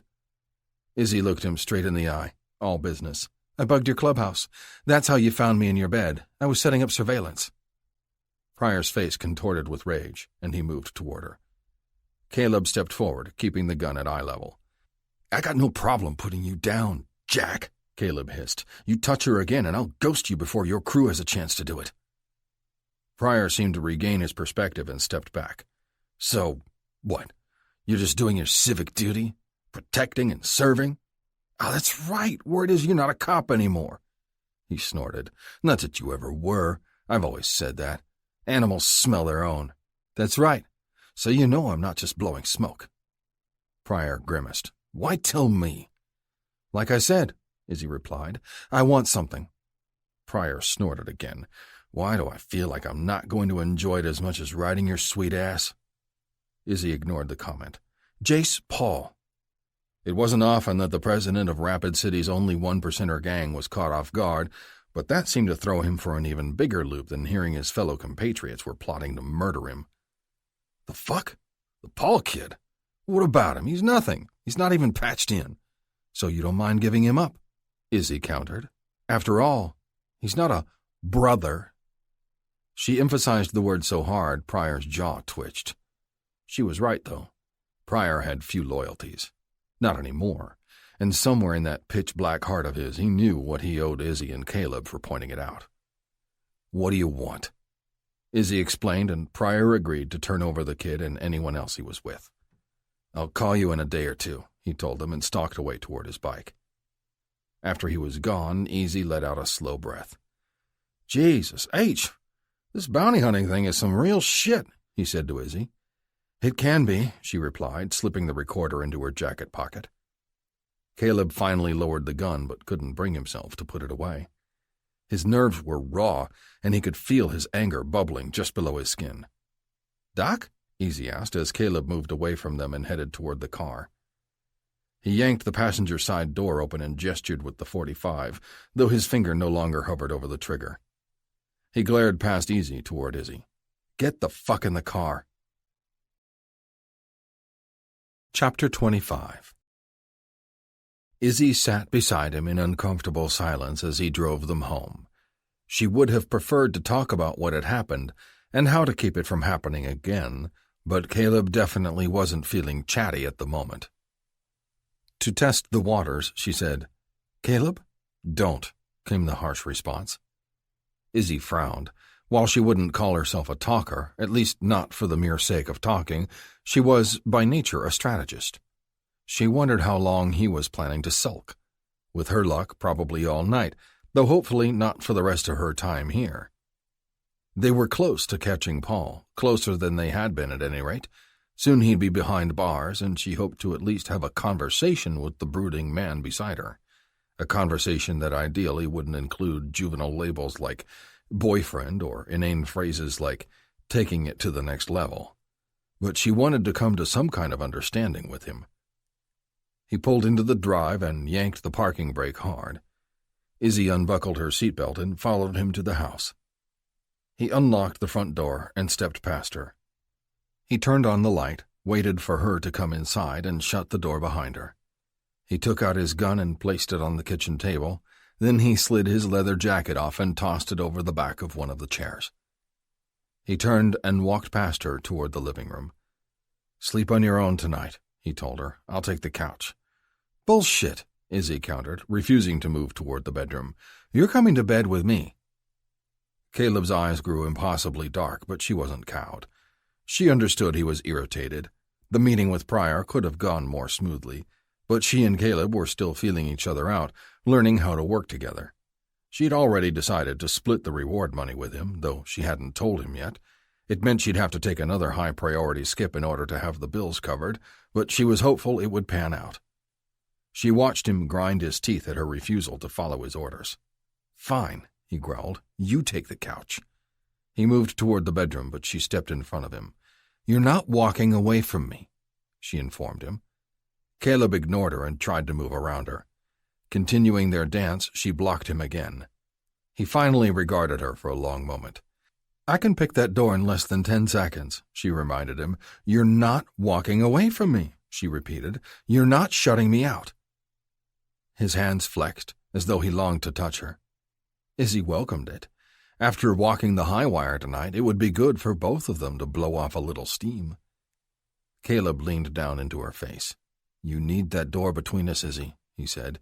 "You need more than that door. You need miles between us right now." He paused. A measured silence stretched out between them before he said, "Get the fuck out." "Fuck you," she replied. "I'm not leaving." His hands flexed again, and he licked his lips convulsively. "You want to put your hands on me, Caleb?" "Do it," she challenged. He shook his head and looked away. "You do not want that." "I think I do," she argued, and slid her leather jacket down her arms. It landed in a heap on the floor behind her. "In fact, I know I do." "Izzy," he warned as she grasped the hem of her shirt and pulled it up over her head. "Touch me, Caleb," she demanded. He didn't respond. He didn't move toward her either. She unclasped her bra and tugged it down. "I won't break," she assured him. "I'm here, and I'm not going anywhere." She kicked off her boots and popped the button on her jeans. "This is not going to happen," he told her. "Get dressed, get your shit, and get out of my house." Izzy wiggled out of her jeans and tossed them aside. "Make me," she countered. "Izzy, I swear to God," he said as she stood before him in just her panties. "I will—" "You'll what?" she prompted. "What will you do to me?" Caleb moved forward, reaching for her with one hand. She could tell by the look in his eyes he hadn't yet given in. She moved backward out of his reach and toward the bedroom behind her. "You need to leave," he demanded, and reached for her again once they were inside the bedroom. He finally grasped her wrist and pulled her forward. Instead of fighting him, Izzy surged forward and stood on her toes. Her face was just inches from his. "No," she said firmly. And this was the catalyst. The brittle moment that had crackled between them now snapped. Izzy found herself lifted and moved, not toward the bed but to the wall next to it. Her back hit the cool plaster with a thud. "Get out before you get hurt," he demanded. "Before I hurt you." His voice was gravelly, full of venom.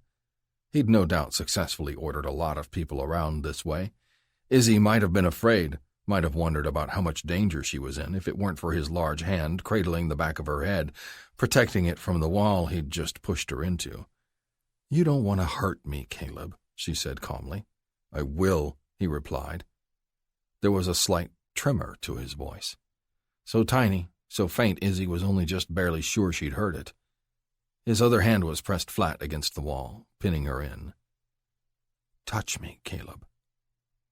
He hesitated a moment, then punched the wall beside her.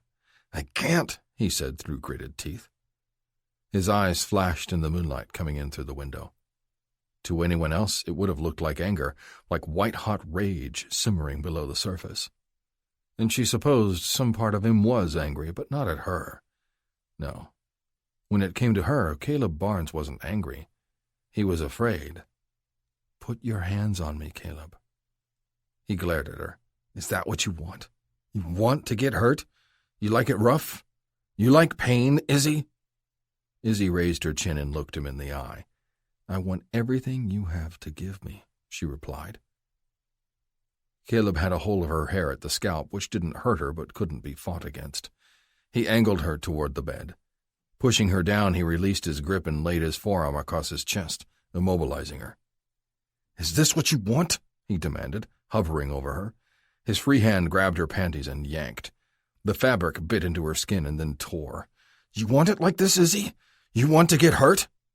His hand was on the button of his jeans, and he yanked open the fly with a jerk that shook the whole bed. Izzy couldn't move with his weight on her. She couldn't raise her arms high enough to reach him, so she spread her legs as he moved in between them. He hesitated, one arm holding her against the bed, the other hand grasping his rock-hard cock. "Give me everything," she told him, because she couldn't make him do it herself. His body tensed before he plunged inside her, burying himself completely. She cried out from the force of it. She couldn't hold him in her arms, so she wrapped her legs around him.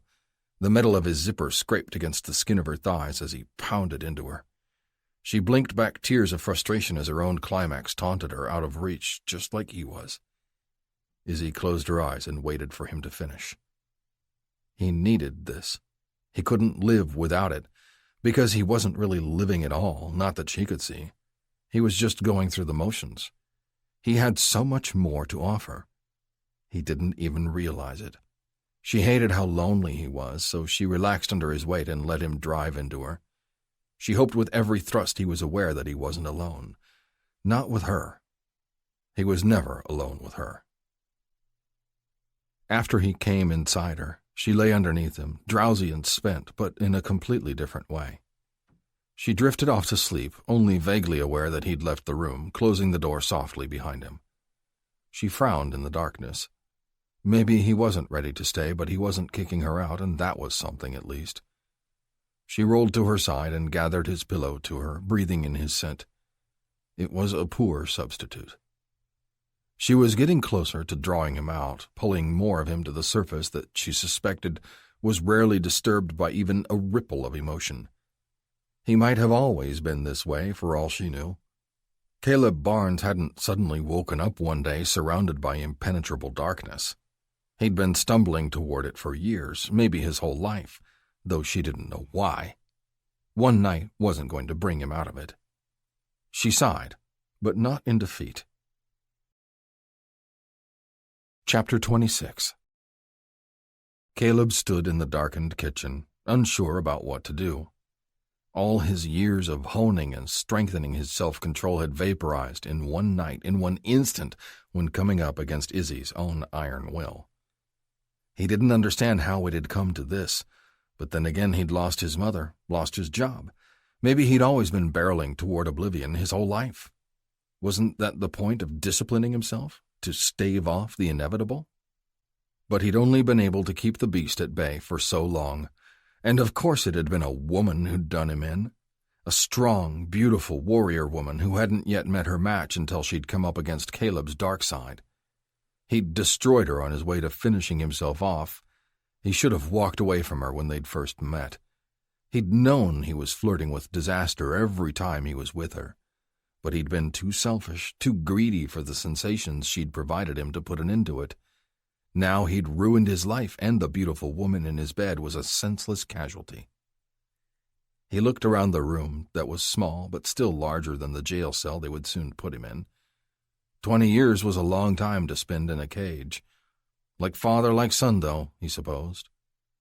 His eyes came to rest on the .45 lying on the kitchen table. It was his team gun.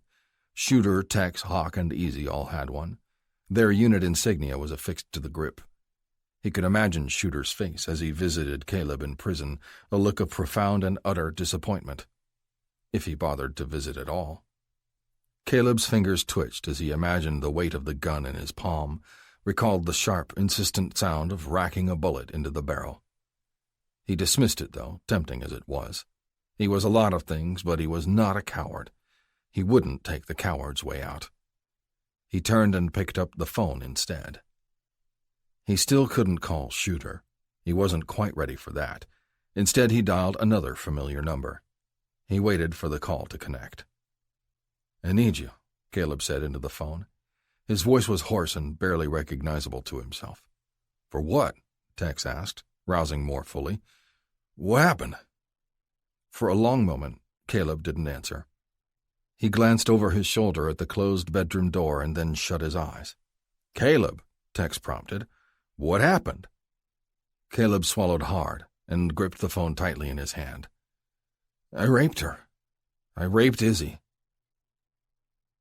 It felt as though it took Tex a long time and a short time to arrive at the house. Caleb could barely recall how long it had been since he'd hung up the phone. Now the cowboy was looming in his kitchen, watching him carefully. "Where is she?" Caleb nodded to the bedroom door. "In there. Asleep. Tell me exactly what happened." Caleb rubbed a hand over his face and shook his head. "I can't. I don't really know. I told her to back off. I told her that she had to get out of my face, but she wouldn't listen. She just kept pushing me. I snapped," he said quietly.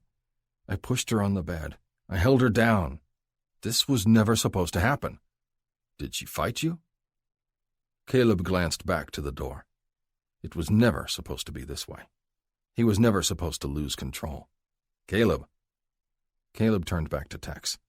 "Did she fight you?" Caleb shook his head. Izzy hadn't struggled at all while he was going at her. "Did she say no? Did she tell you to stop?" Caleb closed his eyes again. "Give me everything." She said she wanted it." He glared at Tex. "But she didn't know what she was asking for. She couldn't have wanted that." He recalled the emotions that had overtaken him. He'd originally intended to scare her into leaving, but she hadn't backed down, and he'd only meant to push her further away when he'd pinned her down and held his dick at the entrance of her pussy. He'd never intended to hurt her, but the desire to frighten her became dwarfed by the need to own her, possess her completely. It had been overwhelming. He had wanted to be everything to her in that moment, life and death, just as she was to him. He shook himself free of the thought. Izzy was not life and death to him. She never could be. No woman could ever be that important. The destruction that would follow would be too absolute. Feelings like that were a blaze that would consume everything. "I wanted her to be mine," Caleb whispered, looking at the door again. He realized now why he called Tex. Only Tex could relate, on some level, to a desire like that. But Tex didn't have the same darkness in him that Caleb had. It would never be evil for Tex to own a woman. "Is she?" Tex asked calmly. Another surge of emotion rose up, but Caleb fought it down. "She was in Pryor's bed." Tex's eyebrows shot up. "Preacher Pryor? How the fuck did that happen?" Caleb shook his head. "She just ended up there. She says nothing happened with him." "Do you believe her?" Caleb looked at Tex and nodded. "I do. But she was in his bed, and tonight he had a knife to her throat and—" He couldn't finish the sentence. "And you needed a reminder that she was yours." Caleb's eyes flashed at his brother. "She's not mine," he hissed. "She can never be mine." "Does she want to be?" Caleb gaped at him. "You know it can never happen. You know I can't—" Tex held up a hand. "I don't know any such thing, Caleb. You're the one who seems determined to be alone. I disagree. I always have. Mark, it's normal to want to stake your claim on a woman you're interested in, Caleb. It's normal to get upset when she's in trouble and want reassurance that she's okay.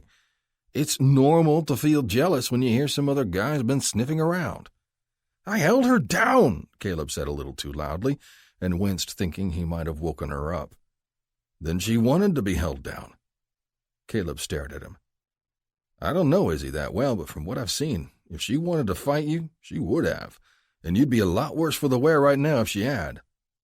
Caleb snorted, like she could stop me. Probably not, Tex admitted, not unless she got a lucky shot in. But I can guarantee you if she was upset about what happened, she wouldn't be sleeping in your bed right now. She'd be wide awake and thinking of ways to slice the skin off your dick. Maybe, Caleb replied, though he didn't buy it. Or maybe she's scared. Or maybe she doesn't want to involve the police. It doesn't matter, I'm turning myself in, he declared. Tex shook his head. Like hell you are. Caleb's eyebrows shot up. What the fuck, Mark? We can't just ignore it. I'm not suggesting that, the man countered, but you're going to sit your ass down and let me get a lay of the land first.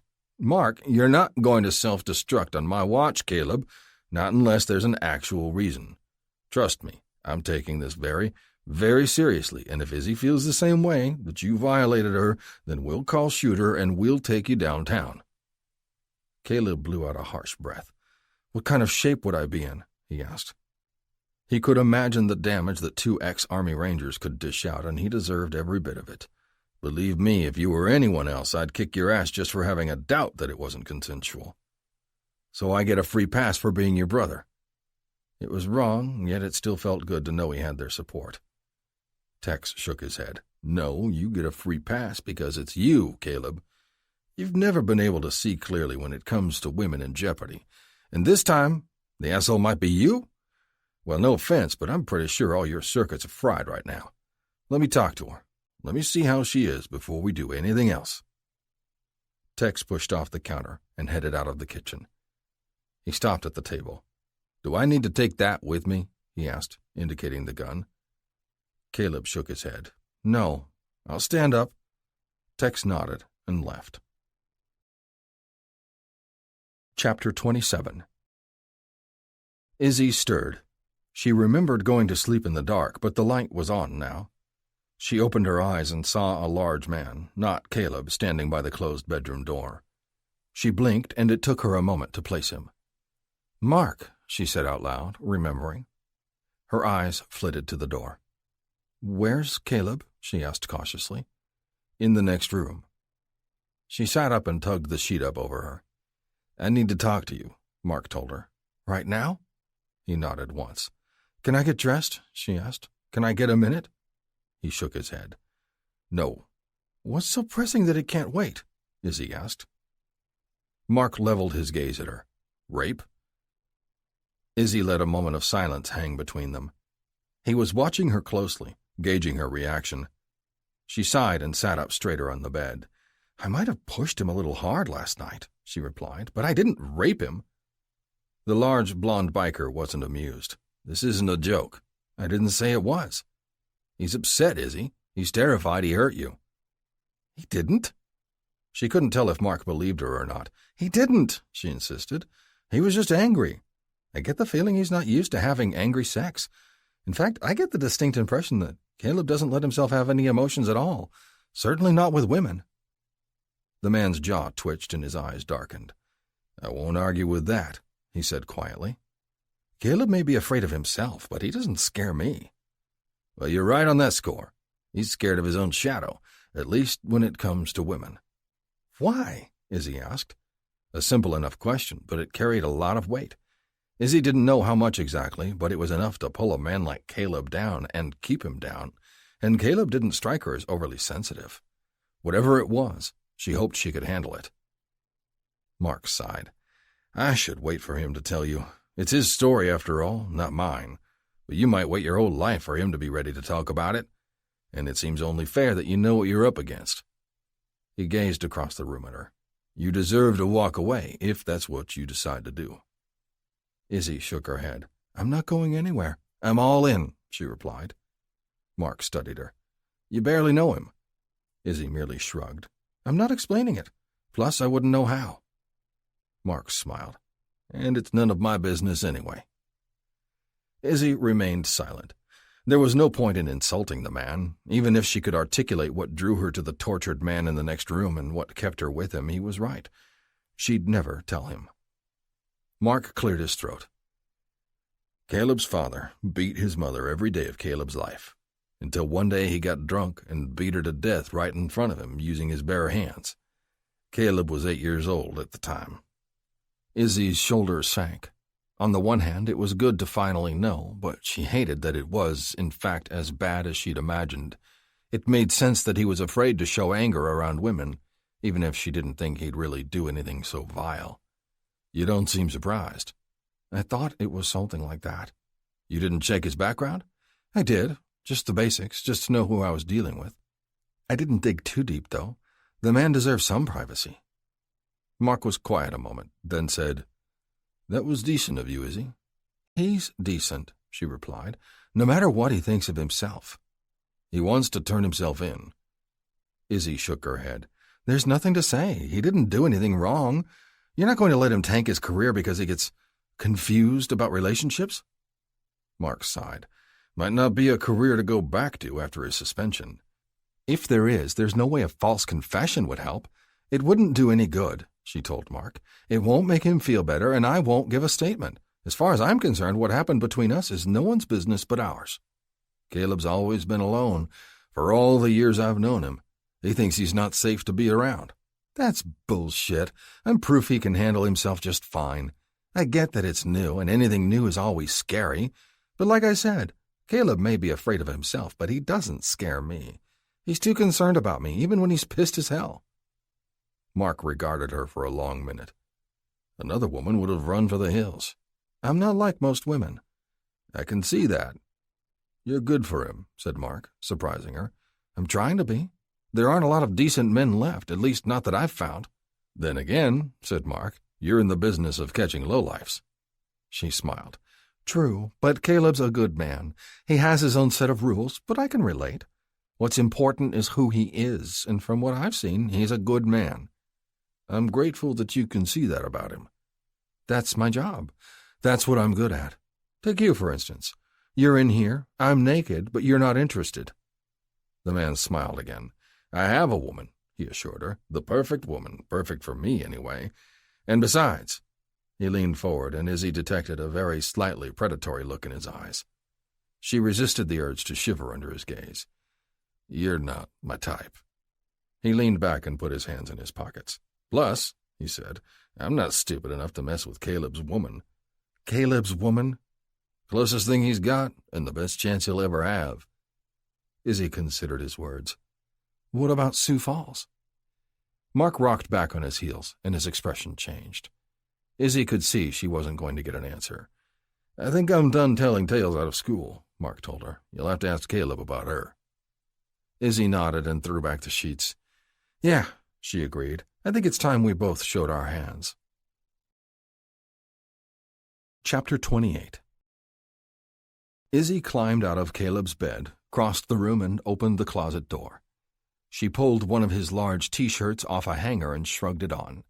There was no hope for her hair without a shower, so she gathered it at the back and secured it with a rubber band. She left the bedroom and entered the living room. The quiet sound of Mark and Caleb talking told her they were in the kitchen. She walked past the scattered pile of her clothes on the floor. The disarray looked out of place in Caleb's otherwise neatly organized home. True enough, Izzy had come into Caleb's life like a tornado. She'd disrupted his normally ordered and sterile existence. She hoped her presence, however chaotic, was a good thing. She turned the corner and entered the kitchen. Caleb and Mark both turned toward her. They might have just been a pair of friends catching up on old times. Anyone would think that before they caught the dour looks on both men's faces. I'm heading home, said Mark, pushing off the counter he was leaning against and heading toward the front door. Call me if you need anything else, he said over his shoulder. Izzy wasn't sure whom he was talking to. The door shut soundly behind him, almost echoing in the silence. Izzy turned to look at Caleb, who had large dark circles under his eyes from lack of sleep. He also hadn't shaved since the day before. Overall, he had the wearied, disheveled appearance of an anxious yet exhausted man. It seemed as though Izzy's presence had wrecked both the house and the man. She moved toward him, reaching for him. "Don't," he told her. "Caleb, just don't." "Look at me," Izzy demanded. When he refused, she said it again. "You didn't hurt me, Caleb. I'm fine." Caleb shook his head. "It's not fine." Izzy crossed her arms in front of her. She'd rather be touching him, but she didn't want to force the issue right now. "I'm telling you it is, and I'm also telling you that trying to turn yourself in for a crime you haven't committed is also bullshit. I won't go along with it," she told him. "I won't say anything that isn't true." "I hurt you, Izzy." Izzy shook her head. "No, you didn't." "I meant to," he argued. "No, you didn't. You meant to scare me, but it didn't work. I'm still here, and I see exactly who you are, Caleb, and I'm not going anywhere." "That's crazy. You're crazy." He jabbed a finger into his own chest. "I'm not safe to be around, Izzy." "That's crap. You're the safest person I've ever been with." He gaped at her. That's... He ran a hand through his uncombed hair and stared at her. You don't open doors for me," she told him. Caleb's eyebrows furrowed, and he stared at her. "What?" "You don't open doors for me. You go in ahead of me." "So, your argument that underneath it all I'm a nice guy is based on the fact that I'm an asshole? What, I go in first and—" Izzy shook her head. "Not first, primary. You were primary through the door, Caleb. Every time, no matter where we are, you always put yourself between me and potential danger. I don't even think you know you're doing it most of the time." Izzy moved closer and cupped his face in her hands. "Pop always said if you want to know someone, watch them when they don't know you're looking. The little things, the things they don't even know they do, will tell you everything you need to know. It doesn't matter what they say or what they do for an audience. It's what they do without having to think about it. That's how you know what kind of person they are. You've seen me at my worst, Izzy. You've seen the kind of damage I'm capable of. It's inside me, Izzy. It's always been there. It's the only thing my piece of shit old man ever gave me." "I don't believe that," she said firmly. "People aren't their parents, Caleb. What they do to us may shape who we are, but we're not them. We don't have to be them." "Oh, that's bullshit," he snapped. "It's absolutely who we are. It's in our fucking DNA, Izzy. And you believe it. You know goddamn good and well that you believe it." "I do not." "Then why won't you have kids, Izzy?" he challenged. "If you're so sure that we're not destined to be just like our parents, why won't you have kids of your own?" "Because I don't want them," she argued. "Because I don't live the kind of life that has room for kids. My job is dirty and dangerous, and I love it, and it's not a place for a kid. I don't have kids because I don't want kids, Caleb, not because I'm afraid to have them." "Is that what you think of me?" she demanded. "That I'd leave my kid alone, shitting themselves in a filthy fucking diaper, starving and terrified? You think for a second I'd ever do some shit like that?" Caleb hesitated, but not because he wasn't sure of his answer. He seemed genuinely surprised, shocked by the question. "No," he said. "No. God, Izzy, I don't think that. You'd never do that. It's not in you to do something like that." "That's right," she shot back. "I would never do that because I might be related to her, but I'm not her. Everything good in me I got from my pop, and everything good in you came from your mom. And those two, my pop and your mom, they're stronger, more important than the shitheels who should have loved us but didn't." Caleb shook his head. "I don't know, Izzy. I don't know. Being around me, being with me, it's a bad idea. Try and make me leave again. See what happens." Before he could reply, the cell phone on the counter rang. Caleb turned and picked it up, studying the screen. "It's Pryor," he told her. Izzy listened to Caleb's part of the call and watched him scribble down directions, presumably to the cabin where Jeter and Jace Paul were holed up. Caleb disconnected the call and set the phone down. "We need to get ready," he told her, moving past her and toward the bedroom. Izzy stood in the kitchen, watching him walk away. "This isn't over, Caleb," she called after him. "The conversation or the relationship." All she heard was the sound of the bedroom door closing on her. Chapter 29. Caleb followed his own hastily scribbled directions beyond the city limits and north on 90 to the edge of the Black Hills National Forest, just a few scant miles from the Wyoming border. He followed an unpaved road just outside the Spearfish city limits, past scrub bushes and trees yellowing in the late autumn sun. He spotted Tex's Hummer and Shooter's large diesel truck parked off the not-so-beaten path. He nosed the car off the road next to Shooter and killed the engine.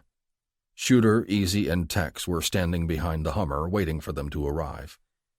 Izzy had been remarkably quiet in the car, surprising since the last thing she'd said to him was that she wasn't done talking. He was grateful for the silence, since he didn't know what to say anyway. Nothing with Izzy was ground he'd covered before. He felt set adrift without a map or a compass, and he knew he couldn't necessarily trust his instincts.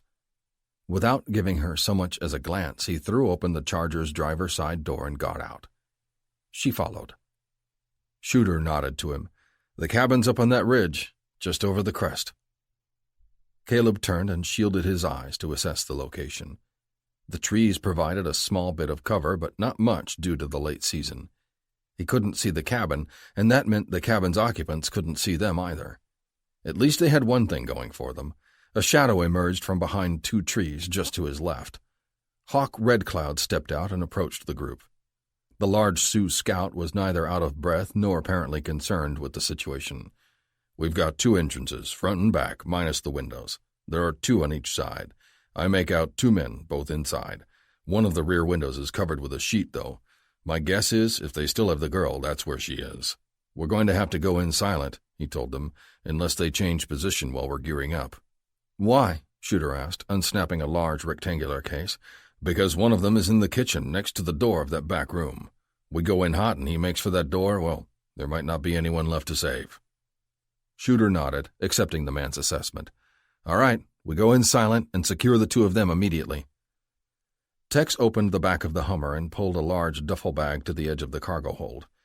He unzipped it and began handing out wireless earpieces. Once attached, each man strapped on a bulletproof vest. Caleb turned while adjusting his to see that Izzy had opened the trunk of the Charger and pulled out her own vest. She pulled it on over her head and velcroed it tightly around herself. Shooter looked at Caleb and then jerked his chin at Izzy, who was racking the slide of a Mossberg as she approached them. "Where's she going to be?" he asked Caleb. If Izzy felt slighted by the question, she didn't show it. It wasn't an insult, Caleb knew. Shooter didn't know her, had never been in the field with her. Caleb hadn't really either. What Shooter was really asking for was Caleb's opinion about her place on the team. Go in with them or wait here. Izzy had always been cool under pressure. Though they'd never been on a team together, she'd done a hell of a lot of takedowns. More than Caleb had, honestly. She knew the game well enough, and she for damn sure understood what was at stake. It was the reason she'd stalked her prey all this way and stayed in the shadows of Rapid City while she searched. "She's with me," Caleb told Shooter. "I'm on point. We'll take the front entrance." Shooter turned to Tex and Hawk. "You two are on the rear entrance. Hawk, you take point on that one." Tex didn't argue. If guns blazing was the plan, any one of them could charge in first, but no one was stealthier than Red Cloud. Izzy eyed Shooter's sniper rifle warily. "If they're dead, we don't get paid," she told him. Shooter grinned at her. "I won't kill anyone, Izzy. I'm just the backup. And don't worry about getting paid. We live here, and this is in our wheelhouse, so we're helping out our brother. No one's taking your money from you." Izzy nodded. "I appreciate that." She watched the men finish gearing up. "What?" Shooter asked her. She shook her head. "Nothing," she told him. "I was just thinking about Pop, that's all." Shooter placed his large hand on Izzy's shoulder and squeezed. "Family's family is." Tex stepped forward and looked up to the ridge. He frowned. "We should have brought Abby," he declared. "For the girl." "I'll take the girl," Izzy told him. "You handle the others. We'll call our CPD once everyone is locked down." "All right," Shooter said firmly. "Let's move out. Everyone knows their assignment. Stay out of view of those windows and wait at your points of entry for go." Everyone nodded and spread out quickly and quietly. Tex and Hawk headed left, through the trees and up the hill. Shooter, Izzy, Caleb, and Izzy turned right together, though Izzy and Shooter broke off from them as Izzy and Caleb maneuvered toward the shoddy one-story cabin that rose into view ahead of them. Caleb and Izzy reached their destination first, as it was closest. He crept up the porch, placing his boots on the sides of the steps to avoid stressing the cracked wood. When he reached the top, he swung right and pressed himself up against the wall, just beside the doorknob. Izzy reached out and gently tested. When it gave just a bit, she let go of the knob and nodded at Caleb. "We're in position," Caleb said softly. The earpieces were top of the line and picked up even the barest whisper. "Understood," came Shooter's voice. We got a problem," Tex cut in. "Our entry's locked." Caleb frowned. The rear door was closest to the kitchen. It was imperative that they breached that entrance, even more so than the front. Before he could say anything, Izzy said, "I'm on my way." She crept back down the steps and edged toward the right side of the house, which was smart, he noted. There were 2 windows on that side, but one of them was blocked by curtains. If the girl was in that room, she wouldn't cry out in surprise at seeing a heavily armed woman sneaking past her window. Plus, Shooter was on that side. He and Izzy were spotters for the operation, and they'd safely navigate Izzy to the back door. Caleb watched as Izzy disappeared around the corner of the cabin. He held his breath and steadied his hands. He didn't like it when she was out of sight. He pressed his back further into the wall behind him to fight the urge to go after her. "Easy now," came Shooter's voice over the earpiece. "The one in the living room is on the move." There was a long moment of silence as Caleb imagined Izzy waiting by the window, tensed and ready to move past it at the lieutenant's word. Finally, the word came, and just a few seconds later, Caleb heard Izzy say, "Hold this." The sound of a snort came over the earpiece. "You hold Vegas's purse," Hawk whispered. "Now Izzy's shotgun. Must feel good to be useful." "Fuck you," Tex whispered. "Shut it," Shooter ordered, and they maintained radio silence while Izzy picked the lock on the back door. Caleb looked down at his watch and timed it, for lack of anything better to do. At the 47-second mark, she said, "Got it." He smiled to himself. "That's my girl." The thought had come to him unbidden, and it surprised him, but he didn't have time to think about it now as she made her way back to the front of the cabin to prepare for entry. "He's back," Shooter told her. "He's on the couch. Go ahead, he can't see you." Within seconds, Izzy appeared around the corner of the house again. Caleb felt his stomach uncoil now that he could see her again. She crept back to her position by the front door. "Okay," she whispered. "Stand by, sports fans," Shooter said. Half a second later, the front tire on the rusted-out truck parked in front of the cabin jerked. Caleb heard a slow, quiet hiss of air as the tire deflated. After an adjustment, Shooter fired another silenced round from his rifle and disabled the second vehicle. "No one's leaving this party early," said Izzy. "Ready?" came Shooter's voice again. "Front entry ready," Caleb replied, looking into Izzy's eyes as he said it. Her breathing was even. Her hands were steady on her weapon. Her eyes were clouded, not bright with fear or excitement. She was definitely ready. "Rear entry ready," Tex replied. "There's a joke in there somewhere," said Hawk. "Tell it later," Shooter ordered. Caleb took his own deep breath and settled into the heels of his feet. He put his hand on the knob. "3, said Shooter. Caleb turned the knob as far as it would go to the right. 2. He cracked the door just the barest of inches. 1. He let out the breath he was holding and pushed in the door. Chapter 30. Izzy followed Caleb silently into the cabin. The opening of both doors at the same time hadn't alerted anyone to their presence. As she fully entered the building and stepped around Caleb, she saw Hawk and Tex slowly moving in directly across from her. The kitchen was to their left, and they skirted along the wall to reach the entrance without being seen. Izzy spied Jace Paul stretched out across the couch, asleep.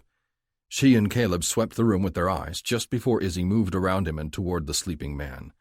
She maneuvered her way between the couch and coffee table, training her shotgun on him. From her position, she couldn't be seen by Jeter in the kitchen.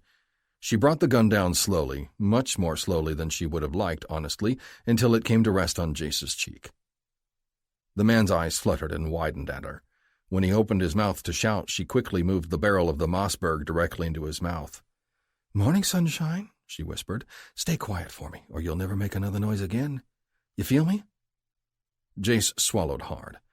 Izzy could see the pulse in his neck throbbing. He nodded as best he could under the circumstances. Izzy kept her eyes on Jace and hoped things went as well with Jeter. She heard the click of a hammer in her earpiece. "What the fuck?" said the other man. "Drop it," said Hawk. "What the fuck?" the man repeated. "Jace?" Hawk sighed. "Think this through," he said. He sounded irritated, like he was scolding a child having a tantrum. "You've brought a knife to a gunfight." A long silence ensued before Izzy heard a sharp clatter. She assumed Jeter had made the right choice and dropped the knife. There was a scuffling of shoes behind her. Caleb approached the couch and grabbed Jace by the arm. He hauled him up off the couch and cuffed him. Izzy stepped back and turned around. Tex was slapping a second pair of cuffs on the other man. Izzy frowned at them. At both of them, really. The man looked up and spat onto the floor. "Fucking Christ," he growled. Izzy crossed the room and stood a few feet away, directly in front of him. "Who the fuck are you?" she demanded. "Oh, shit," Tex muttered. A loud, keening cry came from the back room. It sounded a bit like a raging or wounded animal. As the door flung open, Tex grabbed the cuffed man around the torso and hauled him to one side, out of the way. A scrawny asshole that Izzy finally recognized as Jeter Paul emerged from the room just off the kitchen.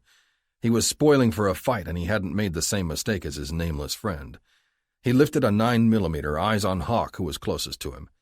Izzy stepped deftly to the side and forward, clearing the Sioux from her spread. She caressed the trigger of the Mossberg and fired. Thunder blasted, making her ears ring. Jeter Paul dropped to the floor, his gun skittering into a corner, far out of his reach. Izzy was reasonably confident he couldn't even crawl to it. He screamed loudly, but the sound was somewhat muted by her recovering eardrums. Hawk leapt over him, agile, Izzy thought, for such a large man. He kept his gun drawn as he looked into the back bedroom. "We're approaching," Shooter said loudly through her earpiece. He might have been running. "Jeter!" the two cuffed men shouted. Tex wrestled the unknown man back away from the kitchen and manhandled him toward the open front door. Caleb pushed Jace out ahead of him. Shooter's large, hulking frame filled the doorway, and he stepped inside. His sniper rifle was shouldered, and he had his own Desert Eagle drawn and pointed at the floor. His shrewd eyes assessed the room. "Damn," said Izzy as he fell in behind his former lieutenant. "She shot him? What the fuck? I thought we weren't supposed to shoot them. If I'd known we could shoot them, I wouldn't have agreed to be a fucking spotter," he grumbled. "He ain't dead," Hawk replied, stepping back over the man calmly. He holstered his weapon.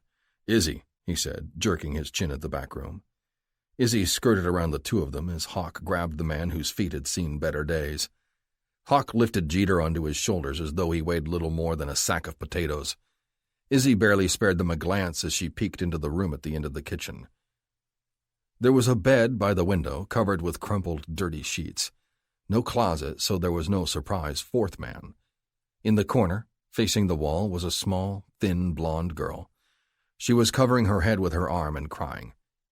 Izzy sighed and took her finger off the trigger of her shotgun. The girl was alive. That was all that mattered. Anything else could be dealt with, healed with time and care. Izzy looked over her shoulder and listened to the sound of the men being dragged outside. It was probably better if the girl didn't have to see them. They could stay here, in this room, until the proper authorities came. "Shooter," Izzy said. "Izzy? Can you call RCPD and get an ambulance, too?" "Will do, Iz." Izzy stepped into the room and got a better view. It was littered with fast food bags, empty soda and beer cans, and the trash can by her right foot was loaded with condoms. She bit her lower lip. Thanks to her absent mother, Izzy didn't have much in the way of maternal instinct, but she was still a better bet than any of the 6-foot Army Rangers outside. She set the safety on her Mossberg and leaned it against the wall. She didn't know how much it mattered, but she tried to appear as non-threatening as possible. "Hey," she said quietly. "I'm Izzy." The girl didn't reply. Izzy moved to the foot of the bed and debated whether or not to just sit with her until real help came. "I'm from Denver. I've been looking for you. So many people want you home, Darla." It's funny the way that the perception of time is always colored by the circumstances of the moment. Happy moments, like the ones when she was in bed with Caleb, feeling him moving inside her and always wanting more, never seemed to last as long as she wanted them to. Moments of doubt or fear, though, seemed to stretch out endlessly before her. If Izzy could have seen the girl's face, she would have known which moment they were living in. Her ability to read people would have ensured a different outcome. But Izzy hadn't seen her face, not when she first looked in the room and not even after she entered it. Not until it was too late. 16-year-old Darla Hale wiped her tears with the sleeve of her shirt, then she turned and raised a 9mm. The inner brass ring of the muzzle glinted at Izzy. H&K, if she wasn't mistaken, because black moments really did seem to go on forever.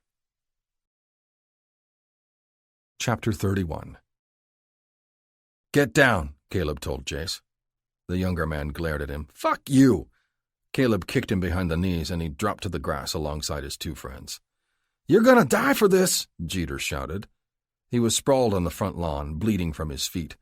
Caleb hadn't seen the actual shot, but given the condition of the kitchen floor, it appeared as though Izzy had aimed for the yellowed linoleum right in front of the man's toes. The floor had taken the worst of the impact, while the scatter had hit Jeter's feet and ankles like shrapnel. It still hurt like a bitch, Caleb was certain, but Jeter still had all his little piggies, and they were all headed to jail instead of the morgue. "It was a good shot," Hawk replied, watching Caleb assessing the injured man. "Kept her head, played it smart." "Probably saved your ass from getting shot," Tex teased. Hawk frowned. "Let's not go that far. I had him," he insisted, "but Izzy beat me to him. There's no—" "Hey!" Jeter shouted. "Do you hear me? Are you listening? You ain't cops. You ain't shit. And you have no idea who you're—" Shooter stepped over Jeter, stopped in front of Jace and the man with no name, or wallet, Caleb had discovered. Shooter leaned down toward them. "You know me?" he asked. Jace gave him a dirty look before turning his head away.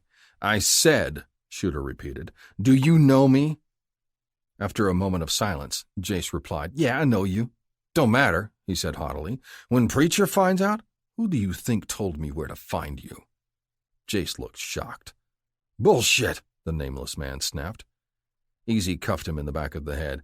"Hey, who is this guy anyway?" he asked the others. "Does Izzy get paid extra for a bonus bad guy?"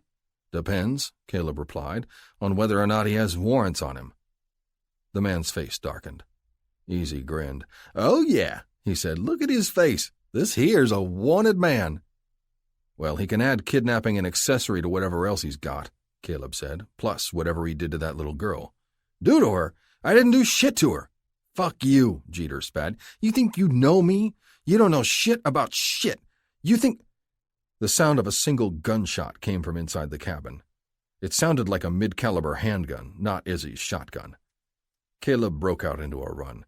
"I thought you cleared the place," he shouted at Tex, who was right behind him. "I did." If Tex was certain, then it was true. He had cleared the cabin. Caleb struggled to put the pieces together as he pounded up the stairs of the front porch. Every muscle in his body was tingling. He was on full alert. He grabbed the doorknob and barreled through the entrance. "Told you, motherfuckers!" Jeter screamed after them. "She's dead! She's fucking dead!" Then he laughed. Caleb had never had much concern for even the idea of a god, not with all he'd seen in his life. His mother had constantly prayed to a god who had never intervened for them. Caleb had eventually written it off as the last act of the desperate and powerless. But as he tore through the living room and turned into the kitchen headed toward the back bedroom, he realized he was both desperate and powerless. "Don't take her," he whispered. "Don't take her from me." His thumb pulled back the hammer of his .45 in case he was just talking to himself. He burst through the half-open door and lifted his weapon. Izzy was slumped with her back against the wall. In her hand was a 9mm. On the floor next to her, sobbing and blubbering through a face full of blood, the girl was pressing her hands to her face.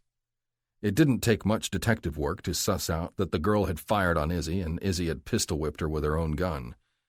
Caleb wasn't relieved, though. Izzy had her arm pressed across her midsection. She was struggling to breathe. Tex moved past Caleb and yanked the girl up off the floor by one arm.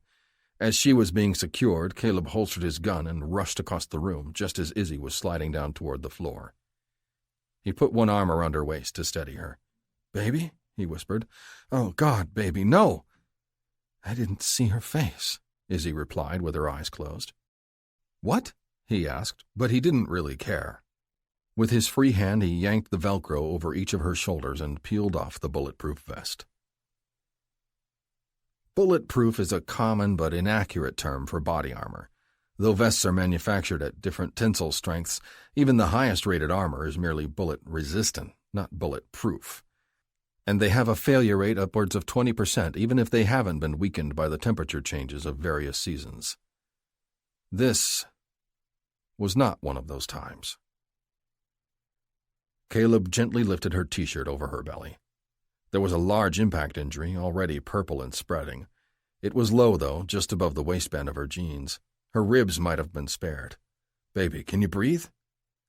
Izzy squeezed her eyes shut through the pain and nodded. Yeah, she told him. Yes. Did it fail? Caleb shook his head, even though she wasn't actually looking at him. No, he said in relief and drew her close. He wrapped his other arm around her and held her to him tightly. No, you're all right. You made it. He helped her outside where she leaned against the railing of the cabin's front porch. Fucking bitch got the drop on me, she growled with one hand pressed to her belly. That never happens. Motherfucker! Izzy frowned at her. You're lucky she didn't clip you in the head, he told Izzy. Izzy flipped him the bird. Hawk laughed and Izzy broke into a grin. Caleb watched as Tex's Hummer pulled up to the driveway. He parked it, hopped out, and opened the rear cargo door. Okay, boys, Shooter said loudly. Load it or lose it, he ordered. The men of Burnout stripped off their gear, stowing their vests, weapons, and earpieces into the back of the vehicle. Caleb set Izzy's shotgun aside as well as the handgun she'd been shot with. He was having a hard time staying focused. His hands were shaking, so he kept them busy unloading both weapons and laying them on the porch. The task kept him well occupied, but he kept looking over his shoulder to reassure himself that Izzy was okay. With everything stowed, Tex gave the group a playful salute and opened the driver's side door. He took off down the unpaved road, kicking up dust behind him. Shortly after he left, the faint sound of sirens could be heard in the distance. Chapter 32. The men of Burnout stood in a line in front of their captures as 4 RCPD squad cars sped up the dirt road. Overkill, Izzy snorted. Are they giving each one of them a private ride? Shooter smirked. There's some possibility that we're going to be given a ride. Screw that, Izzy replied. We're heroes, he said sarcastically. Shooter's expression remained dour. Try explaining that to him. They watched as the lead car shuddered to a stop and Rollins' fatty form emerged. Caleb stifled a groan. There goes the neighborhood, Izzy muttered. You couldn't have called anyone else? He asked Caleb. I just phoned it into the dispatcher, Shooter told him. Odds are, Caleb said, that he heard your name mentioned over the radio call and beat feet right to us. Rollins slammed the car door and, without waiting for the other uniformed officers, stormed up the rutted drive. His eyes swept over the 4 handcuffed kids sitting on the grass, then his gaze zeroed in on Shooter. What the hell is this? He demanded. His jowls shook as he bellowed. Shooter shrugged. Like I said, we have at least 2 wanted men, possibly 3, and who knows what her story is exactly, he said, nodding to the girl, but I'm guessing it'll be pretty much the same once the truth comes out. Rollins gaped at him, surprise and anger warring on his face. What? He sputtered but couldn't quite find the words he was looking for. God damn it! Except that one. Where's the ambulance I asked for? Shooter asked him calmly. Rollins glared at him. You don't ask me questions, boy. I ask you the questions. What the fuck is this? Who the fuck are they? And who the fuck do you think you are? Before Shooter could begin to explain, Izzy came down off the porch. She stepped past the line of rangers and stood between Rollins and the boys. Caleb felt no small hint of pride that she was hurting unbelievably from her impact wound, but she wasn't cowed or showing Rollins any sign of weakness. Her shoulders were squared and her back was straight, though he imagined it hurt her quite a bit to present herself that way. I'm Isabelle Boucher, she told him and the other officers who were falling in behind him. I'm a fugitive apprehension agent from Denver. Rollins spit on the ground in front of her. To her credit, Izzy didn't flinch, but Caleb thought it was pretty disgusting himself. Fucking bounty hunter? What's a bounty hunter doing in my county? Izzy jerked her thumb behind her. Jeter Paul, the one who won't be doing the 2-step anytime soon, is wanted for kidnapping and the murder of a gas station owner in Colorado, though I'm fairly certain the kidnapping charge is going to get tossed. Rollins looked from Izzy to Shooter to Caleb and back again. Perhaps he was calculating how many more squad cars he would need to arrest them all. You know these assholes? He finally asked Izzy, sweeping his arm to indicate the men behind her. Izzy merely shrugged. They gave me a ride. Rollins' eyes narrowed, then he turned to look at Caleb. You can't do this, he shouted. You're suspended. I didn't ID myself as an officer. I'm just a concerned citizen. Izzy snorted at that, but otherwise kept his mouth shut. There's no need to get your panties in a bunch, Izzy declared, just because some civilians rounded up a couple of felons for you. Think of it this way. You didn't even have to break a sweat. Izzy actually did laugh at that. Rollins jabbed a meaty finger at her. Watch yourself, young lady. he ordered. "You SOB," he told Caleb with equal parts fury and glee. "You're finished. Shooting a man in the foot, smashing a girl's face? You are fucking done in this town." "Actually, that's my handiwork," Izzy replied coolly. "I shot Jeter when he charged us and almost shot me. Then I beamed his girlfriend there when she actually did shoot me." "Bullshit!" Izzy lifted the hem of her shirt to reveal the nearly black bruise that covered her entire lower abdomen. A few of the officers behind Rollins murmured in surprise and sympathy. Not even Rollins could deny the evidence right in front of him. "Where are your weapons?" he demanded. "That's my persuader on the porch," Izzy said with a jerk of her chin. "Also Bonnie and Clyde's 9s. Stripped, of course." Rollins directed 2 of the officers to the porch to collect the guns. "I expect that Mossberg back," Izzy told him, but the look Rollins gave her said she'd never see that particular piece again. Izzy sighed heavily. "I really liked that gun," she muttered. "Let me see your ID and your carry license," Rollins demanded. Izzy handed them over. Rollins didn't even spare them a glance. He tossed them to a 3rd officer standing beside him. Then he stepped forward and reached for Izzy. Caleb, who had been content at this point to let Izzy take the lead, now stepped forward, blocking Rollins. "She's under arrest," Rollins told him. "You're not going to touch her," Caleb replied quietly. Rollins may have been angry, but he had the good sense to take a step back. There was no mistaking the edge of violence in Caleb's voice. "The hell I'm not," the older man argued. "She's under arrest," he repeated. "All of you are under arrest." "Rollins," Caleb began, but Izzy cut him off. "Go fuck yourself," she snapped. "Jeter Paul is wanted by the Denver PD and the FBI. You can charge us, but you'll never hold us. In fact, go ahead and haul us in. It'll make it easier for the feds to find us so they can hand us our medals." Rollins' face darkened. "Oh, that's right. When you book these assholes," she said, pointing to the kids on the lawn, "the feds are going to come swooping in here, tearing up your station." "So, Sergeant, just how much of a raging asshole do you want to appear to be when they arrive?" Rollins' face went from pink to purple, and he nearly shook with rage. If he hadn't been such a raging asshole, as Izzy had put it, Caleb would have almost felt sorry for him. Here was the moment that the bastard likely laid awake fantasizing about for years. He finally had nearly all of them standing before him, and Rollins was dead certain they'd committed a crime, numerous crimes probably, maybe even several felonies. The sum total of Rollins' most desperate late-night wishes was stretched out before him, but the furious, impotent man could do nothing about it. Chapter 33. Caleb felt Izzy next to him before he opened his eyes. He slowly breathed in her scent and moved closer to her. He'd slept off and on all night, waking repeatedly to reassure himself that she was still there, still okay. He wondered how long it would be before he stopped needing to be reassured. Given how deeply the thought of losing her had affected him at the cabin, the sheer terror he'd felt when he'd heard the gunshot, he didn't think he'd stop worrying any time soon. He listened to the sound of her breathing, grateful every second that she still was. "Stop it," he ordered quietly but firmly, even though his eyes were still closed. Izzy stirred beside him. "I'm not doing anything," she insisted. "I can hear you replaying it in your head," he scolded. "Knock it off.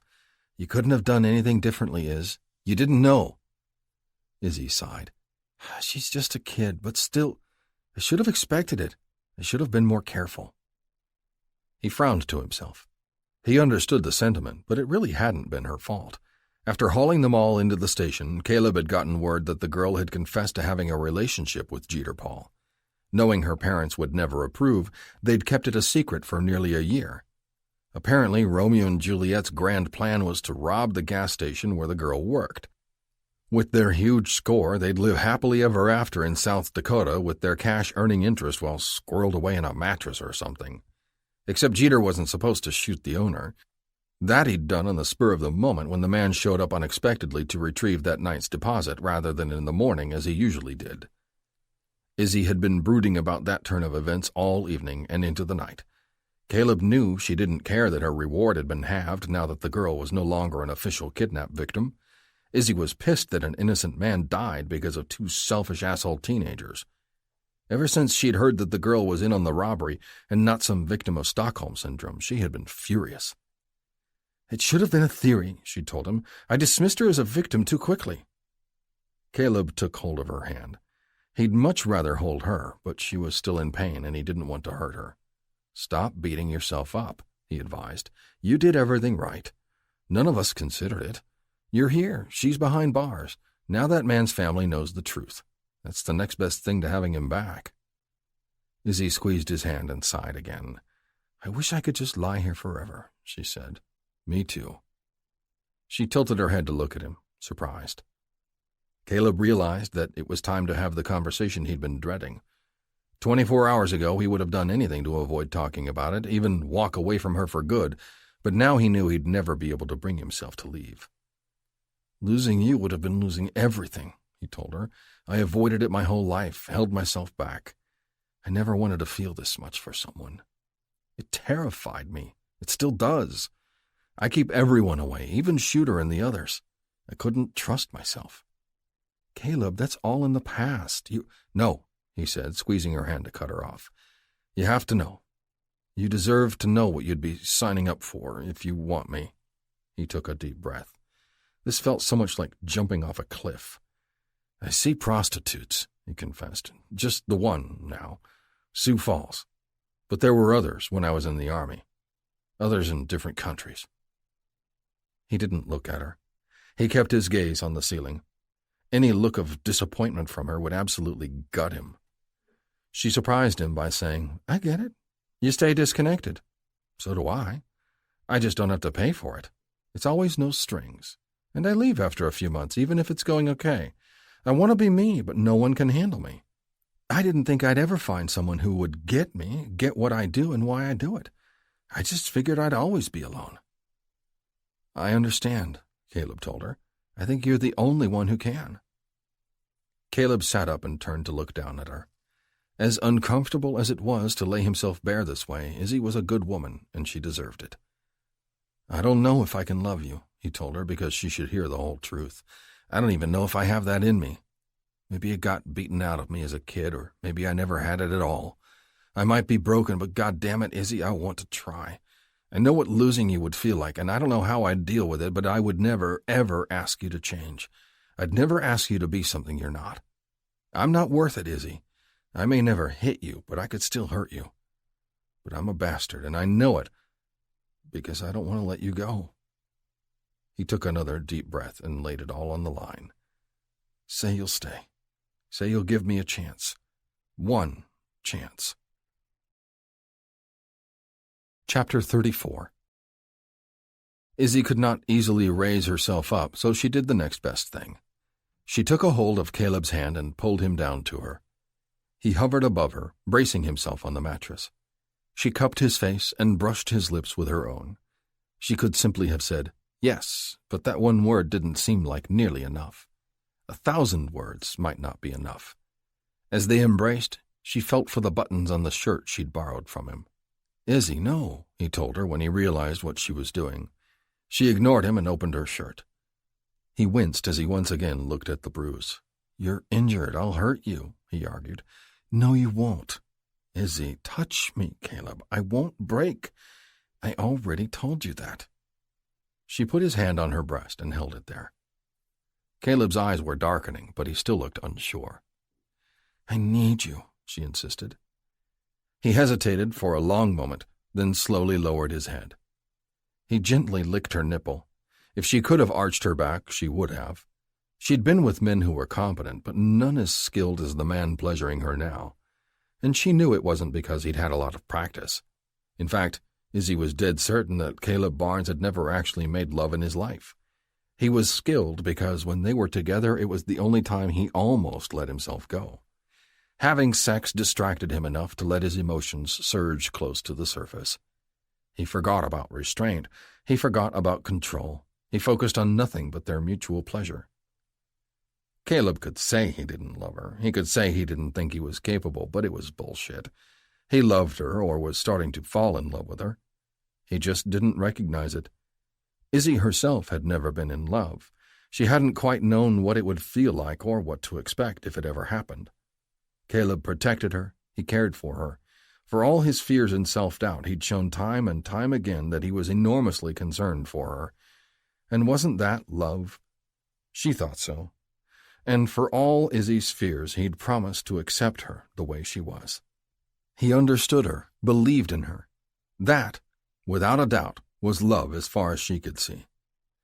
It had to be. She directed his hands to her panties, and he looked up at her again. She nodded, urging him on. He slipped her underwear down over her hips and removed his own. He held himself above her, not 1 inch of his frame touched hers, so determined he was not to hurt her.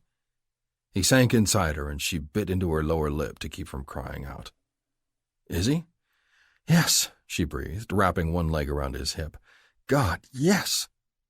He seemed satisfied, ducked his head into her shoulder, and thrust up inside her. It hurt. Of course it hurt, but she wouldn't let him know. Life was pain. Izzy's job was pain, but it had never kept her from going after what she wanted. She had far too much pride and determination and desire and grit to ever let pain dictate the circumstances of her life. Pain was not something she feared, but loneliness? On the coldest, darkest nights, Isabelle Boucher had feared she would always be alone. The thought had haunted her to a greater extent than she'd let on to Caleb. Caleb was alone, too. He didn't fear it, but he hated it as much as she did. He reached for her in the dark too many times for that not to be the case. But now they weren't alone. As Caleb dipped inside her, determined to give her pleasure and not pain, Izzy thought they were the two loneliest people in the world who, by some miracle, had found each other in the dark. His lips brushed her ear as she neared her climax. "Tell me you're mine, Izzy," he whispered. She gripped his arms and held on to him tightly. "Yes," she told him. "Yes." And this time it was enough. The next morning, Izzy held the trunk of the Charger open while Caleb slung her duffel bag into it. As she closed the lid, he slid one hand around her waist and drew her close. "Call me," he told her. "I will," she promised, "as soon as I hit town." Izzy had delivered the Paul cousins and Darla to the Rapid City Police Department, but her check would actually be cut from the Denver PD. As she'd been on the phone with Vernita that morning, she'd told the woman to inform the cashier to only write a check for half the amount. Caleb had waived the other half of the reward. No surprise there, she'd realized. Instead, she'd asked for the check to be made out to cash. She planned to deliver it to the family of the gas station owner to help cover funeral expenses. As she anticipated, the FBI had rescinded the kidnapping reward since Darla Hale had not actually been kidnapped. Instead, her bounty was reduced to the same as Jeter's. It wouldn't do much to help the family, but having lost someone suddenly herself, Izzy felt obligated to do what she could. She gripped the car keys in her hand as she stood to face Caleb in the driveway of his house. "Good luck," she told him. He nodded somberly. He'd decided not to wait for the IA investigation to finish. There would likely be no criminal charges against him, as the department wouldn't want to publicly call any and all of Caleb's prior arrests into question. They would be happy to see him leave quietly, with no pension, of course. Caleb had told her he was fine with leaving, and though she could tell by his tone that he wasn't entirely happy with the circumstances, he actually was okay with walking away from the badge. He tugged the two halves of her leather jacket together to protect her from a sudden gust of wind. "Pack winter clothes, Izzy," he told her. "Pack all your winter clothes." She grinned as he leaned down to kiss her. His mouth slanted over hers, and his tongue slipped inside as easily as any other part of him. She sighed and melted against him. By the time he was done with her, he set her back on her feet. She sighed again and leaned one hip against the Charger. "Call me," he ordered. "I will." Epilogue. Izzy sat, resting her head against the truck's window. The sun was already setting over the black hills off in the distance. The fading light filtered through the trees and glinted on the silver-wrapped package resting on her lap. Caleb was in the driver's seat, competently navigating the recently plowed road ahead of them. Rapid City was no Denver in the winter, but it had its own kind of charm. The evergreen trees bowed heavily with pristine white powder, and the unblemished hills were a tiny bit like the caps of mountains she was used to. Caleb lowered the truck's gear and wound their way up the hill to the Sullivans' log cabin. When he pulled into the circular drive, Izzy noticed the line of vehicles parked alongside the house. They were the last ones to arrive. She shivered involuntarily as she remembered why they were so late. Rapid City was indeed frigid beyond comprehension in winter. However, Caleb kept his promise about keeping her warm. She tugged at the black turtleneck that was both protecting her from the cold and hiding her latest set of hickeys. Caleb parked the truck, and Izzy headed up the steps of the front porch with her package, as Caleb carried an overflowing laundry basket containing the rest of the gifts. Izzy hadn't quite finished kicking the slush off her boots before the front door swung wide. "Merry Christmas!" Sarah gushed as she beckoned them in. The house was beyond welcoming.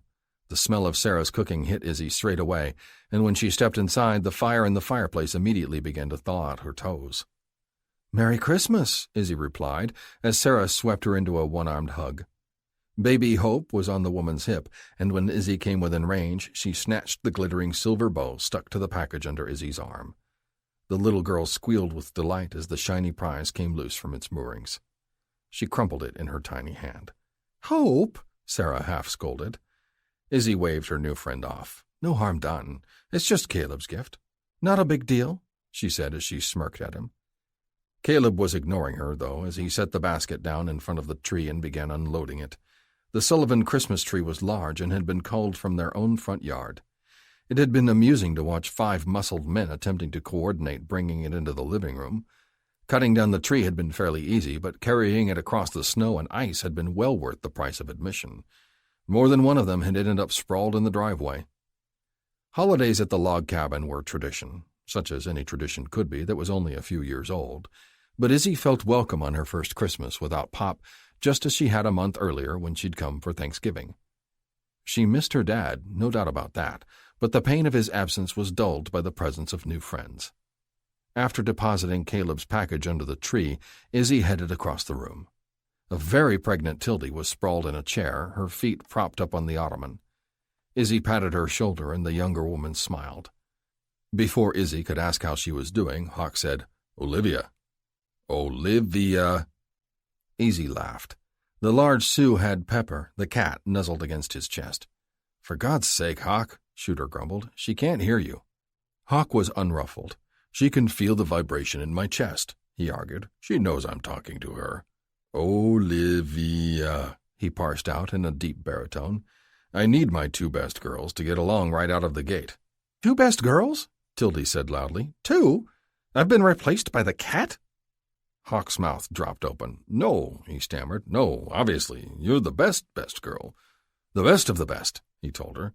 "You're—" "Stop digging, Hawk," Tex advised. "That hole's deep enough."